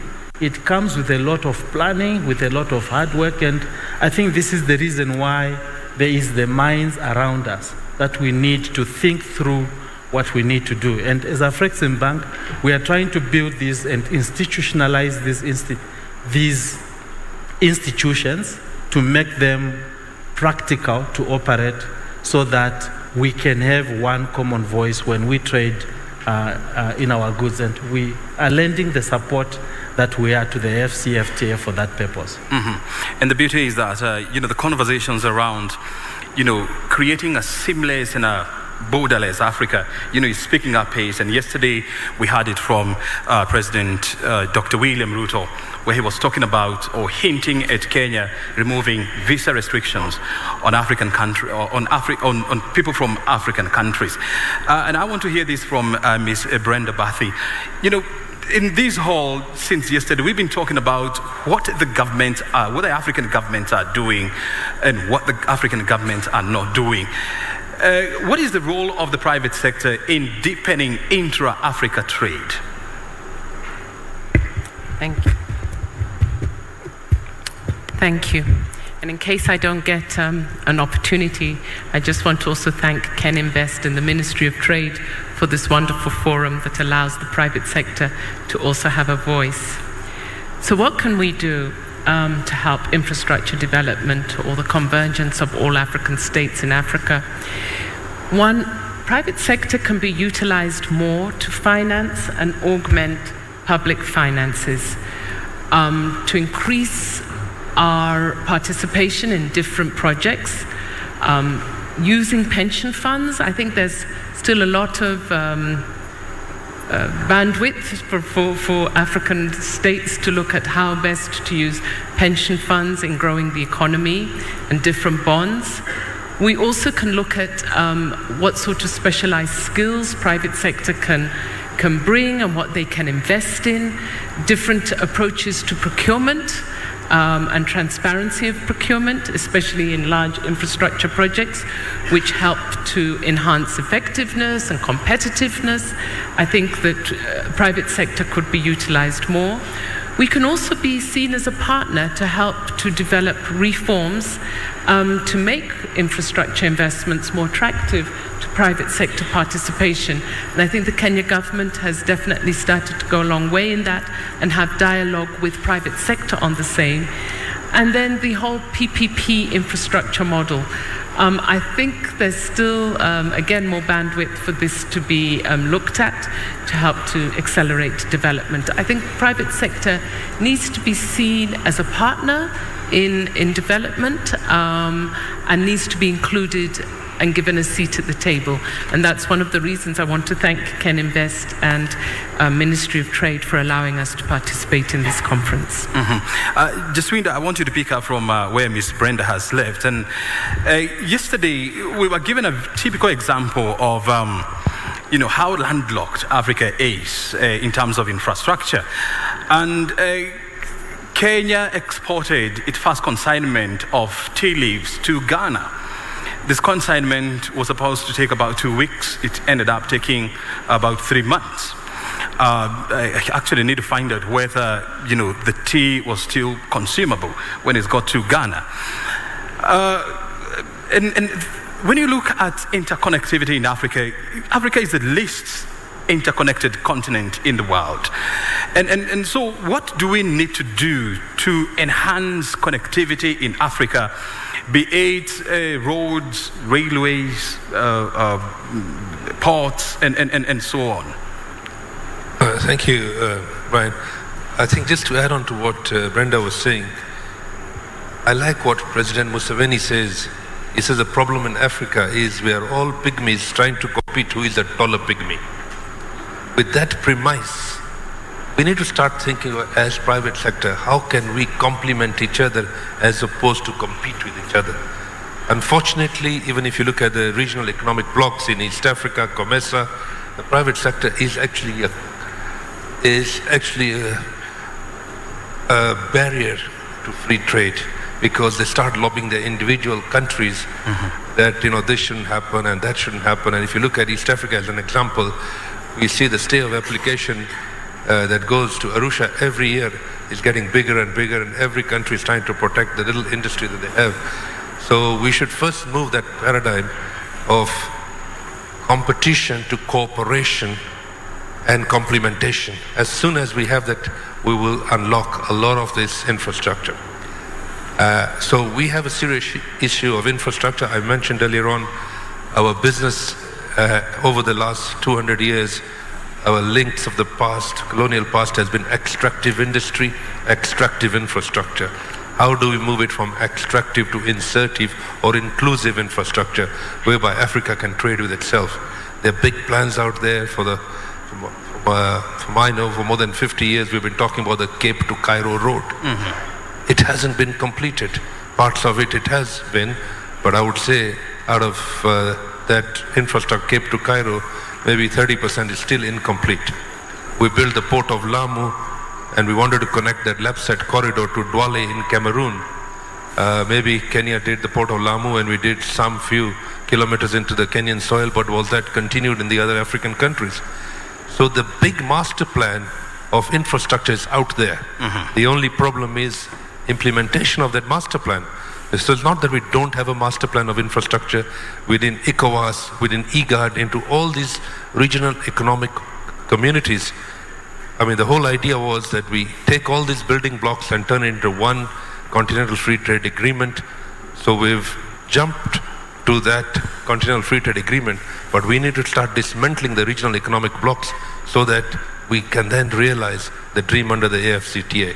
I totally agree with my friend here that there's serious opportunity, there are a lot of possibilities that is uniting us as opposed to dividing us, but we end up focusing on the divisions as opposed to on the collusions together. What can we do together? And you have highlighted the three keys, what I would call the 3 C's that can unlock, intra-Africa connectivity. And you're talking about cooperation, competition, as well as complement. And Falahi is from the United Arab Emirates, and we have seen in the last 40 years, the UAE has managed to develop one of the most sophisticated trade ports in the world. We're talking about the Dubai port.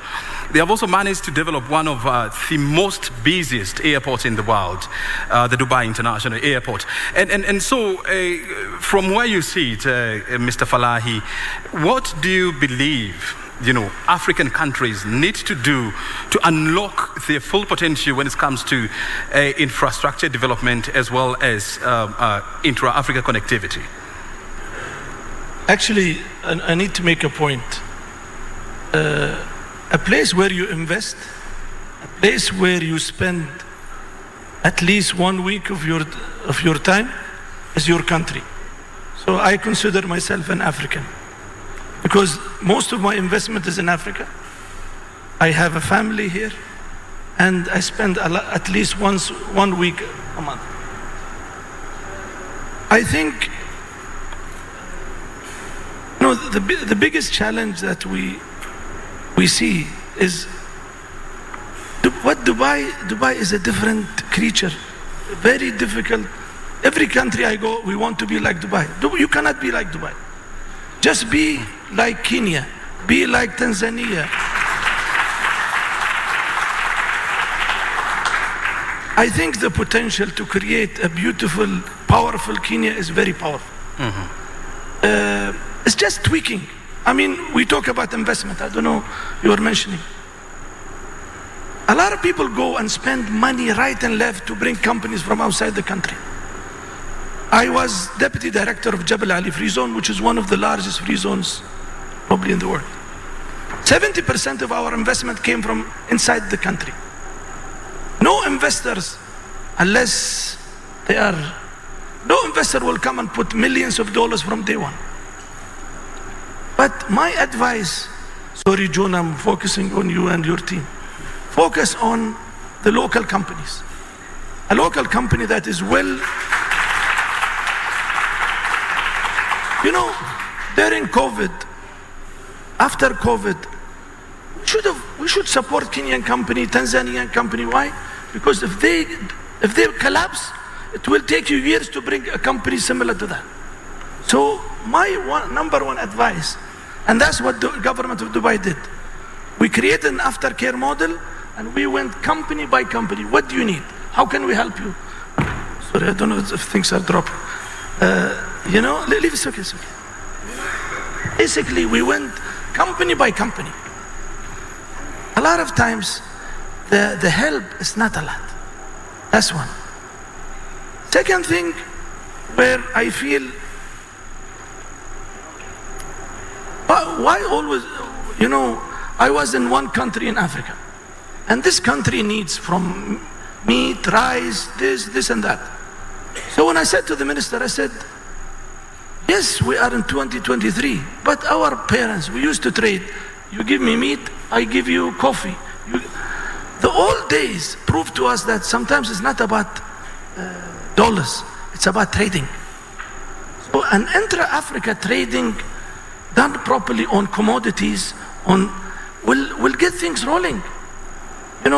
Today we're looking, and we're helping a country today to source meat, to source coffee, to source tea, to source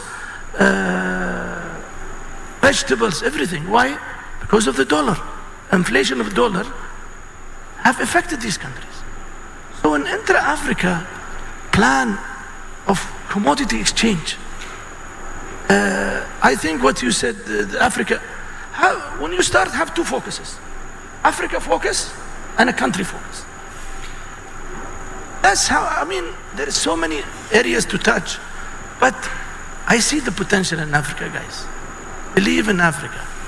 Wallahi, this is a country where you are welcome. This is a country or a continent where you are welcome, and the opportunity to do something great is high. And we are committed.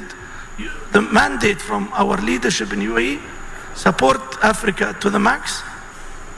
And last thing, with regard to ports and free zones, I think we are open hand, the leadership, to exchange, to work with, whether it's Africa, Kenya or other. And it's our continent, we have ancestor bloods together. So we are 100% supporting Africa and Kenya in particular. Mm-hmm. Very well. Thank you very much for reminding us that we need to create strong African countries within the African continent, because as a matter of fact, Africa can never be Dubai, and Dubai can never be Africa. But we can create strong African brands that can compete with the best in the world. Gentlemen and lady, time is not really on our side, but I want to hear from Mr. Steele before we call it a wrap. From where you sit and from where you stand, what are some of the policy changes that we need to retweak here in Africa to ensure that not only do we attract, strong FDIs, but also we retain FDIs in Africa? I think it's easy as an I think it's easy as an investor to always call upon governments to make changes. But I think it's equally incumbent upon the investors and private companies to make changes in the way that they work. Somebody once said to me, if you have a problem, look in increasing concentric circles for your own desk. Don't look somebody else to solve it for you. And I think that we should be seeking, as private companies, partnerships that bring full solutions to the consumer.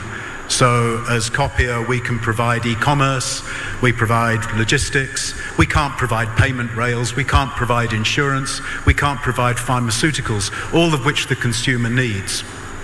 So we should be looking for those partnerships to make that work. And I think also there's been a historical nervousness amongst investors or even multinational companies generally in dealing with governments.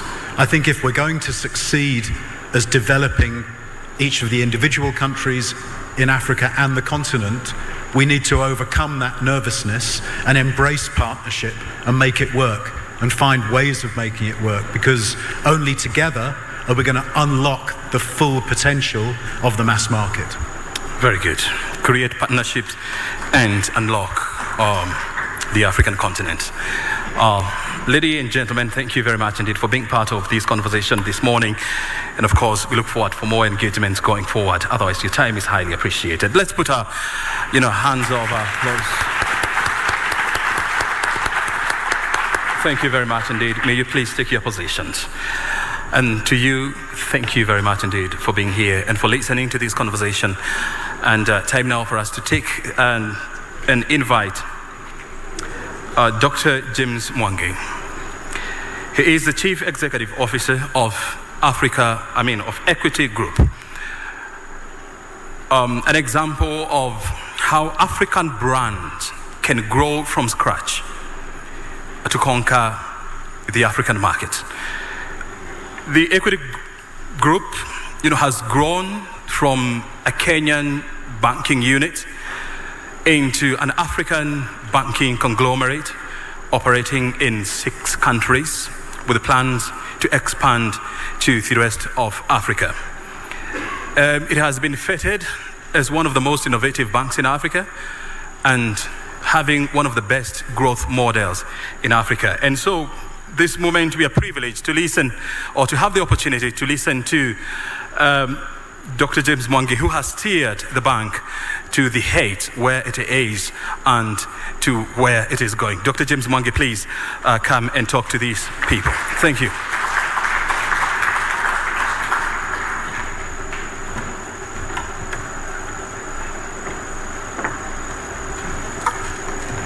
Thank you very much, Brian, peers and colleagues, my colleague industry captains. It's really an honor for me to be asked to share my views and to push the case forward that as the African community, we may want to have a starting point and push the case of Kenya as the gateway. The African Continental Free Trade Area, we have been told, is made up of 55 states. 55 states at very different levels of evolution in suitability to host the entry point of the international community. While logically it is about intra-Africa trade to a great extent, the imperative is that we are part of a global trade circuit. And as a result, we must bear in mind the need to interlink with global capital, global investment, and global trade. And so the question is, where are we best positioned to act as the gateway to Africa Continental Free Trade Area? And that context of being 55 countries gives 55 different options. But today let me try and push the case of Kenya as that gateway that would really give us the impetus to really, during our lifetime, reach 40-60% of intra-Africa trade.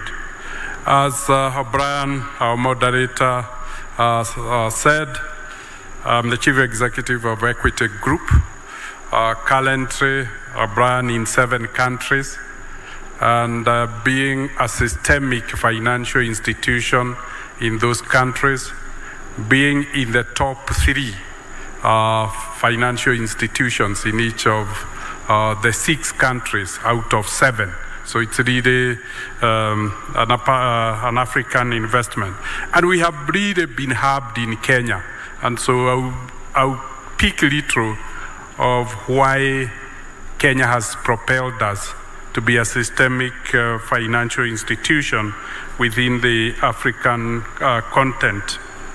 context. I think the first and foremost case that we can really put forward is Kenya's political commitment.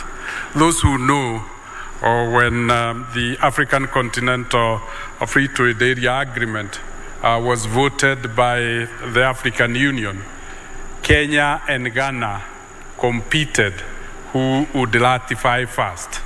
Rumor has it that Kenya ratified first. I have not verified. So you can see the commitment, the passion that Kenya has towards trade. It's demonstrated. Kenya has demonstrated its commitment to this. The second aspect is ratification of the African Open Skies Agreement. Again, Kenya was on the table with a pen. You cannot have an African continental free trade area without logistics. And given the massiveness of the continent and the level of physical infrastructure, air transport would be the most versatile and most agile form of carrying out logistics. And again, Kenya was very fast to do. And yesterday, we all received an apology, those who traveled into Kenya, for being asked to have a visa. Kenya is committed to remove the visa requirements for the business community. Again, you can see this is what you talk of facilitation. And that level of facilitation requires political will, political commitment. And those who, and peers talked about it a lot, policy reforms. If I could be asked one country which is leading in the continent in enacting reforms to enable the African Continental Free Trade Area, I would say that country is Kenya. So essentially, from the onset, you require political commitment for this to happen, and really glad. And I think for us in the financial industry, know it well, that the country that has led the East African community in reforming the financial system to create a common market from a financial perspective is Kenya. And all the countries have benchmarked themselves with Kenya. So I see huge opportunity there. Now, let me also say, Kenya naturally has a head start. We in Kenya sometimes don't appreciate how globalized this country is. The basis of Kenya's globalization has a lot to do with Nairobi being the seat of the only United Nations headquarters in emerging markets. UNEP, Habitat, having their headquarters here, having about 200 permanent representatives, have infused the globalness that you feel in Switzerland, in Geneva, or the ones you feel in New York. And that is something we have never really appreciated. And most has given business an opportunity to adapt very quickly, such that particularly the hospitality industry, it has done very, very well. Whatever kind of food you want in Nairobi, you walk to the restaurant that offers that. That variety, that diversity is what will be required for the gateway for Africa. That city, that country that has that diversity, that accommodation. And it's not also lost to me that racial diversity has been very strong. If you look at, and feel Carlo free to correct me if I'm wrong, if you look at our business community composition, it is almost 30, 40. 30 Asian, 30 European or Western, and 40 Africa. That's what Kenya is. It's a rainbow when it comes to business. And I think we also really underprice the value of a society that is open to give everybody a chance and where everybody is comfortable to trade in. So that diversity has helped to diversify. I think essentially, I don't think, and I need to be corrected here, Caro, there is a country that is as diversified as Kenya when it comes to the business diversification on the African continent. Whether you talk about tea, it will be among the number 1 to 3. You talk about pyrethrum, it will be number 1. You talk about coffee, it will be ranked. You talk about tourism, it will be ranked. You talk about anything. Financial services, telecommunication services, Kenya will be ranked among the top in Africa. That is how business is. Business is diversified. We don't need to have a country as a gateway that is only strong in one area. We need a country that gives all businesses an opportunity because it's a diverse.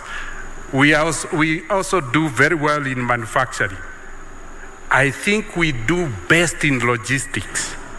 That is what Kenya is, and hence the appropriateness of Kenya being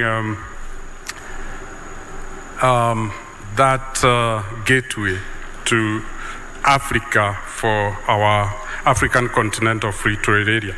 Let's look at what are the opportunities. It is okay to look inward and say there is a $2.4 trillion business opportunity. But we must remember, Africa by 2050 will be 25% of the world population. Africa is 20% of the world landmass. Africa is 65% of the world's arable land.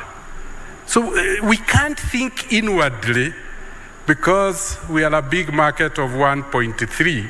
We need to integrate ourselves fully with the global trade because we need to export. And so consequently, what is the best gateway for global capital, for global flows of capital? Because to unlock the African continental free trade area, we need massive investment and we need massive markets for export. And Kenya ticks the bill very, very well when you look at positioning. That position has been advantaged a little bit by the global opportunity. When you look at the global opportunity, where African continental free trade area can do best is in agriculture. It's a low hanging fruit.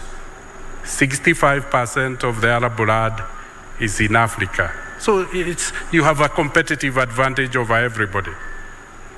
25% of the population will be in Africa. You have the consumer market for agricultural produce. So if you look at that perspective, then, and if it is agriculture, that 65% of the land we have talked about, it's either between South Sudan, Uganda, DRC, Tanzania, Zambia, and partially Mozambique. And the question is, where would be the hubbing of agricultural manufacturing be between South Sudan, DRC, Zambia, and Mozambique?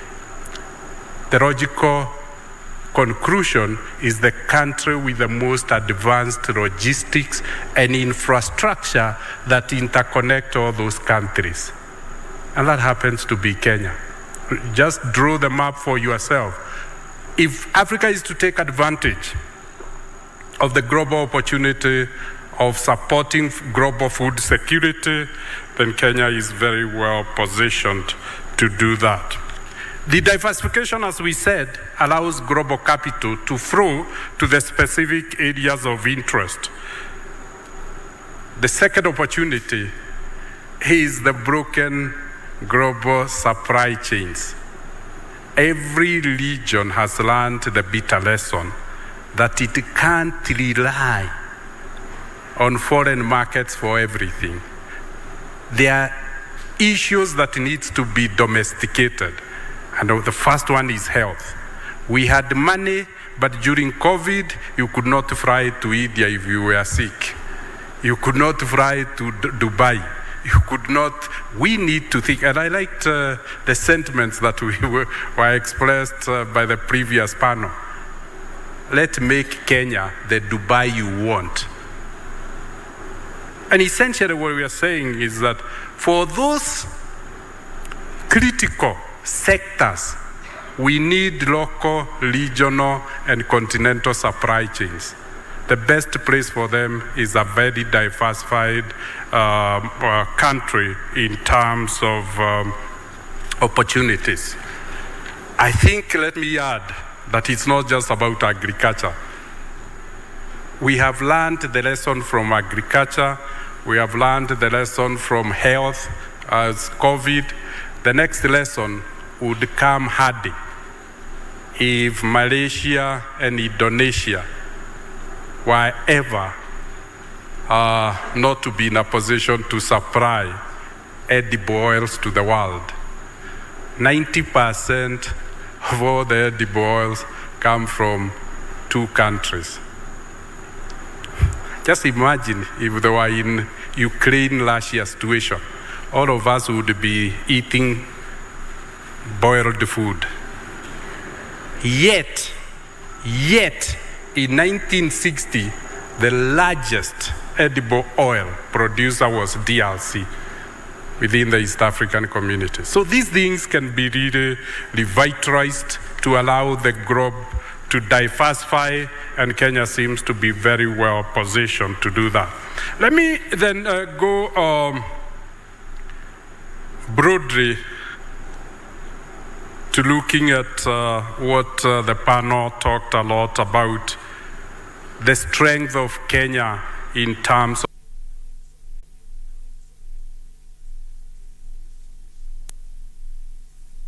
we hear it, it's Kenya's call. From the cities to the fields of gold, we taste it, we feel it, it's Kenya's call.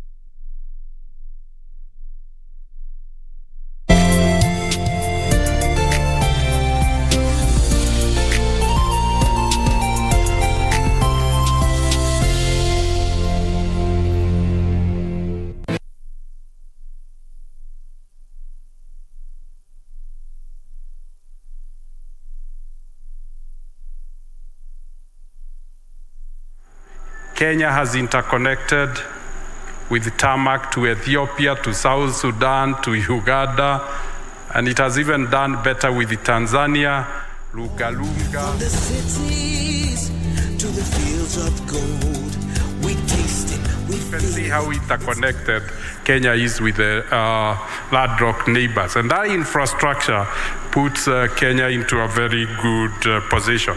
But I think it is the semi-physical infrastructure of ICT, internet particularly, the issue of telecommunication, the issue of electricity, that Kenya occupy a pole position. 93% of Kenya's energy is renewable energy. So truly, when we manufacture, when we process in Kenya, we're in compliance and we are in support of the global agenda. But let's look at the ease of the business environment. If it was mentioned, allow me to repeat, the ease of doing business.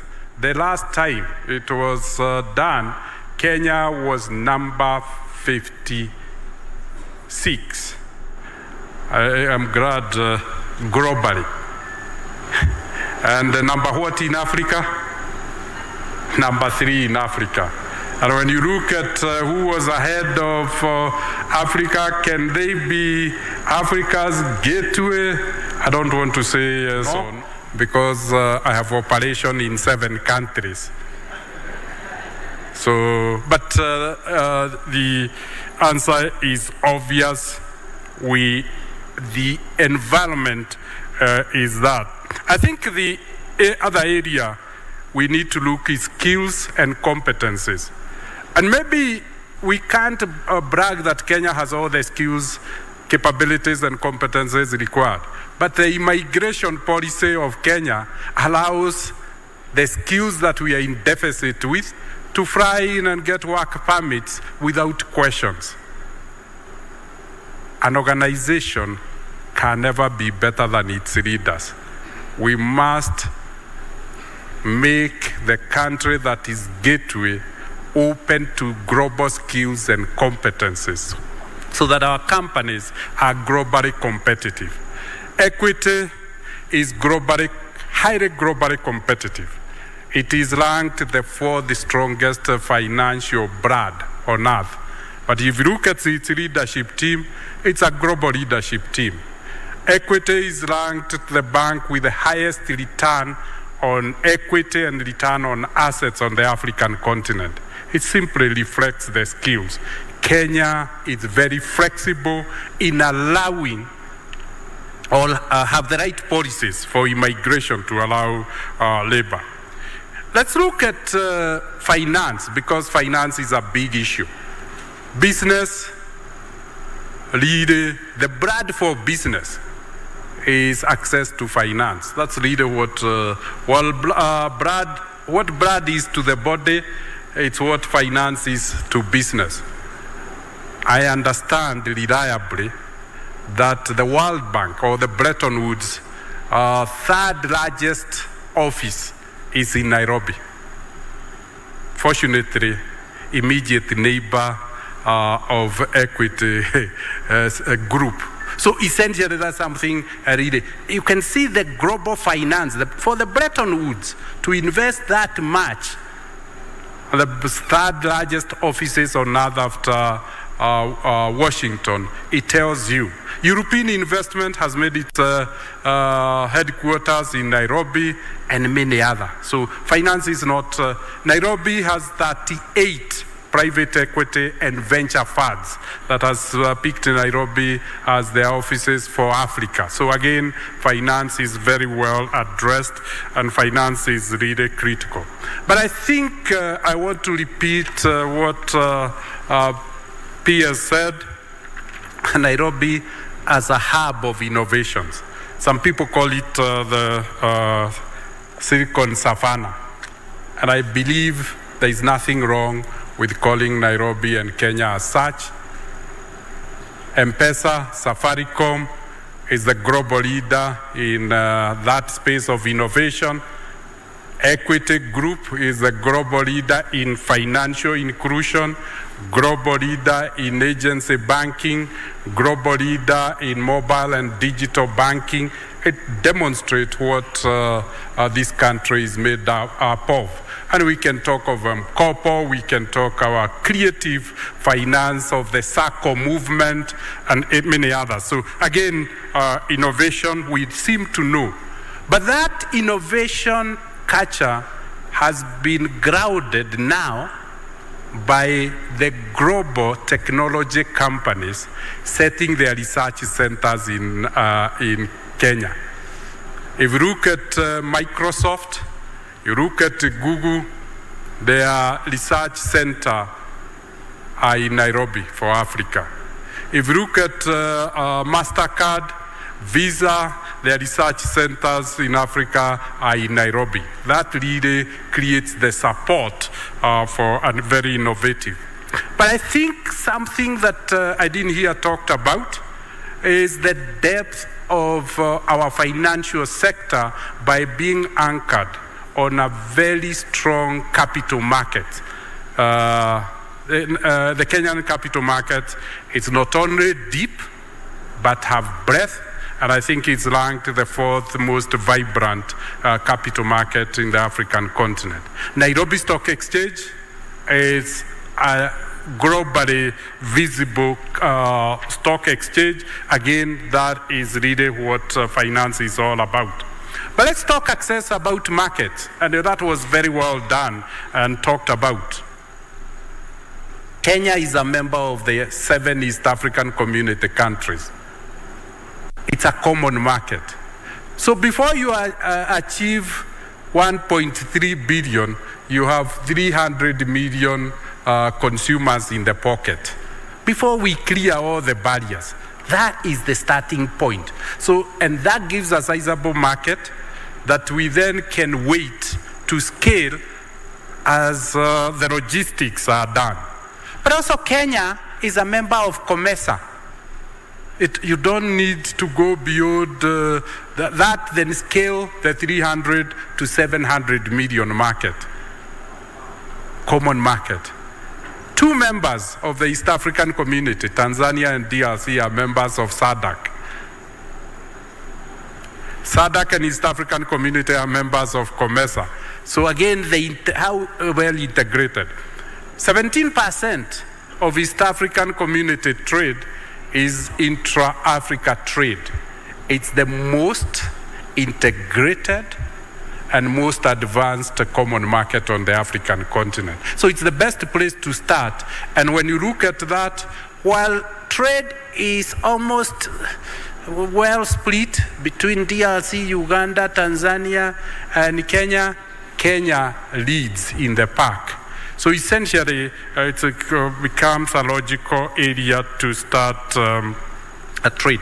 And Kenya has agreements with the US, AGOA, with the European Union, with Britain. So you access those global markets. And Kenya is a member of the Commonwealth.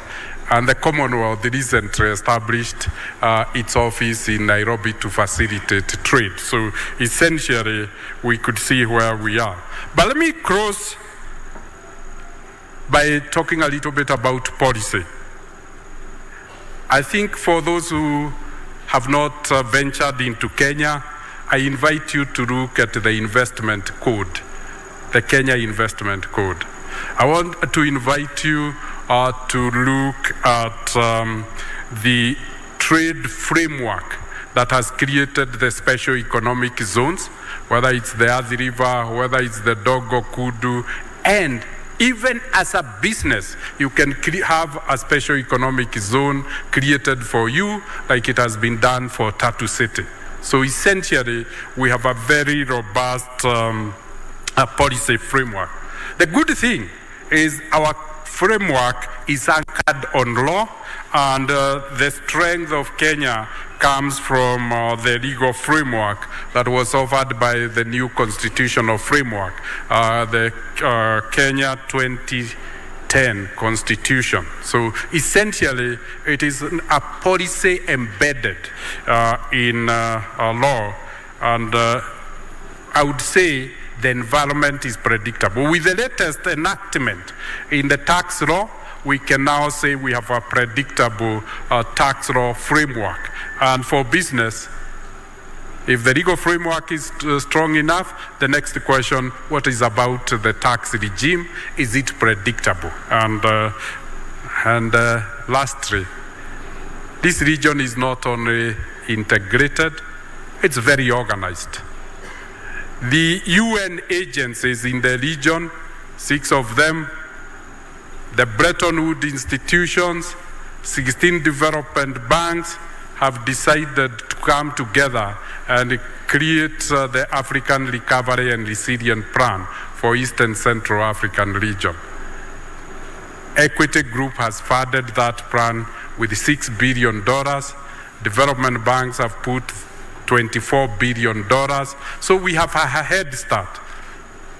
And we are not only having a head start from being organized, Kenya is at the center of the fastest growing region in the world, the East and Central Africa region.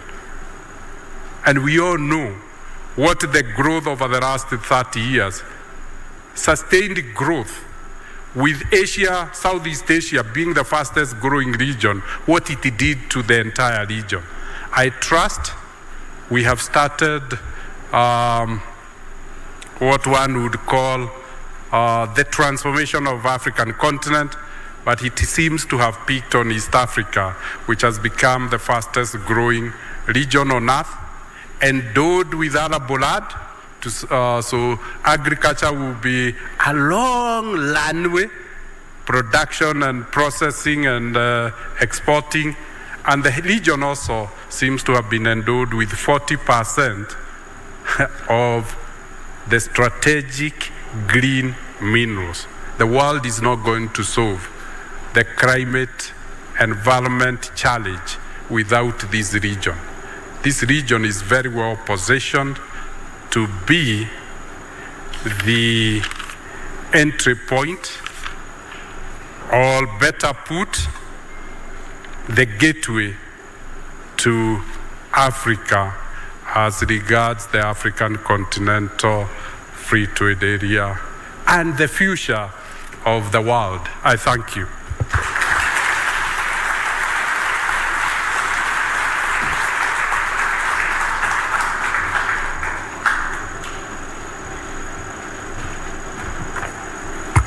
Thank you very much, Dr. James Mwangi, for those remarks. I'd like to now invite you to please grab a cup of coffee or tea, but to please immediately bring it back here, as we do want to start the next two sessions, which will both be held here back to back. So that will be, and the Principal Secretary for Ministry of Mining, Blue Economy and Maritime Affairs, Madam Betsy Jaggi, will be joining us.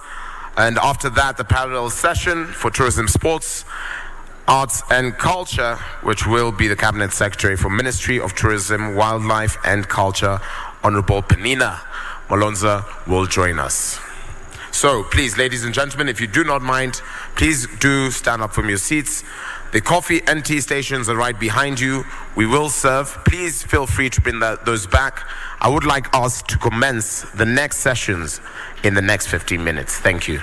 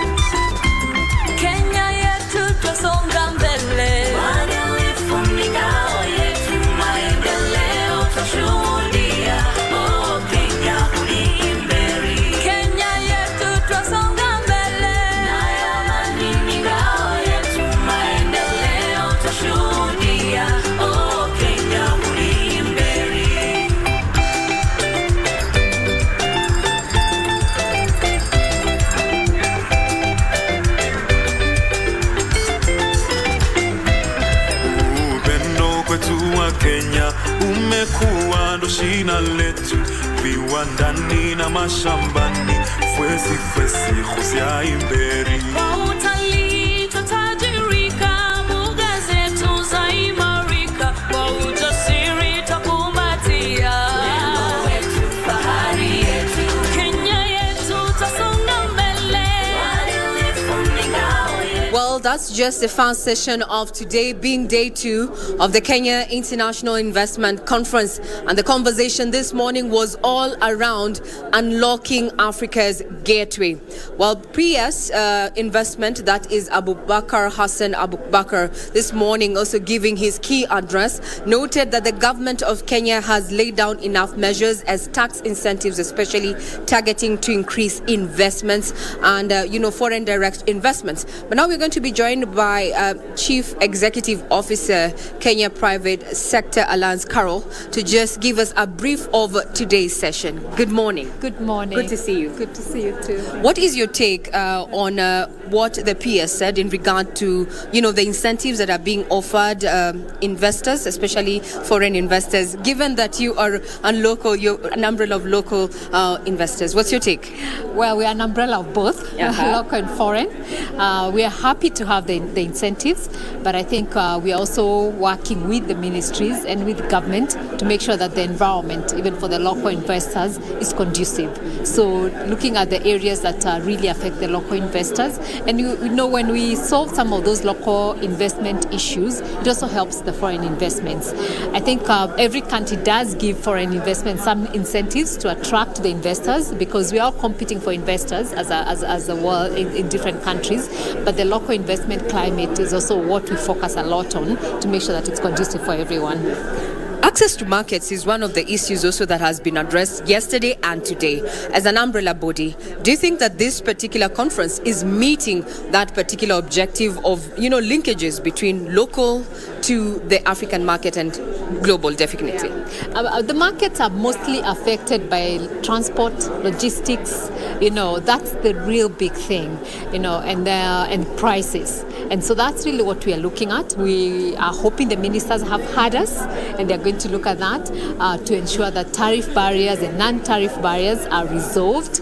I mentioned about the adjustment fund, because as you open up markets, some industries get affected, some countries get affected. So you need that adjustment fund that ensures there's no loss, especially in government revenues, but also private sector, as companies try to adjust to the new kid in the block and the new rules and all that. So that will really help in stabilizing, so that we don't have mass layoffs or people moving and in one jurisdiction and another and people losing jobs. So that's really what that would be important. But for markets, basically we address our transport, we address our infrastructure, we address our logistics, people will trade.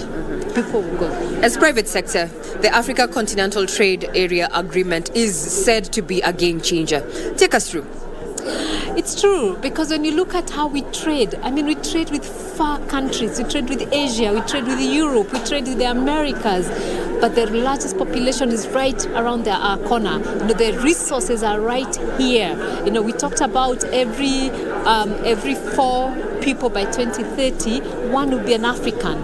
And that's a market by itself. That's a resource for employment, in terms of jobs, as we are looking for people to employ and all that. So really, this cannot come as a better time. And if Africa cannot trade itself, it will never grow as much as we trade with other continents. Before I let you go, let's address the issue of pricing, products and services from Africa, and how that is likely to affect, intra-African trade that we're really working hard at getting. Yeah. So if we address the challenges of cross-border trade, we address our infrastructure, we address our logistics, we address our travel, we address that will really, really change the pricing. So Africa is a big continent, but at the same time, if we just address those basic needs of making trade possible, the goods and services will be much cheaper. Because why should Ghana buy its flowers that come from Kenya from Netherlands? They first go to Netherlands to the auction, and then they go to Ghana. Why don't we? And we have a daily flight to Ghana as Kenya, so our flowers should go direct. So it's our tea and other foods, and the same thing from Ghana, from Nigeria, from North Africa, from South Africa. That should be much easier, so that I'm not buying South African products that have first gone to Europe, then they come to Kenya. Very well then. Thank you very much. We have been speaking to the CEO of the Kenya Private Sector Alliance that is Carol Kariuki, just taking us through what the first session this morning was all about, and also giving their thoughts and views in regard to what we can do to optimize, the growth of the private sector, given that we are already expecting a lot of leapfrogging with the implementation of the Africa Continental Free Trade Area Agreement. We are waiting for the next session. The next session is going to be about sustainable blue economy, where we're expecting a keynote address from the Cabinet Secretary, Blue Economy. That is Salim Mvurya, as well as also matters of tourism. We can see the Cabinet Secretary there. I don't know if she can give us but we'll get her later. She's also going to be having a session here on how we can onboard tourism, sports and culture, and also use these particular platforms, niche sectors there, to boost intra-African trade. Yesterday, statistics were mentioned during this particular conference, indicating that intra-African trade is quite low at around 17%, and in comparison to Asia, that trades within itself at 40%. Europe, they're having the highest trade among its own states at 70%. Then Africa has a lot to do there. Yesterday it was about infrastructure and how infrastructure challenges are affecting the pricing of products and services across Africa, with statistics putting that the price changes in these particular products are affected on a scale of 30 to 40%. If then this is corrected, Africa will be able to trade within itself, looking at a market size of around 1.3 billion actually in totality. That's a market that Africa needs to tap into, a conversation that has been led by none other than President William Ruto, and today emphasized by PS Investment, that is Abubakar Hassan Abubakar, who also went out to mention some of the inroads and incentives that have been offered by the Kenyan government to attract foreign investment, including tax incentives and having special economic zones, as well as the aggregation points, where focus is on ensuring that we do value addition in the agriculture value chain. We will be handing you over to the Master of Ceremony for the next panel, where focus is going to be on sustainable blue economy at the time when the Kenyan government is also working on, optimizing the maritime and shipping. And the question is, what impact will a shipping registry have on maritime? Maritime matters do not just mean waters. We're also talking about policy. And if Africa is connected through the waters, then indeed we will have made inroads to ensuring that trade across the African continent is leapfrogged to get to where we need to get. I take you back to Broadcasting House, as also link you up to the Master of Ceremony for the next panel there. Sustainable blue economy, as well as tourism, sports and culture. Over to you.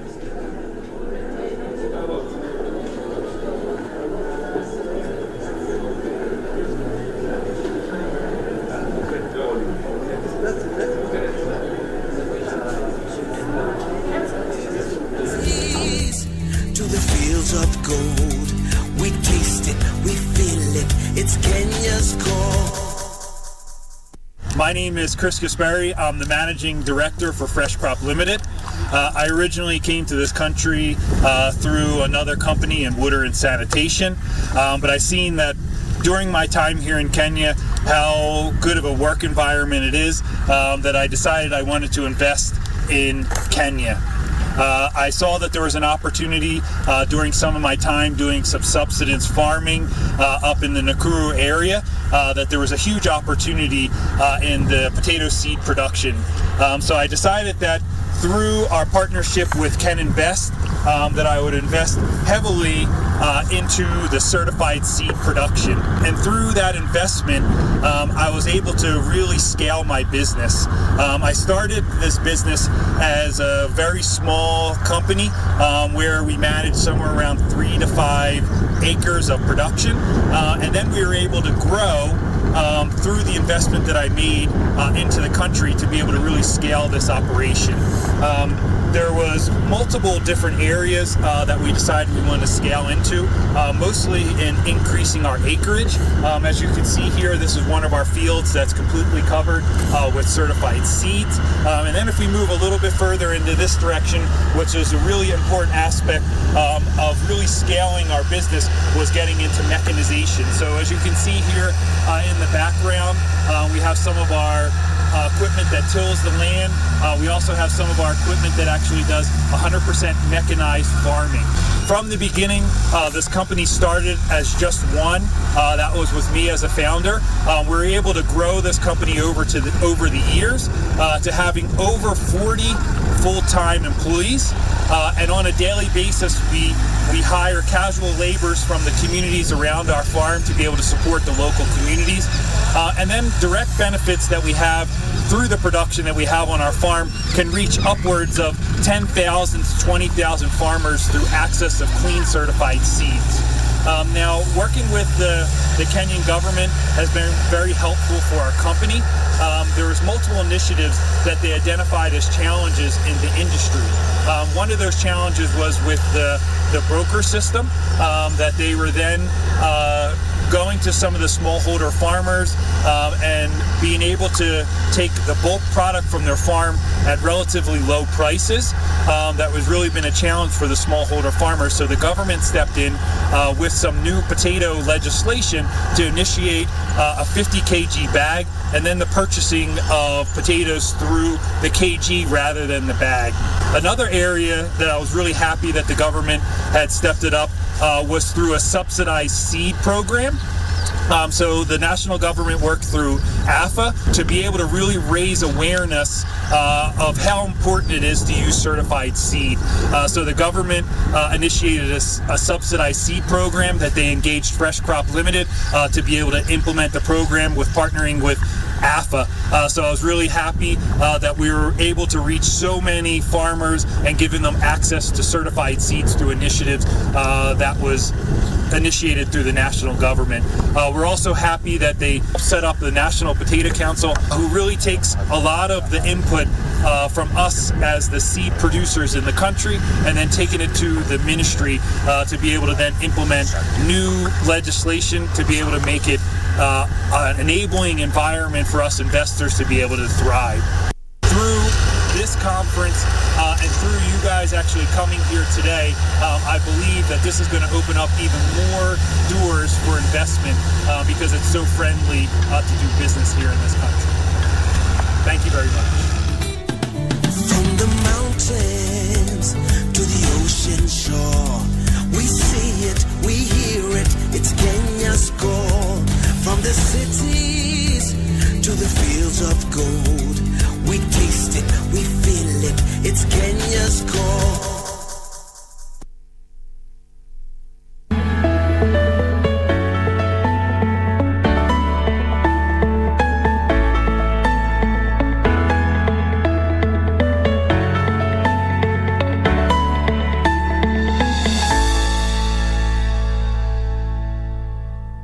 This meeting is very significant and indeed is a very good opportunity for the world to appreciate the potential that we have as a country, and also to give this the economic space to our micro, small and medium enterprises to create necessary linkages for their products, and also linkages to financing, also linkages even for capacity building. One thing that we'll want to appreciate that the manner in which our economy is designed, or rather architectured in this country, is that majority of businesses are in MSME. And in that MSME space, majority of our MSMEs also fall at the first M. I call it magical M, that's the micro, and this is due to the high informality of the MSME sector. But the only way to give those people an opportunity to participate effectively is through such kind of exposures. They will get to appreciate that where they reside in whichever corner of this country, the kind of enterprises that are engaged in, be it in agribusiness, be it in value addition, there is a buyer somewhere. So this is a very good forum which will make people appreciate the markets and the great potential that we have in Africa.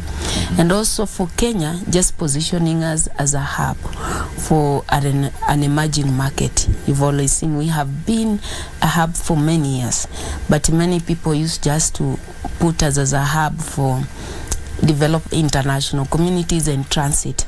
But now we want to position ourselves as a hub for economic development. So I think it's going to be very critical because it will create those opportunities for the connectivity and participation of our MSMEs.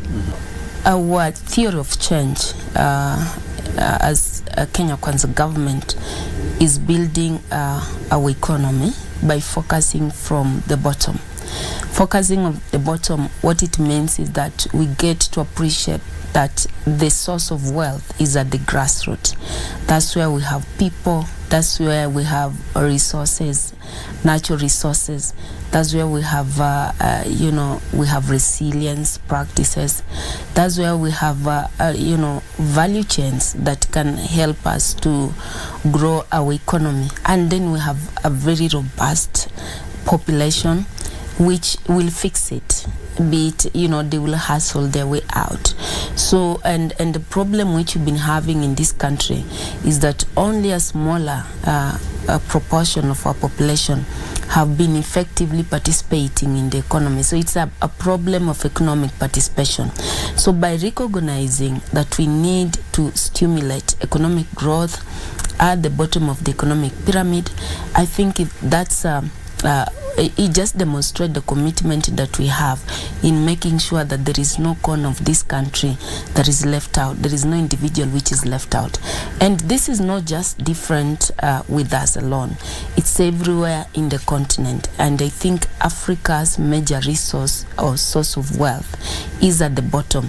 So it's just an approach that will enable us now putting more efforts in terms of resources, in terms of enablers, in terms of infrastructure, and also riding on some of great innovations that Africa has because of the population, the youth bulge, and then also the technology penetration, and see how we can be able to jumpstart. So for me, what we are doing here is just a question of reorganization. In our, if you look at our approach, the bottom-up economic transformation agenda will be appreciating the opportunities which are at the grassroots.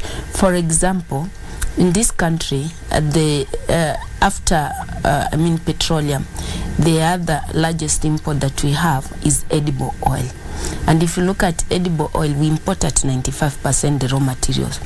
But if you look at the various oil crops and nut crops, you will appreciate that the groundnuts, the sesame, the soya beans, the sunflower, these have been our traditional food crops. The problem is we have never enterprise farming. So whenever the kind of farming, the agriculture we've been doing in this country is subsistence. The one which we say, okay, let me go to my shamba, only till that section that I know I'll harvest to push me through to the next season. We've never considered farming as an opportunity to raise incomes that can enhance our livelihood. And that's why we're going back there and see how do we enterprise farming? How do we invest in value addition? How do we create sustainable market system? And I think this is why now we're having this conversation at this level, at least this level of conference, which is a third one, and I want to hope that we can even be having twice a year, so that the whole continent it gets to appreciate, and the people, the opportunities that we have to solving our problems. First, that you're going to have this conversation shows that we have a renewed focus on in growing MSMEs, increasing their productivity, competitiveness, and therefore profitability. And MSME are private sector. and I can say there is an economy which can grow when the private sector is not thriving.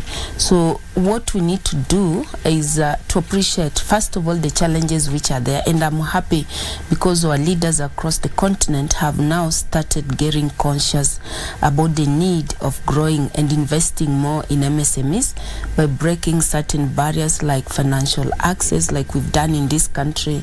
You see the Hustler Fund, which will also, along the, that conference on the sideline, we'll also be discussing about launching our second product, which is group loan that will be targeting, entrepreneurs who wants to aggregate into a group to increase their score and bargaining power to access higher limits, even up to 1 million. But also, we're also looking at the market connectivity. And to me, the most important thing is the market opportunity, because our people can access financing. But if there is no commensurate market, it becomes a challenge. So now that you're also pulling the market together with financing, so that we start now promoting opportunity-driven entrepreneurship.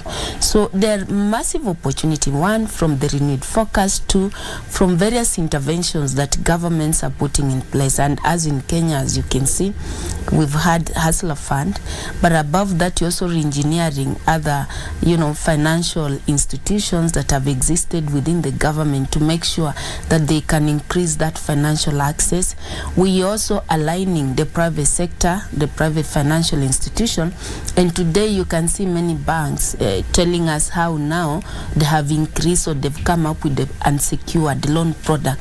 That shows that everybody is becoming unconscious. Secondly, one of the things that I think MSME can benefit from this ongoing conversation and various deliberate efforts that governments across the continent are putting in place is the regional integration and the market. For us in East Africa, we're staring at a market of 300 million people, which is massive. And that one, if you also look at the Free Continental Trade Area, that also offers us an opportunity. And the fact that we can converge in Nairobi, how people across the continent talk about the opportunities which are in their country, is one step of assuring MSMEs that doors are open. So for me in this sector is to see how to stimulate the population at the grassroots, enterprise them, mobilize and organize them in formidable entities which they can access financing, also access capacity, the right capacity building skills and knowledge, be digitalized, and be able to produce competitive products that can put them to continental stage and also global stage. In other words, as Africa, we see an opportunity for us to level with the in the global stage when we transform our traditional value chains to global value chain, and such conferences are the ones that showcase the world that this is the strength and the input of the continent. Kenya for a long time has always been the hub, the international hub. But as I've said, this has come a time now where we are now also capitalizing on that international hub that we've had. You see, for many years we've hosted the UNEP here, UNDP here, UNEP especially UNEP, UN Habitat, and many other international organizations. But again, how we are just geopolitically positioned in itself makes us, also become that center of trade in Africa. So, like I said, we are not just a gateway to the rest of Africa, but also we are a gateway to the markets, both raw material, the emerging market for raw materials, and also for finished or processed products. So I think Kenya is very central. But again, also is the acceptability and the penetration of technology. Look at the various milestones that we've made in mobile money technology makes the world appreciate that if it can happen in Kenya, that is any mobile money innovations, it can happen anywhere in the world. So I think it's in great appreciation of that people feel let's come and advance this conversation. But also I want also to think is because of the leadership that we have right now that has placed a lot of focus, a lot of effort on MSME. You will realize that this is the first time since independence that we are having a State Department that is focused on MSME growth. And it's just in appreciation of the contribution that this sector does to our economy. Right now, in terms of GDP, you can put it at 20%, but I believe that we have opportunity to even increase it to 80%. And that's why the President keeps on focusing on intervention that can stimulate economic growth or participation of people at the economic pyramid. So I think the environment is very conducive, and it has never been conducive like it is today because of the political goodwill that we are now enjoying in this space, and also because we are able now through this State Department and our ministry to create a coordination platform where all actors, private sectors, government agencies, development partners can meet, read and act from the same script.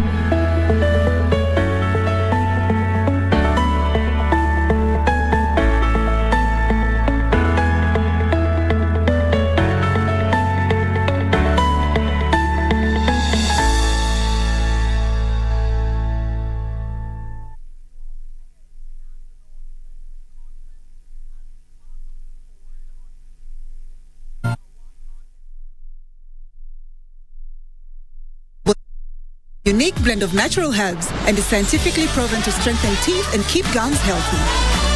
Try Colgate Herbal, scientifically proven for strong teeth and healthy gums. Sundowner Sunset Date goes county, this time to the land of opportunities. All roads lead to Embu County. Sundowner will be hosted live from the iconic Isaac Walter Inn with a grand collabo. Catherine Donye and John Obongo Jr., the Wicked Weekend Man, and thereafter John Karani JK will keep you on your feet with hits from the 80s and 90s till late. Good morning, Mr. Walker. There will be country music performances by Carrie B, karaoke sessions with Kid Karaoke, and much more fun. No dull moment when Sundowner fans get together. Sundowner Sunset Date Embu County Edition, proudly brought to you by KBC English Service and the Kenya Tourism Board on 3rd June 2023 at the Isaac Walton Inn, starting at 2 p.m. Entry 500 shillings at the gate. Tembea Kenya, Tembea Embu.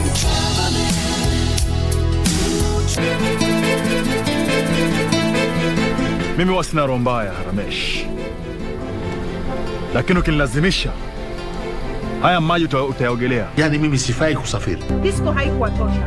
Maona sasa mtafute faragha ya hoteli, wende mwenyewe mkajivinjari vizuri. The only woman that I want in my life is mine. Hakuna penzi lililoko sawa. Watu wawili lazima watatatizana tu.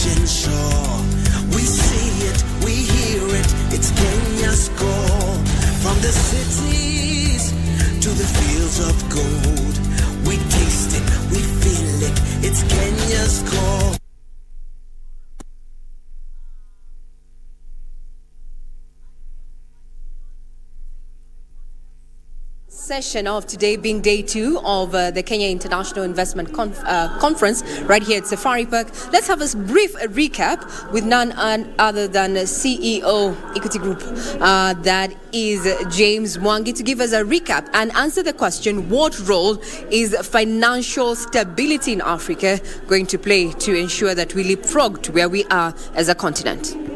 Very good. Finance is to the business enterprises what bread is to the body.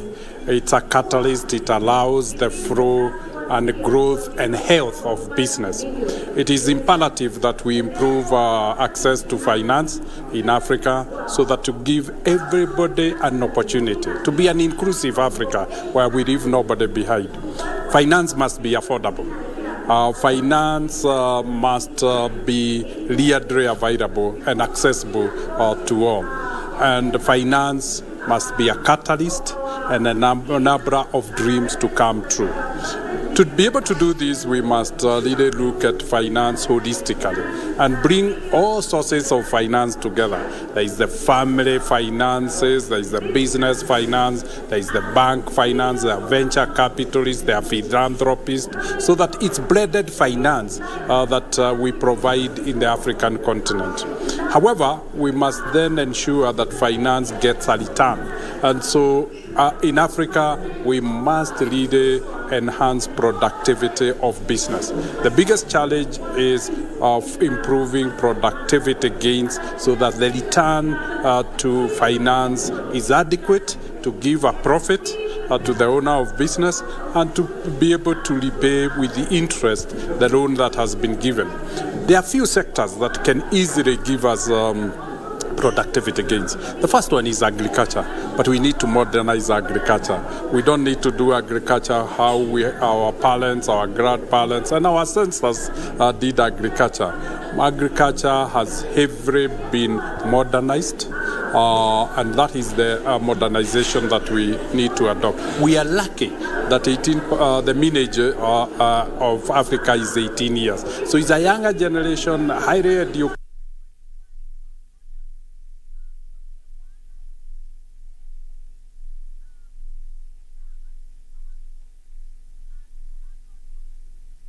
Sector where equities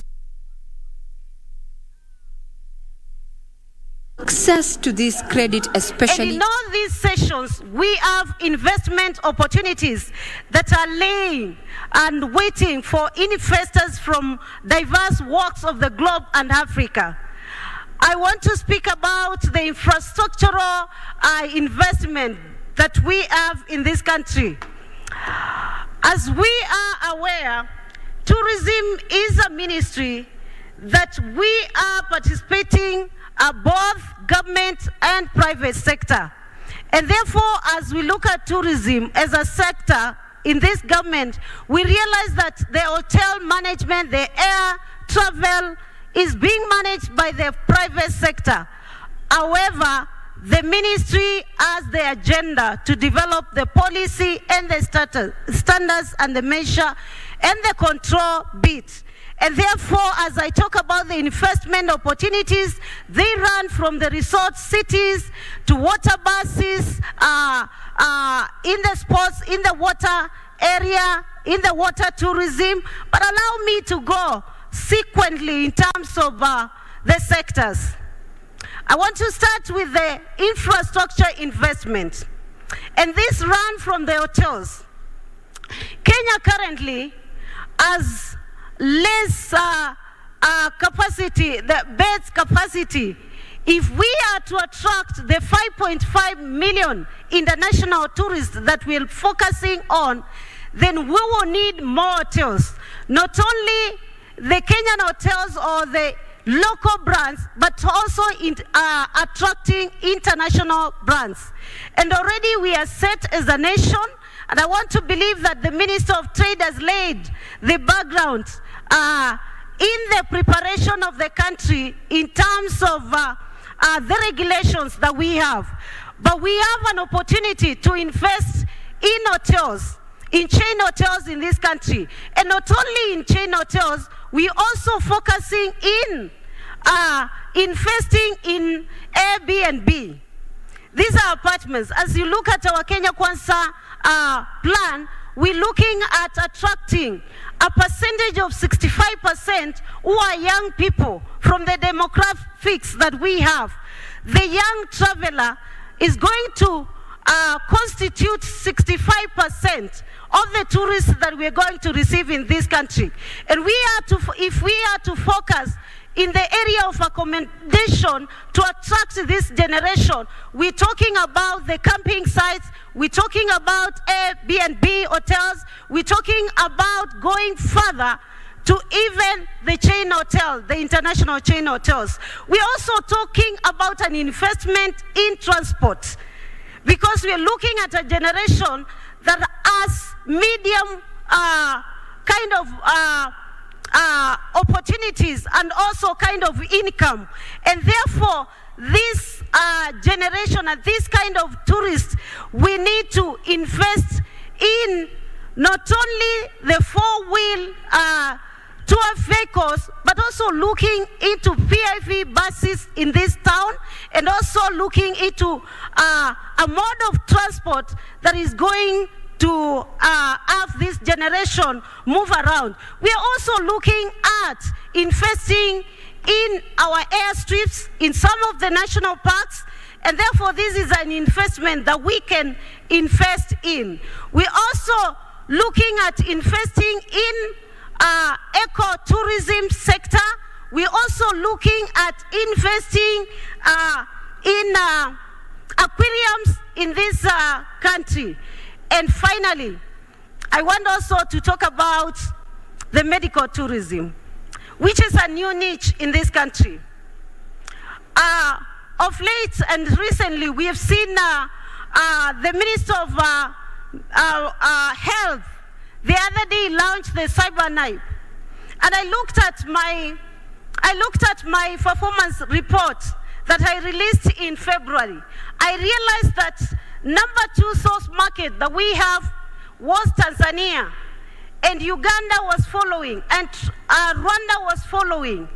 And we went deeper to analyze where were these tourists visiting this country.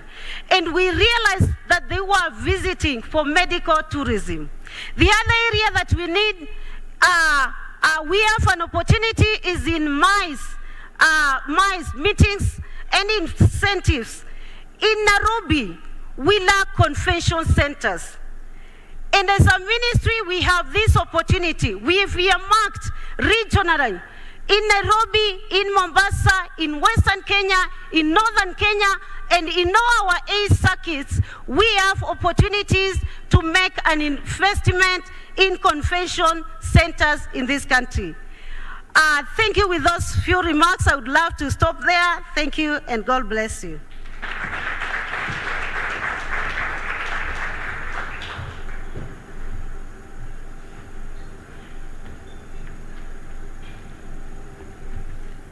Thank you, Madam CS, for setting the pace for this very vibrant session, which we'll now be delving into. We had intended to have a much larger panel, but due to the interest of time, we have reduced it to a smaller number. So without further ado, I'll call the panelists for this session to come up, that we may start. Mr. John Chirchir is the Acting Chief Executive Officer of the Kenya Tourism Board. Give him a hand. We have Dr. Erastus Kanga, who's also the Acting Director General of the Kenya Wildlife Service, KWS. We also have with us Mr. Norbert Talam, the Director General of the Tourism Regulatory Authority. We have with us Dr. Abdullahi Ali from the Society for Conservation Biology, Kenya chapter.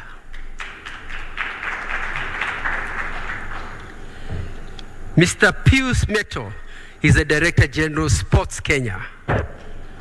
As you know, Kenya is well known for the sports, men and women. We'll hear more about from him. And finally, we have Michael Pudo, who's the Chief Executive of the Kenya Cultural Center.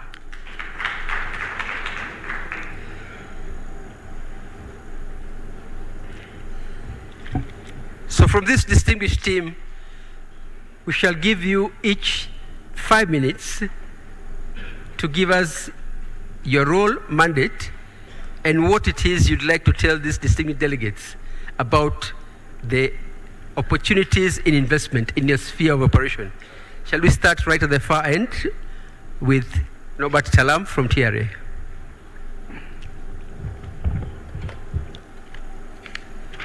Good morning, everyone. Or is it afternoon? Good afternoon, everyone.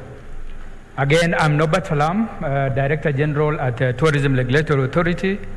Tourism Regulatory Authority, we are the regulators of the tourism sector, and being the regulator of the tourism sector, basically we are the authority that license all the tour operators, the tour guides, all tourism facilities in the country.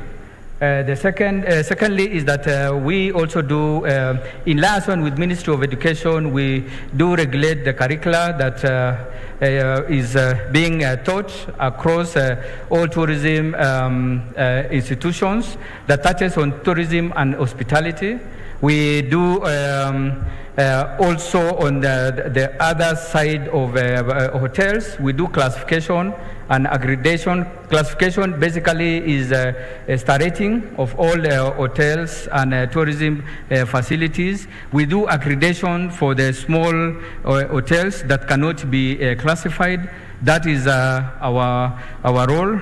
Other than that, we also ensure that we have a sustainable tourism activities across the Republic, which informs what an investor can actually invest in a manner that we are going to have a tourism sector that is sustainable, is for the future, and we can actually do a proper investment for the future. That's what I want to put across.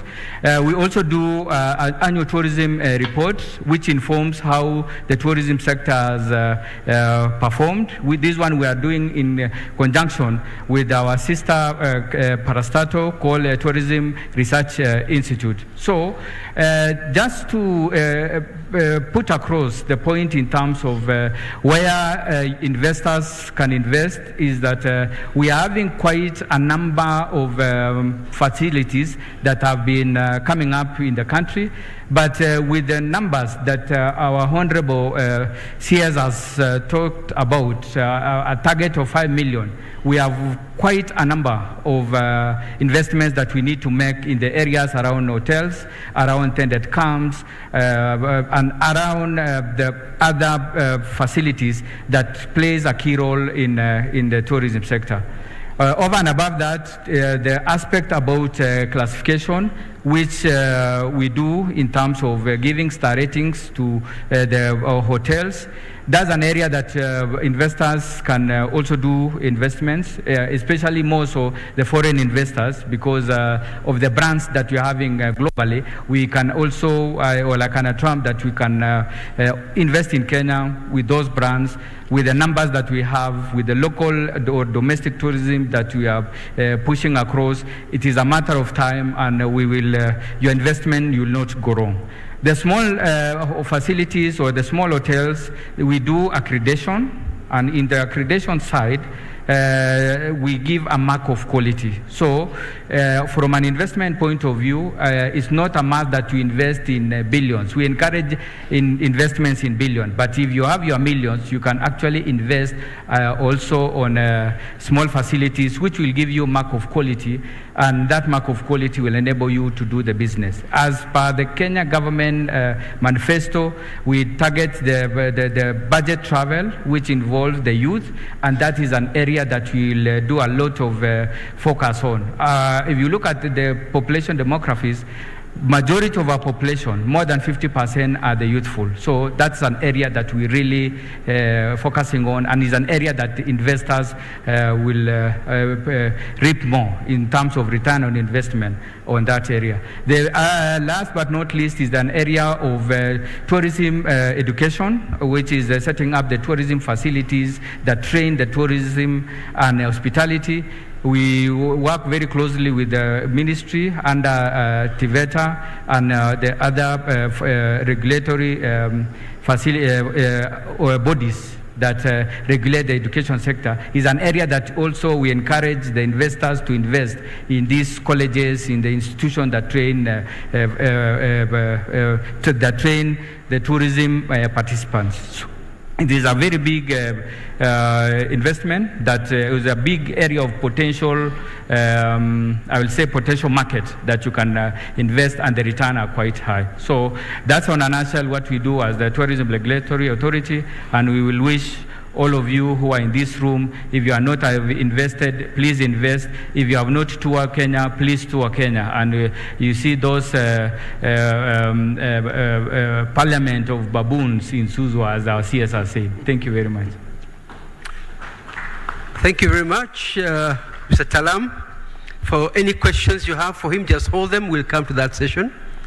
Our next presenter, Dr. Erastus Kanga, Acting Director General, Kenya Wildlife Service. Some of those beautiful images we are seeing behind them are actually in his jurisdiction. We'll get to hear more about that. Karibu, Dr. Kanga.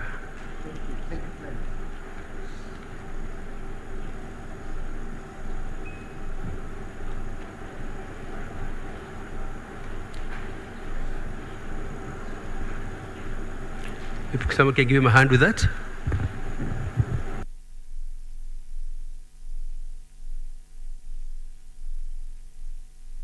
And you can hear me? You're good. I'm okay with this.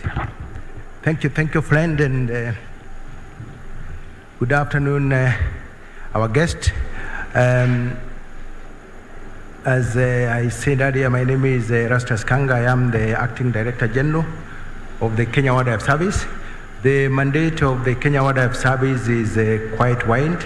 We are the government agency that is in charge of all the national parks, 24 of them. We are also given the mandate of overseeing all the wildlife in the entire of this country.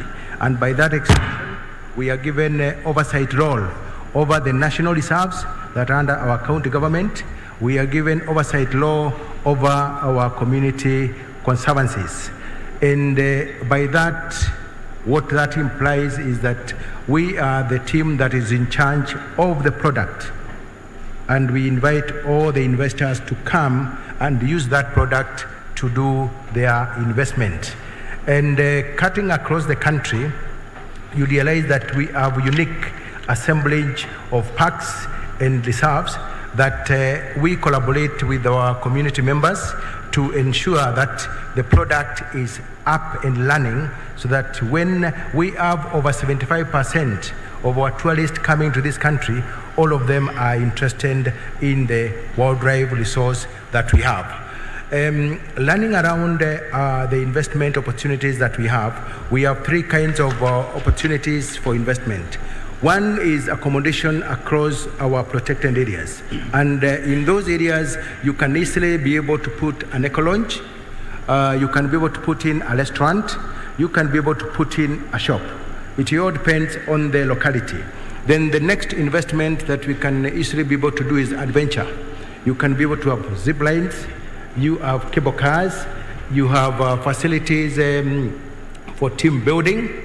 And over and above, we have two parks, that is Elementaita and Elsgate, where you can have very nice spas that you can invest. Then the third one is we have another product that we are calling public-private partnerships.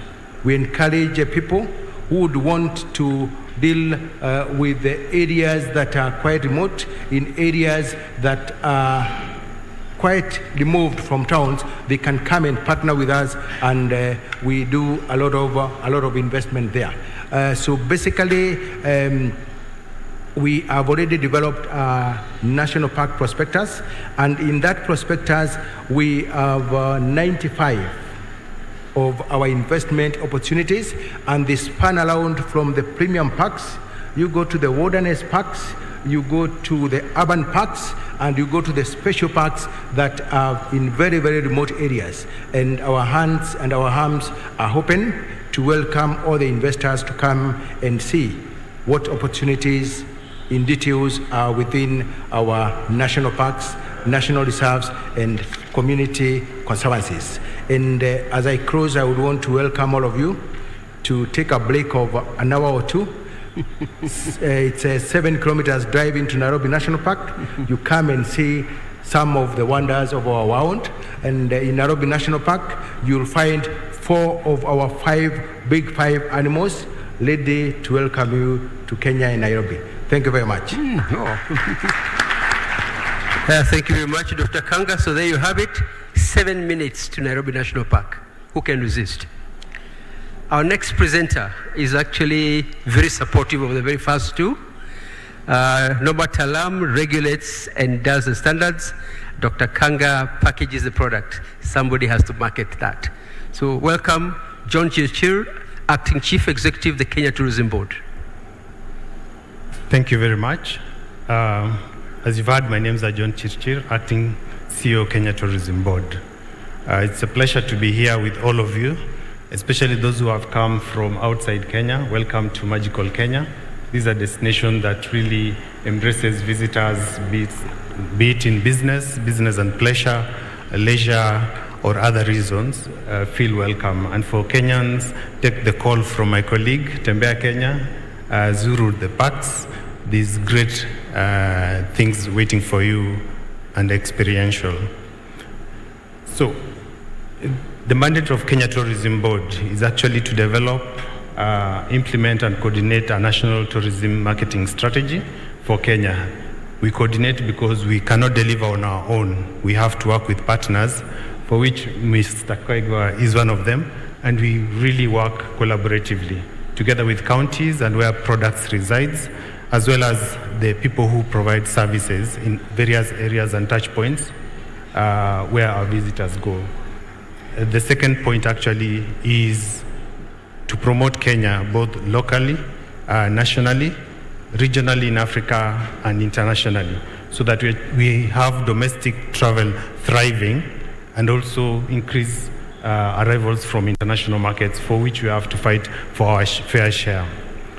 The third is actually to determine the needs and insights and trends and advise our private sector of the same, so that investors like yourselves and potential investors and those who are already in existence can expand the scope of tourism investment for us, ask Kenya to be competitive and to play our role at a higher level, given that tourism is a really important part of the national economy, right from Vision 2030, placing tourism as the first and subsequently triggering the growth in other sectors, because tourism, travel, and hospitality, if you look at from the beginning of and end of each value chain, it touches a lot of things. If you look at restaurants, bars, travel by buses or aeroplane, you really touch multiplier elements of various sectors. So that catalytic role of tourism is really critical. And the last mandate is actually do anything that is to grow tourism into Kenya.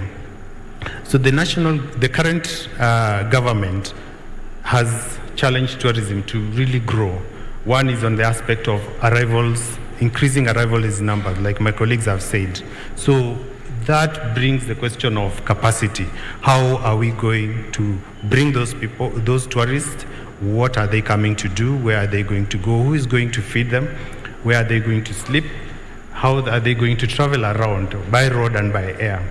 So those are broadly, as the CS has mentioned earlier, those present great opportunities for investors.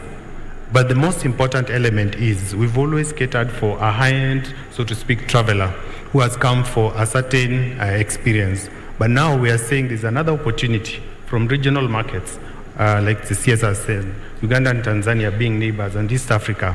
How can we now improve their visitation into Kenya, and for what reasons? Number two is looking at the type of traveler, so that we speak to them, we speak to their desires really into their heart, and where they can be able to connect with our products. Currently, the Ministry of Tourism, working with the Council of Governors, are scoping to experiences around Kenya, to your backyard. So if you have an experience that is world-class, international, needs to be developed, we need to know about it. It needs to be mapped, it will be developed by investors, and then Kenya Tourism Board will come together with colleagues to come and to work with you to a point where we can be able to pick it up and market, because we want to have tourism felt across Kenya. So in terms of tourism investments, we are looking at having these Kenya-wide from various sectors that we have mentioned earlier. I'll pick out on a few. With increased arrivals, where will they go? So we are primarily nature-based destination in our strategy, beach, wildlife, culture, heritage. But we're looking for other niche areas that we can be able to move numbers and volume. Opportunity lies in maize because it happens in urban areas. Beach tourism is really great because you cannot destroy the product. Sand is there, water is there. It's how do we build it to work for the incoming tourists. And finally is looking at areas that do not have tourism visitation currently, but have opportunities. Look at your rural areas where you come from. From where I come from, there's actually a waterfall. There are mountains great for hiking, there are forests. So these are the things, even you yourself know where they are. Once we map and develop this, the greatest opportunity that lies is rural areas. How can we bring them up on various aspects that really connect well? But broadly, we have, I may have to repeat some of the areas that have been mentioned. We have transportation, affordable, safe transportation across Kenya and into cities and into the coast, especially from the region. We have accommodation, which we cannot belabor, B&B, camping, affordable, quality, safe accommodation. We also have amusement park, because we're looking into families coming in big numbers from the region as well as from the international market. We have adventure activities that we are now known for globally, and we need to bring more up and take them up. Paragliding, diving, other courses, using water sports and other facilities. Finally, the last is actually blue tourism. We have rivers, lakes, and the ocean that we can now collaborate with some of the colleagues who are going to present. How we can have boats, canoes, paddle boats, and many other things that we can be able to do in those areas, in regions in Kenya, as well as the greater coast, which is about 485 kilometers. Health and wellness, I'll not be labor because it has been covered. But the greatest opportunity is when people are actually traveling across Kenya. Road trips, connecting with the young people. Those who are Kenyans understand. We have the Subaru boys. We have those who are going into their motorcycles and getting out, adventurous, taking Instagrammable photos. So we need to create opportunities for them, working with counties, roads, Instagrammable opportunities and sites where people can stop, enjoy themselves, and tell their stories and the experiences that they have. So in my opinion, there are many more. I'll not touch on sports because I have a colleague who is going to cover it. But sports has put Kenya on the map strongly, and we are known for it. So even locally, we want sports fans to come and enjoy the same practice and run with our champions, our global champions. It will be great to run with Paul Tergat, Eliud Kipchoge, and many others who reside in Kenya, and they are really iconic Kenyans that we celebrate. So with that, I will welcome all investors directly, yourselves, the partners that you have, and people you can reach to look at this sector in terms of tourism, because it offers a great opportunity to uplift the life of Kenyans. Thank you very much. Thank you, John, for that very elaborate overview. We'll get an opportunity to question him very shortly. Let's change track, and now let's talk conservation. Dr. Abdullahi Ali, President, Society for Conservation Biology, Kenya chapter. Some of you may be hearing that for the first time. Let's get to know what they do and what investment opportunities we have. Karibu, Dr. Abdullahi. Thank you very much. Yes, my name is Abdullahi Ali, and I'm from the Society for Conservation Biology, Kenya chapter. Society for Conservation Biology is a global professional network of biologists that are advancing the conservation of biological resources across the globe through professional development. I'm also the board secretary for Northeastern Wildlife Community Conservancy Association. I'm also a scientist working on the world rarest antelope in northeastern Kenya called the Hirola. It's four-eyed antelope. How many of you have ever seen the Hirola antelope? If you can show. There is, so Kenya is still undiscovered, as you can see. Also, I was one of the first people to highlight the presence of the white giraffe in Garissa. We documented it in southern Garissa, and now there are a couple of them in parts of Garissa. And that has also been a very unforeseen treasure in Kenya. So my conversation will dwell on opportunities around community conservancies in Kenya. Community conservancies, for those of you who are not familiar with, protected areas, sort of community-based protected areas that are set aside by the communities and owned and managed by the communities that are taking care of wildlife outside formal government protected areas, that is reserves and parks. So these conservancies have sprung in Kenya over the last 30 years or so. We have over 100 of them now spread across Kenya. And they represent the Kenyan communities. We have a very diverse culture in Kenya. So if you want to see the Kenyan cultures in Kenya, it's not in the parks where you can see them, it's in the conservancies.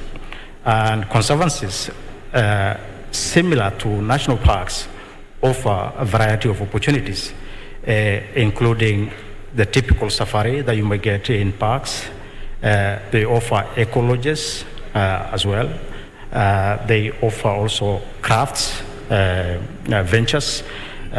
All these communities make different things from natural resources that surround them. And the best place to experience some of this is within the community conservancies. Because of the wide geographical spread of the conservancies in different parts of Kenya, they also offer a variety of landscapes where you can experience cultural homestays and feel actually how people live in different areas and how they use the resources locally and traditionally. Some of the emerging nature-based products like carbon or biodiversity credits, conservancies, because they're big and covering large swaths of land across Kenya, these are probably the best places to invest and work with communities to offset the impacts you are causing or the impacts of climate change and other hazardous things we are causing to the environment. Of course, Kenya is one of the top 10 global biodiversity countries, so all the variety of animals that occur in Kenya and East Africa in particular, this is a place you can see them. And it's a way to empower our communities, both marginalized and areas. Of course, most of our wildlife are in rangelands, where communities are really poor and have coexisted with wildlife for a very long time. And now, because of the population pressure, there's a lot of human-wildlife conflict. And if we invest in some of these areas, we can ease some of those conflicts. And with that, I will welcome you to the conference. Thank you very much. Quite some bit of new information there. You can interrogate that in a short while. We now move to an area that Kenya is quite famous for, sports. Mr. Pius Meto, Director General, Sports Kenya, tell us, what does this area hold for investors? Thank you so much. Okay. Thank you so much. My name is Pius Meto, Director General, Sports Kenya. I want to extend a word of welcome to people who have come from outside this country to this home of champions. Kenya is known as the home of champions in terms of sports, particularly athletics. So you are welcome to home of champions, and I'll be discussing briefly about that and the investments that are open to us in sports. Sports Kenya is responsible for coordinating sports programs, and in Kenya, we are also charged with the responsibility of developing sports facilities, working with the various stakeholders to ensure the development of sports. I will focus on sports development infrastructure because that's the area that we're looking at, and in general, the perspective of sports tourism. So as Ministry of Sports and Sports Kenya, we are looking at tourism investment in terms of infrastructure. Kenya, as I've said, is doing so well in athletics. However, we are lacking buy-in in infrastructure. And it's the area that is open for investment, and we are looking forward that at the end of this conference, we'll have people seeking to develop infrastructure, to support us in development of infrastructure in this country. As a country, we are doing well in athletics. And as a ministry, we are working towards ensuring that all the other sports picks up in this country. We want to bring football to where it is because we know sports is what brings people together. It's what attracts tourism. And it also helps in terms of health. We, as a Ministry of Sports, we are also focusing based on the plan, Kenya Kwanza plan. We want to monetize talents. We want to ensure that all the talents are receive funding so that everybody utilizes his talent for a gainful purpose. And to do that, we must have infrastructure that will support various sports in this country. Not only athletics, we are looking at basketball, we are looking at football, we are looking at lawn tennis, we are looking at all aspects of sports in this country. We have done so well in golf in terms of sports tourism. We have worked with tourism board and we have attracted a number of tourists coming to this country to participate and also to follow up on the golf that has been organized in this country. We have also attracted a number of tourism in terms of athletics. We've hosted World Under 20. We have hosted World Under 18 championships, which attracted over 100 countries in this country. So the reach of attracting tourism through sports is so huge, and the field is so huge for investment. We are currently we have developed a master plan which is giving room for the investors to join with us in building sports facilities. We are looking forward to developing a 70-seater stadium in Nairobi, mainly for ball games, football, rugby, and cricket, among other such sports. And we are looking for investors that we can invest together. Because this is an area that is growing. There is a lot of potential and talent of football in this country, and we are looking at investing in the area of that infrastructure. We have also segmented our country based on potential talents. When you talk of athletics in this country, you talk of Kamarin, that's Elgeyo Marakwet, you talk of Uasin Gishu, you talk of Nandi, you talk of Kericho, and we have lined up sports cities to be developed in those areas, and we are seeking for investors to work with us to develop these sports cities in those areas. We are also focusing at having a sports city in Mombasa, which will support water sport among other sports, and again, being a low altitude area, it will attract more participation of sports in the coastal region. So we are looking at investors who can work with us to invest in a sports city in Mombasa for sports, water sport, among other sports. So we are focusing at ensuring that all the sports types in this country get facilitated in terms of having the sports infrastructure. And we have lined up a number of areas that we want to put up, and we are seeking for partners that we can work together to ensure that we have this development. It is not only the infrastructure. We have the sportswear.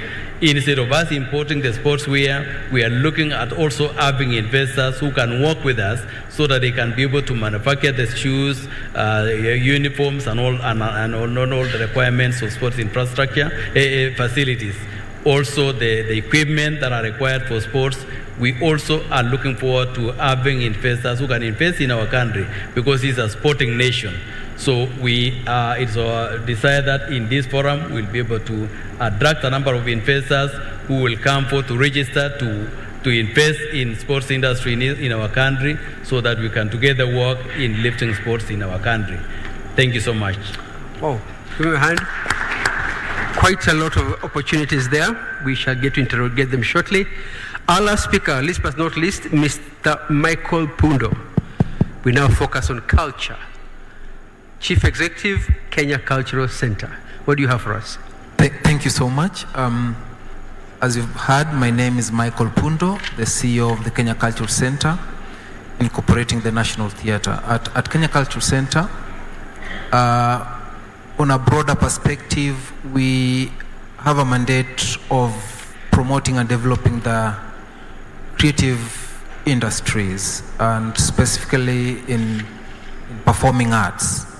And so we do this through a provision for performances of drama, music and dance, exhibition of creative arts, and also hosting, providing for hosting of discussions around literature and such aspects. But as part of the creative ecosystem, and more specifically as a government organization, there is a huge potential in the creative economy, and owing to the fact that Kenya itself is a more endowed creative destination, we have opportunity, great opportunity in investment in the creative industries. This government has taken a decision to put its energy in terms of developing the creative industries. And it's for the first time, the government has put enough resources to create and develop talent through the Talanta Hela initiative. And this is a talent spotting, talent nurturing, and talent development platform for all our creatives in performing arts, in visual arts, and even in other elements of arts such as culinary arts and even film production. Now, if you look at our cultural landscape, and more specifically in the creative industries, and take two sectors within the creative industries, and that is film and performance, you realize that in terms of infrastructure, there is great opportunity for investment. For example, in Kenya as a whole, we have less than 5 professional theater spaces which are public. Most of them are institutional. But even in those available professional theater spaces, the capacity is less than 500. And so we need to invest more in the performance and creative infrastructure so that we can, as we develop talent, we have then enough infrastructure to go with this development. In film, I'm informed that there are way less than 30 screens in this country. We all know that Kenya is a great film production destination. And that is because we have a very diverse cultural orientation. We have very beautiful sceneries. And so most people would come to this country to produce film. It is absurd that most of that film will have very limited space to exhibit. And so there is need to expand the infrastructure that support that sector in film. Talking about film, in this region, I'm told there's only one film lab, which is in the south. So most of the film producers in this region will either take their raw film to South Africa or to Dubai. And since we are saying we are a film destination, there is great opportunity in then developing or investing in the infrastructure. Kenyans are great consumers of cultural and creative industries, products. You realize that in this coming month alone, we have 2 major performances coming from outside and they are already sold out. That tells you the huge potential we have in terms of consumption of our creative industries. As such then, there is an opportunity in investing in promotional activities that promote our creative sector. Finally, as part of Talanta Hela, and because we are talking about monetizing talent, putting money in the pockets of our people, and as I said, this is a government initiative, we then need to partner with government, given the infrastructure, the capacity, opportunities we have in investment, so that we pull through this. As I finish, it is said that if you want to get something you've never had, then you must do something you've never done. And that is the spirit behind Talanta Hela. That money should be in the pockets of our creatives, and we must do what previous governments have never done by ensuring that our artists, our creatives are given the right opportunity and space to thrive. Thank you. Thank you very much for those presenters. In the interest of time, we may not have much, unless there's anybody with a very burning question. The issues are quite clear from TRA, classification regulation, sustainability, KWS, we have managing the parks and over 95 investment opportunities. KTB John Chirchir, marketing strategy, advising investors on trends and supporting marketing of niche products. Dr. Abdullahi Ali, community conservation projects with opportunities there as well, and various cultural homestays. Sports Kenya, a lot of investment opportunities to support the home of champions. We see a lot of physical infrastructure needed. And from Kenya Culture, again, a lot of investment opportunities, film, visual arts, performance infrastructure, and supporting the film industry. So, unless there's a very burning question from the delegates, we have, yes. Can you support us for those burning questions on anything they might have missed out? Okay. Thank you for the time. My names are Lekshon Leuru Wilfred. I have a question to Dr. Abdullahi Ali. As a scientist, we are like trying to see on a way that we will protect the protected areas. So there's this thing here. We want to balance between agriculture and tourism. We have some protected areas like the swampy places. I am talking this way because where I come from, the Hill Springs of Transmara, Narok County, we have been now doing sugarcane plantation. At the same time, we are planting the sugar on the swampy areas.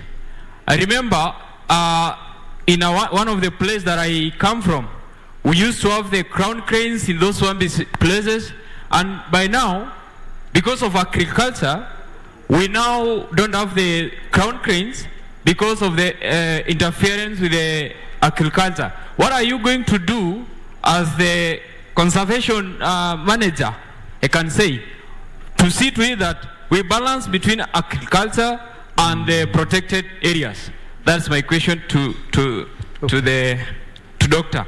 Also, I had another question to National Museum, the director. Okay, how are you going to balance, or what are you doing to see to it that the youths are incorporated in schools to maintain or to upkeep the cultures? Because we go to school and we are doing away with our cultures, and these cultures are the attractive that are bringing the investors to our country. What are you going to do to see to it that youths are included and they are at par, that we are going to preserve our cultures? Thank you. Thank you for those questions. I would like to recommend that, given the fact that the question coming out seems to be something that is more like internal, something that we can address internally, we have a side chat after this. Because in terms of investment, I think that's a question that might best be answered directly to the young man across there. I'm informed that due to the fact that we are running 2 sessions together, we may not have as much time as we thought we had. We would have to end this particular session to give way to the blue economy. So kindly give a round of applause to these distinguished presenters. And if you have any further questions, please channel them through the Secretariat. The coordinator for this session, Mohammed Abbas, you're here. And we'll be able to take any questions so we can drive this discussion further.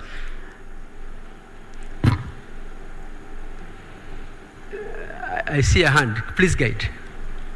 Yes, please.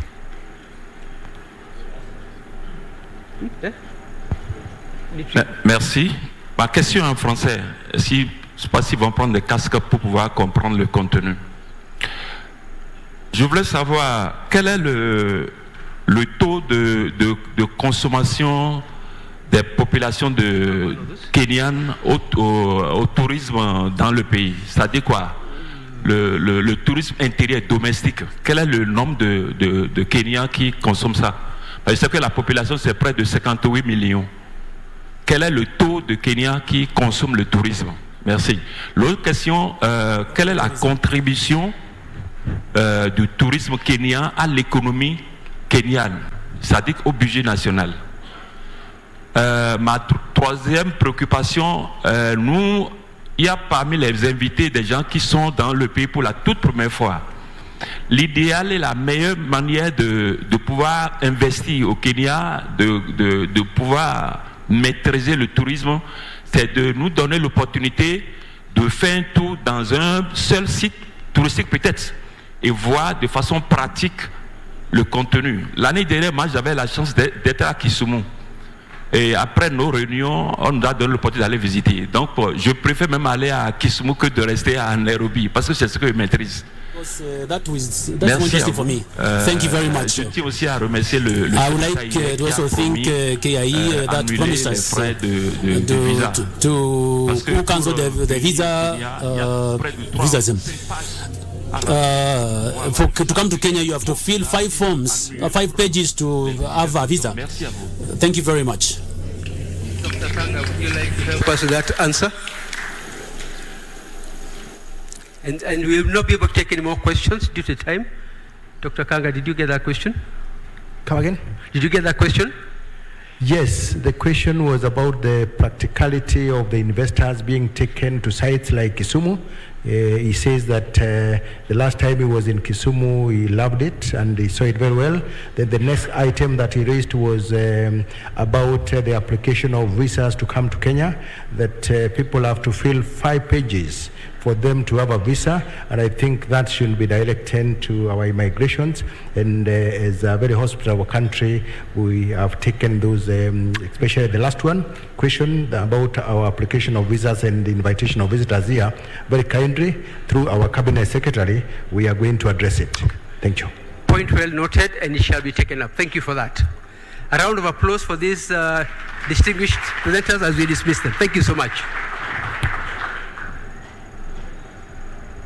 You sound, feel my soul, nothing better. Kenya unapendeza, uye una vile wanashindwa inanitosha Kenya, inanitosha Kenya,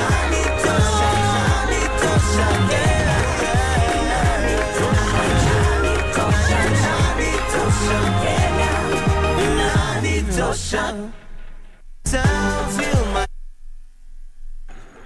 Thank you very much, ladies and gentlemen. We are now going to join our next session. And this is all going to be around sustainable blue economy. And the sub-theme will be to promote economic growth, social inclusion, and environmental stability. Investment opportunities through Can Invest. With that, we're going to play a video just before I call up our very able moderator, Flora Lumki. Thank you. From the mountains to the ocean shore, we see it, we hear it, it's Kenya's core. My name is Frederick Nieser. I'm the CEO of Waterbus, or Globology Limited. Autobus is a company that was founded in 2005 with a focus on providing safe and affordable transport for the people on Lake Victoria. We have transported 2.8 million passengers on 3 routes and are moving our service into Uganda later this year, where we plan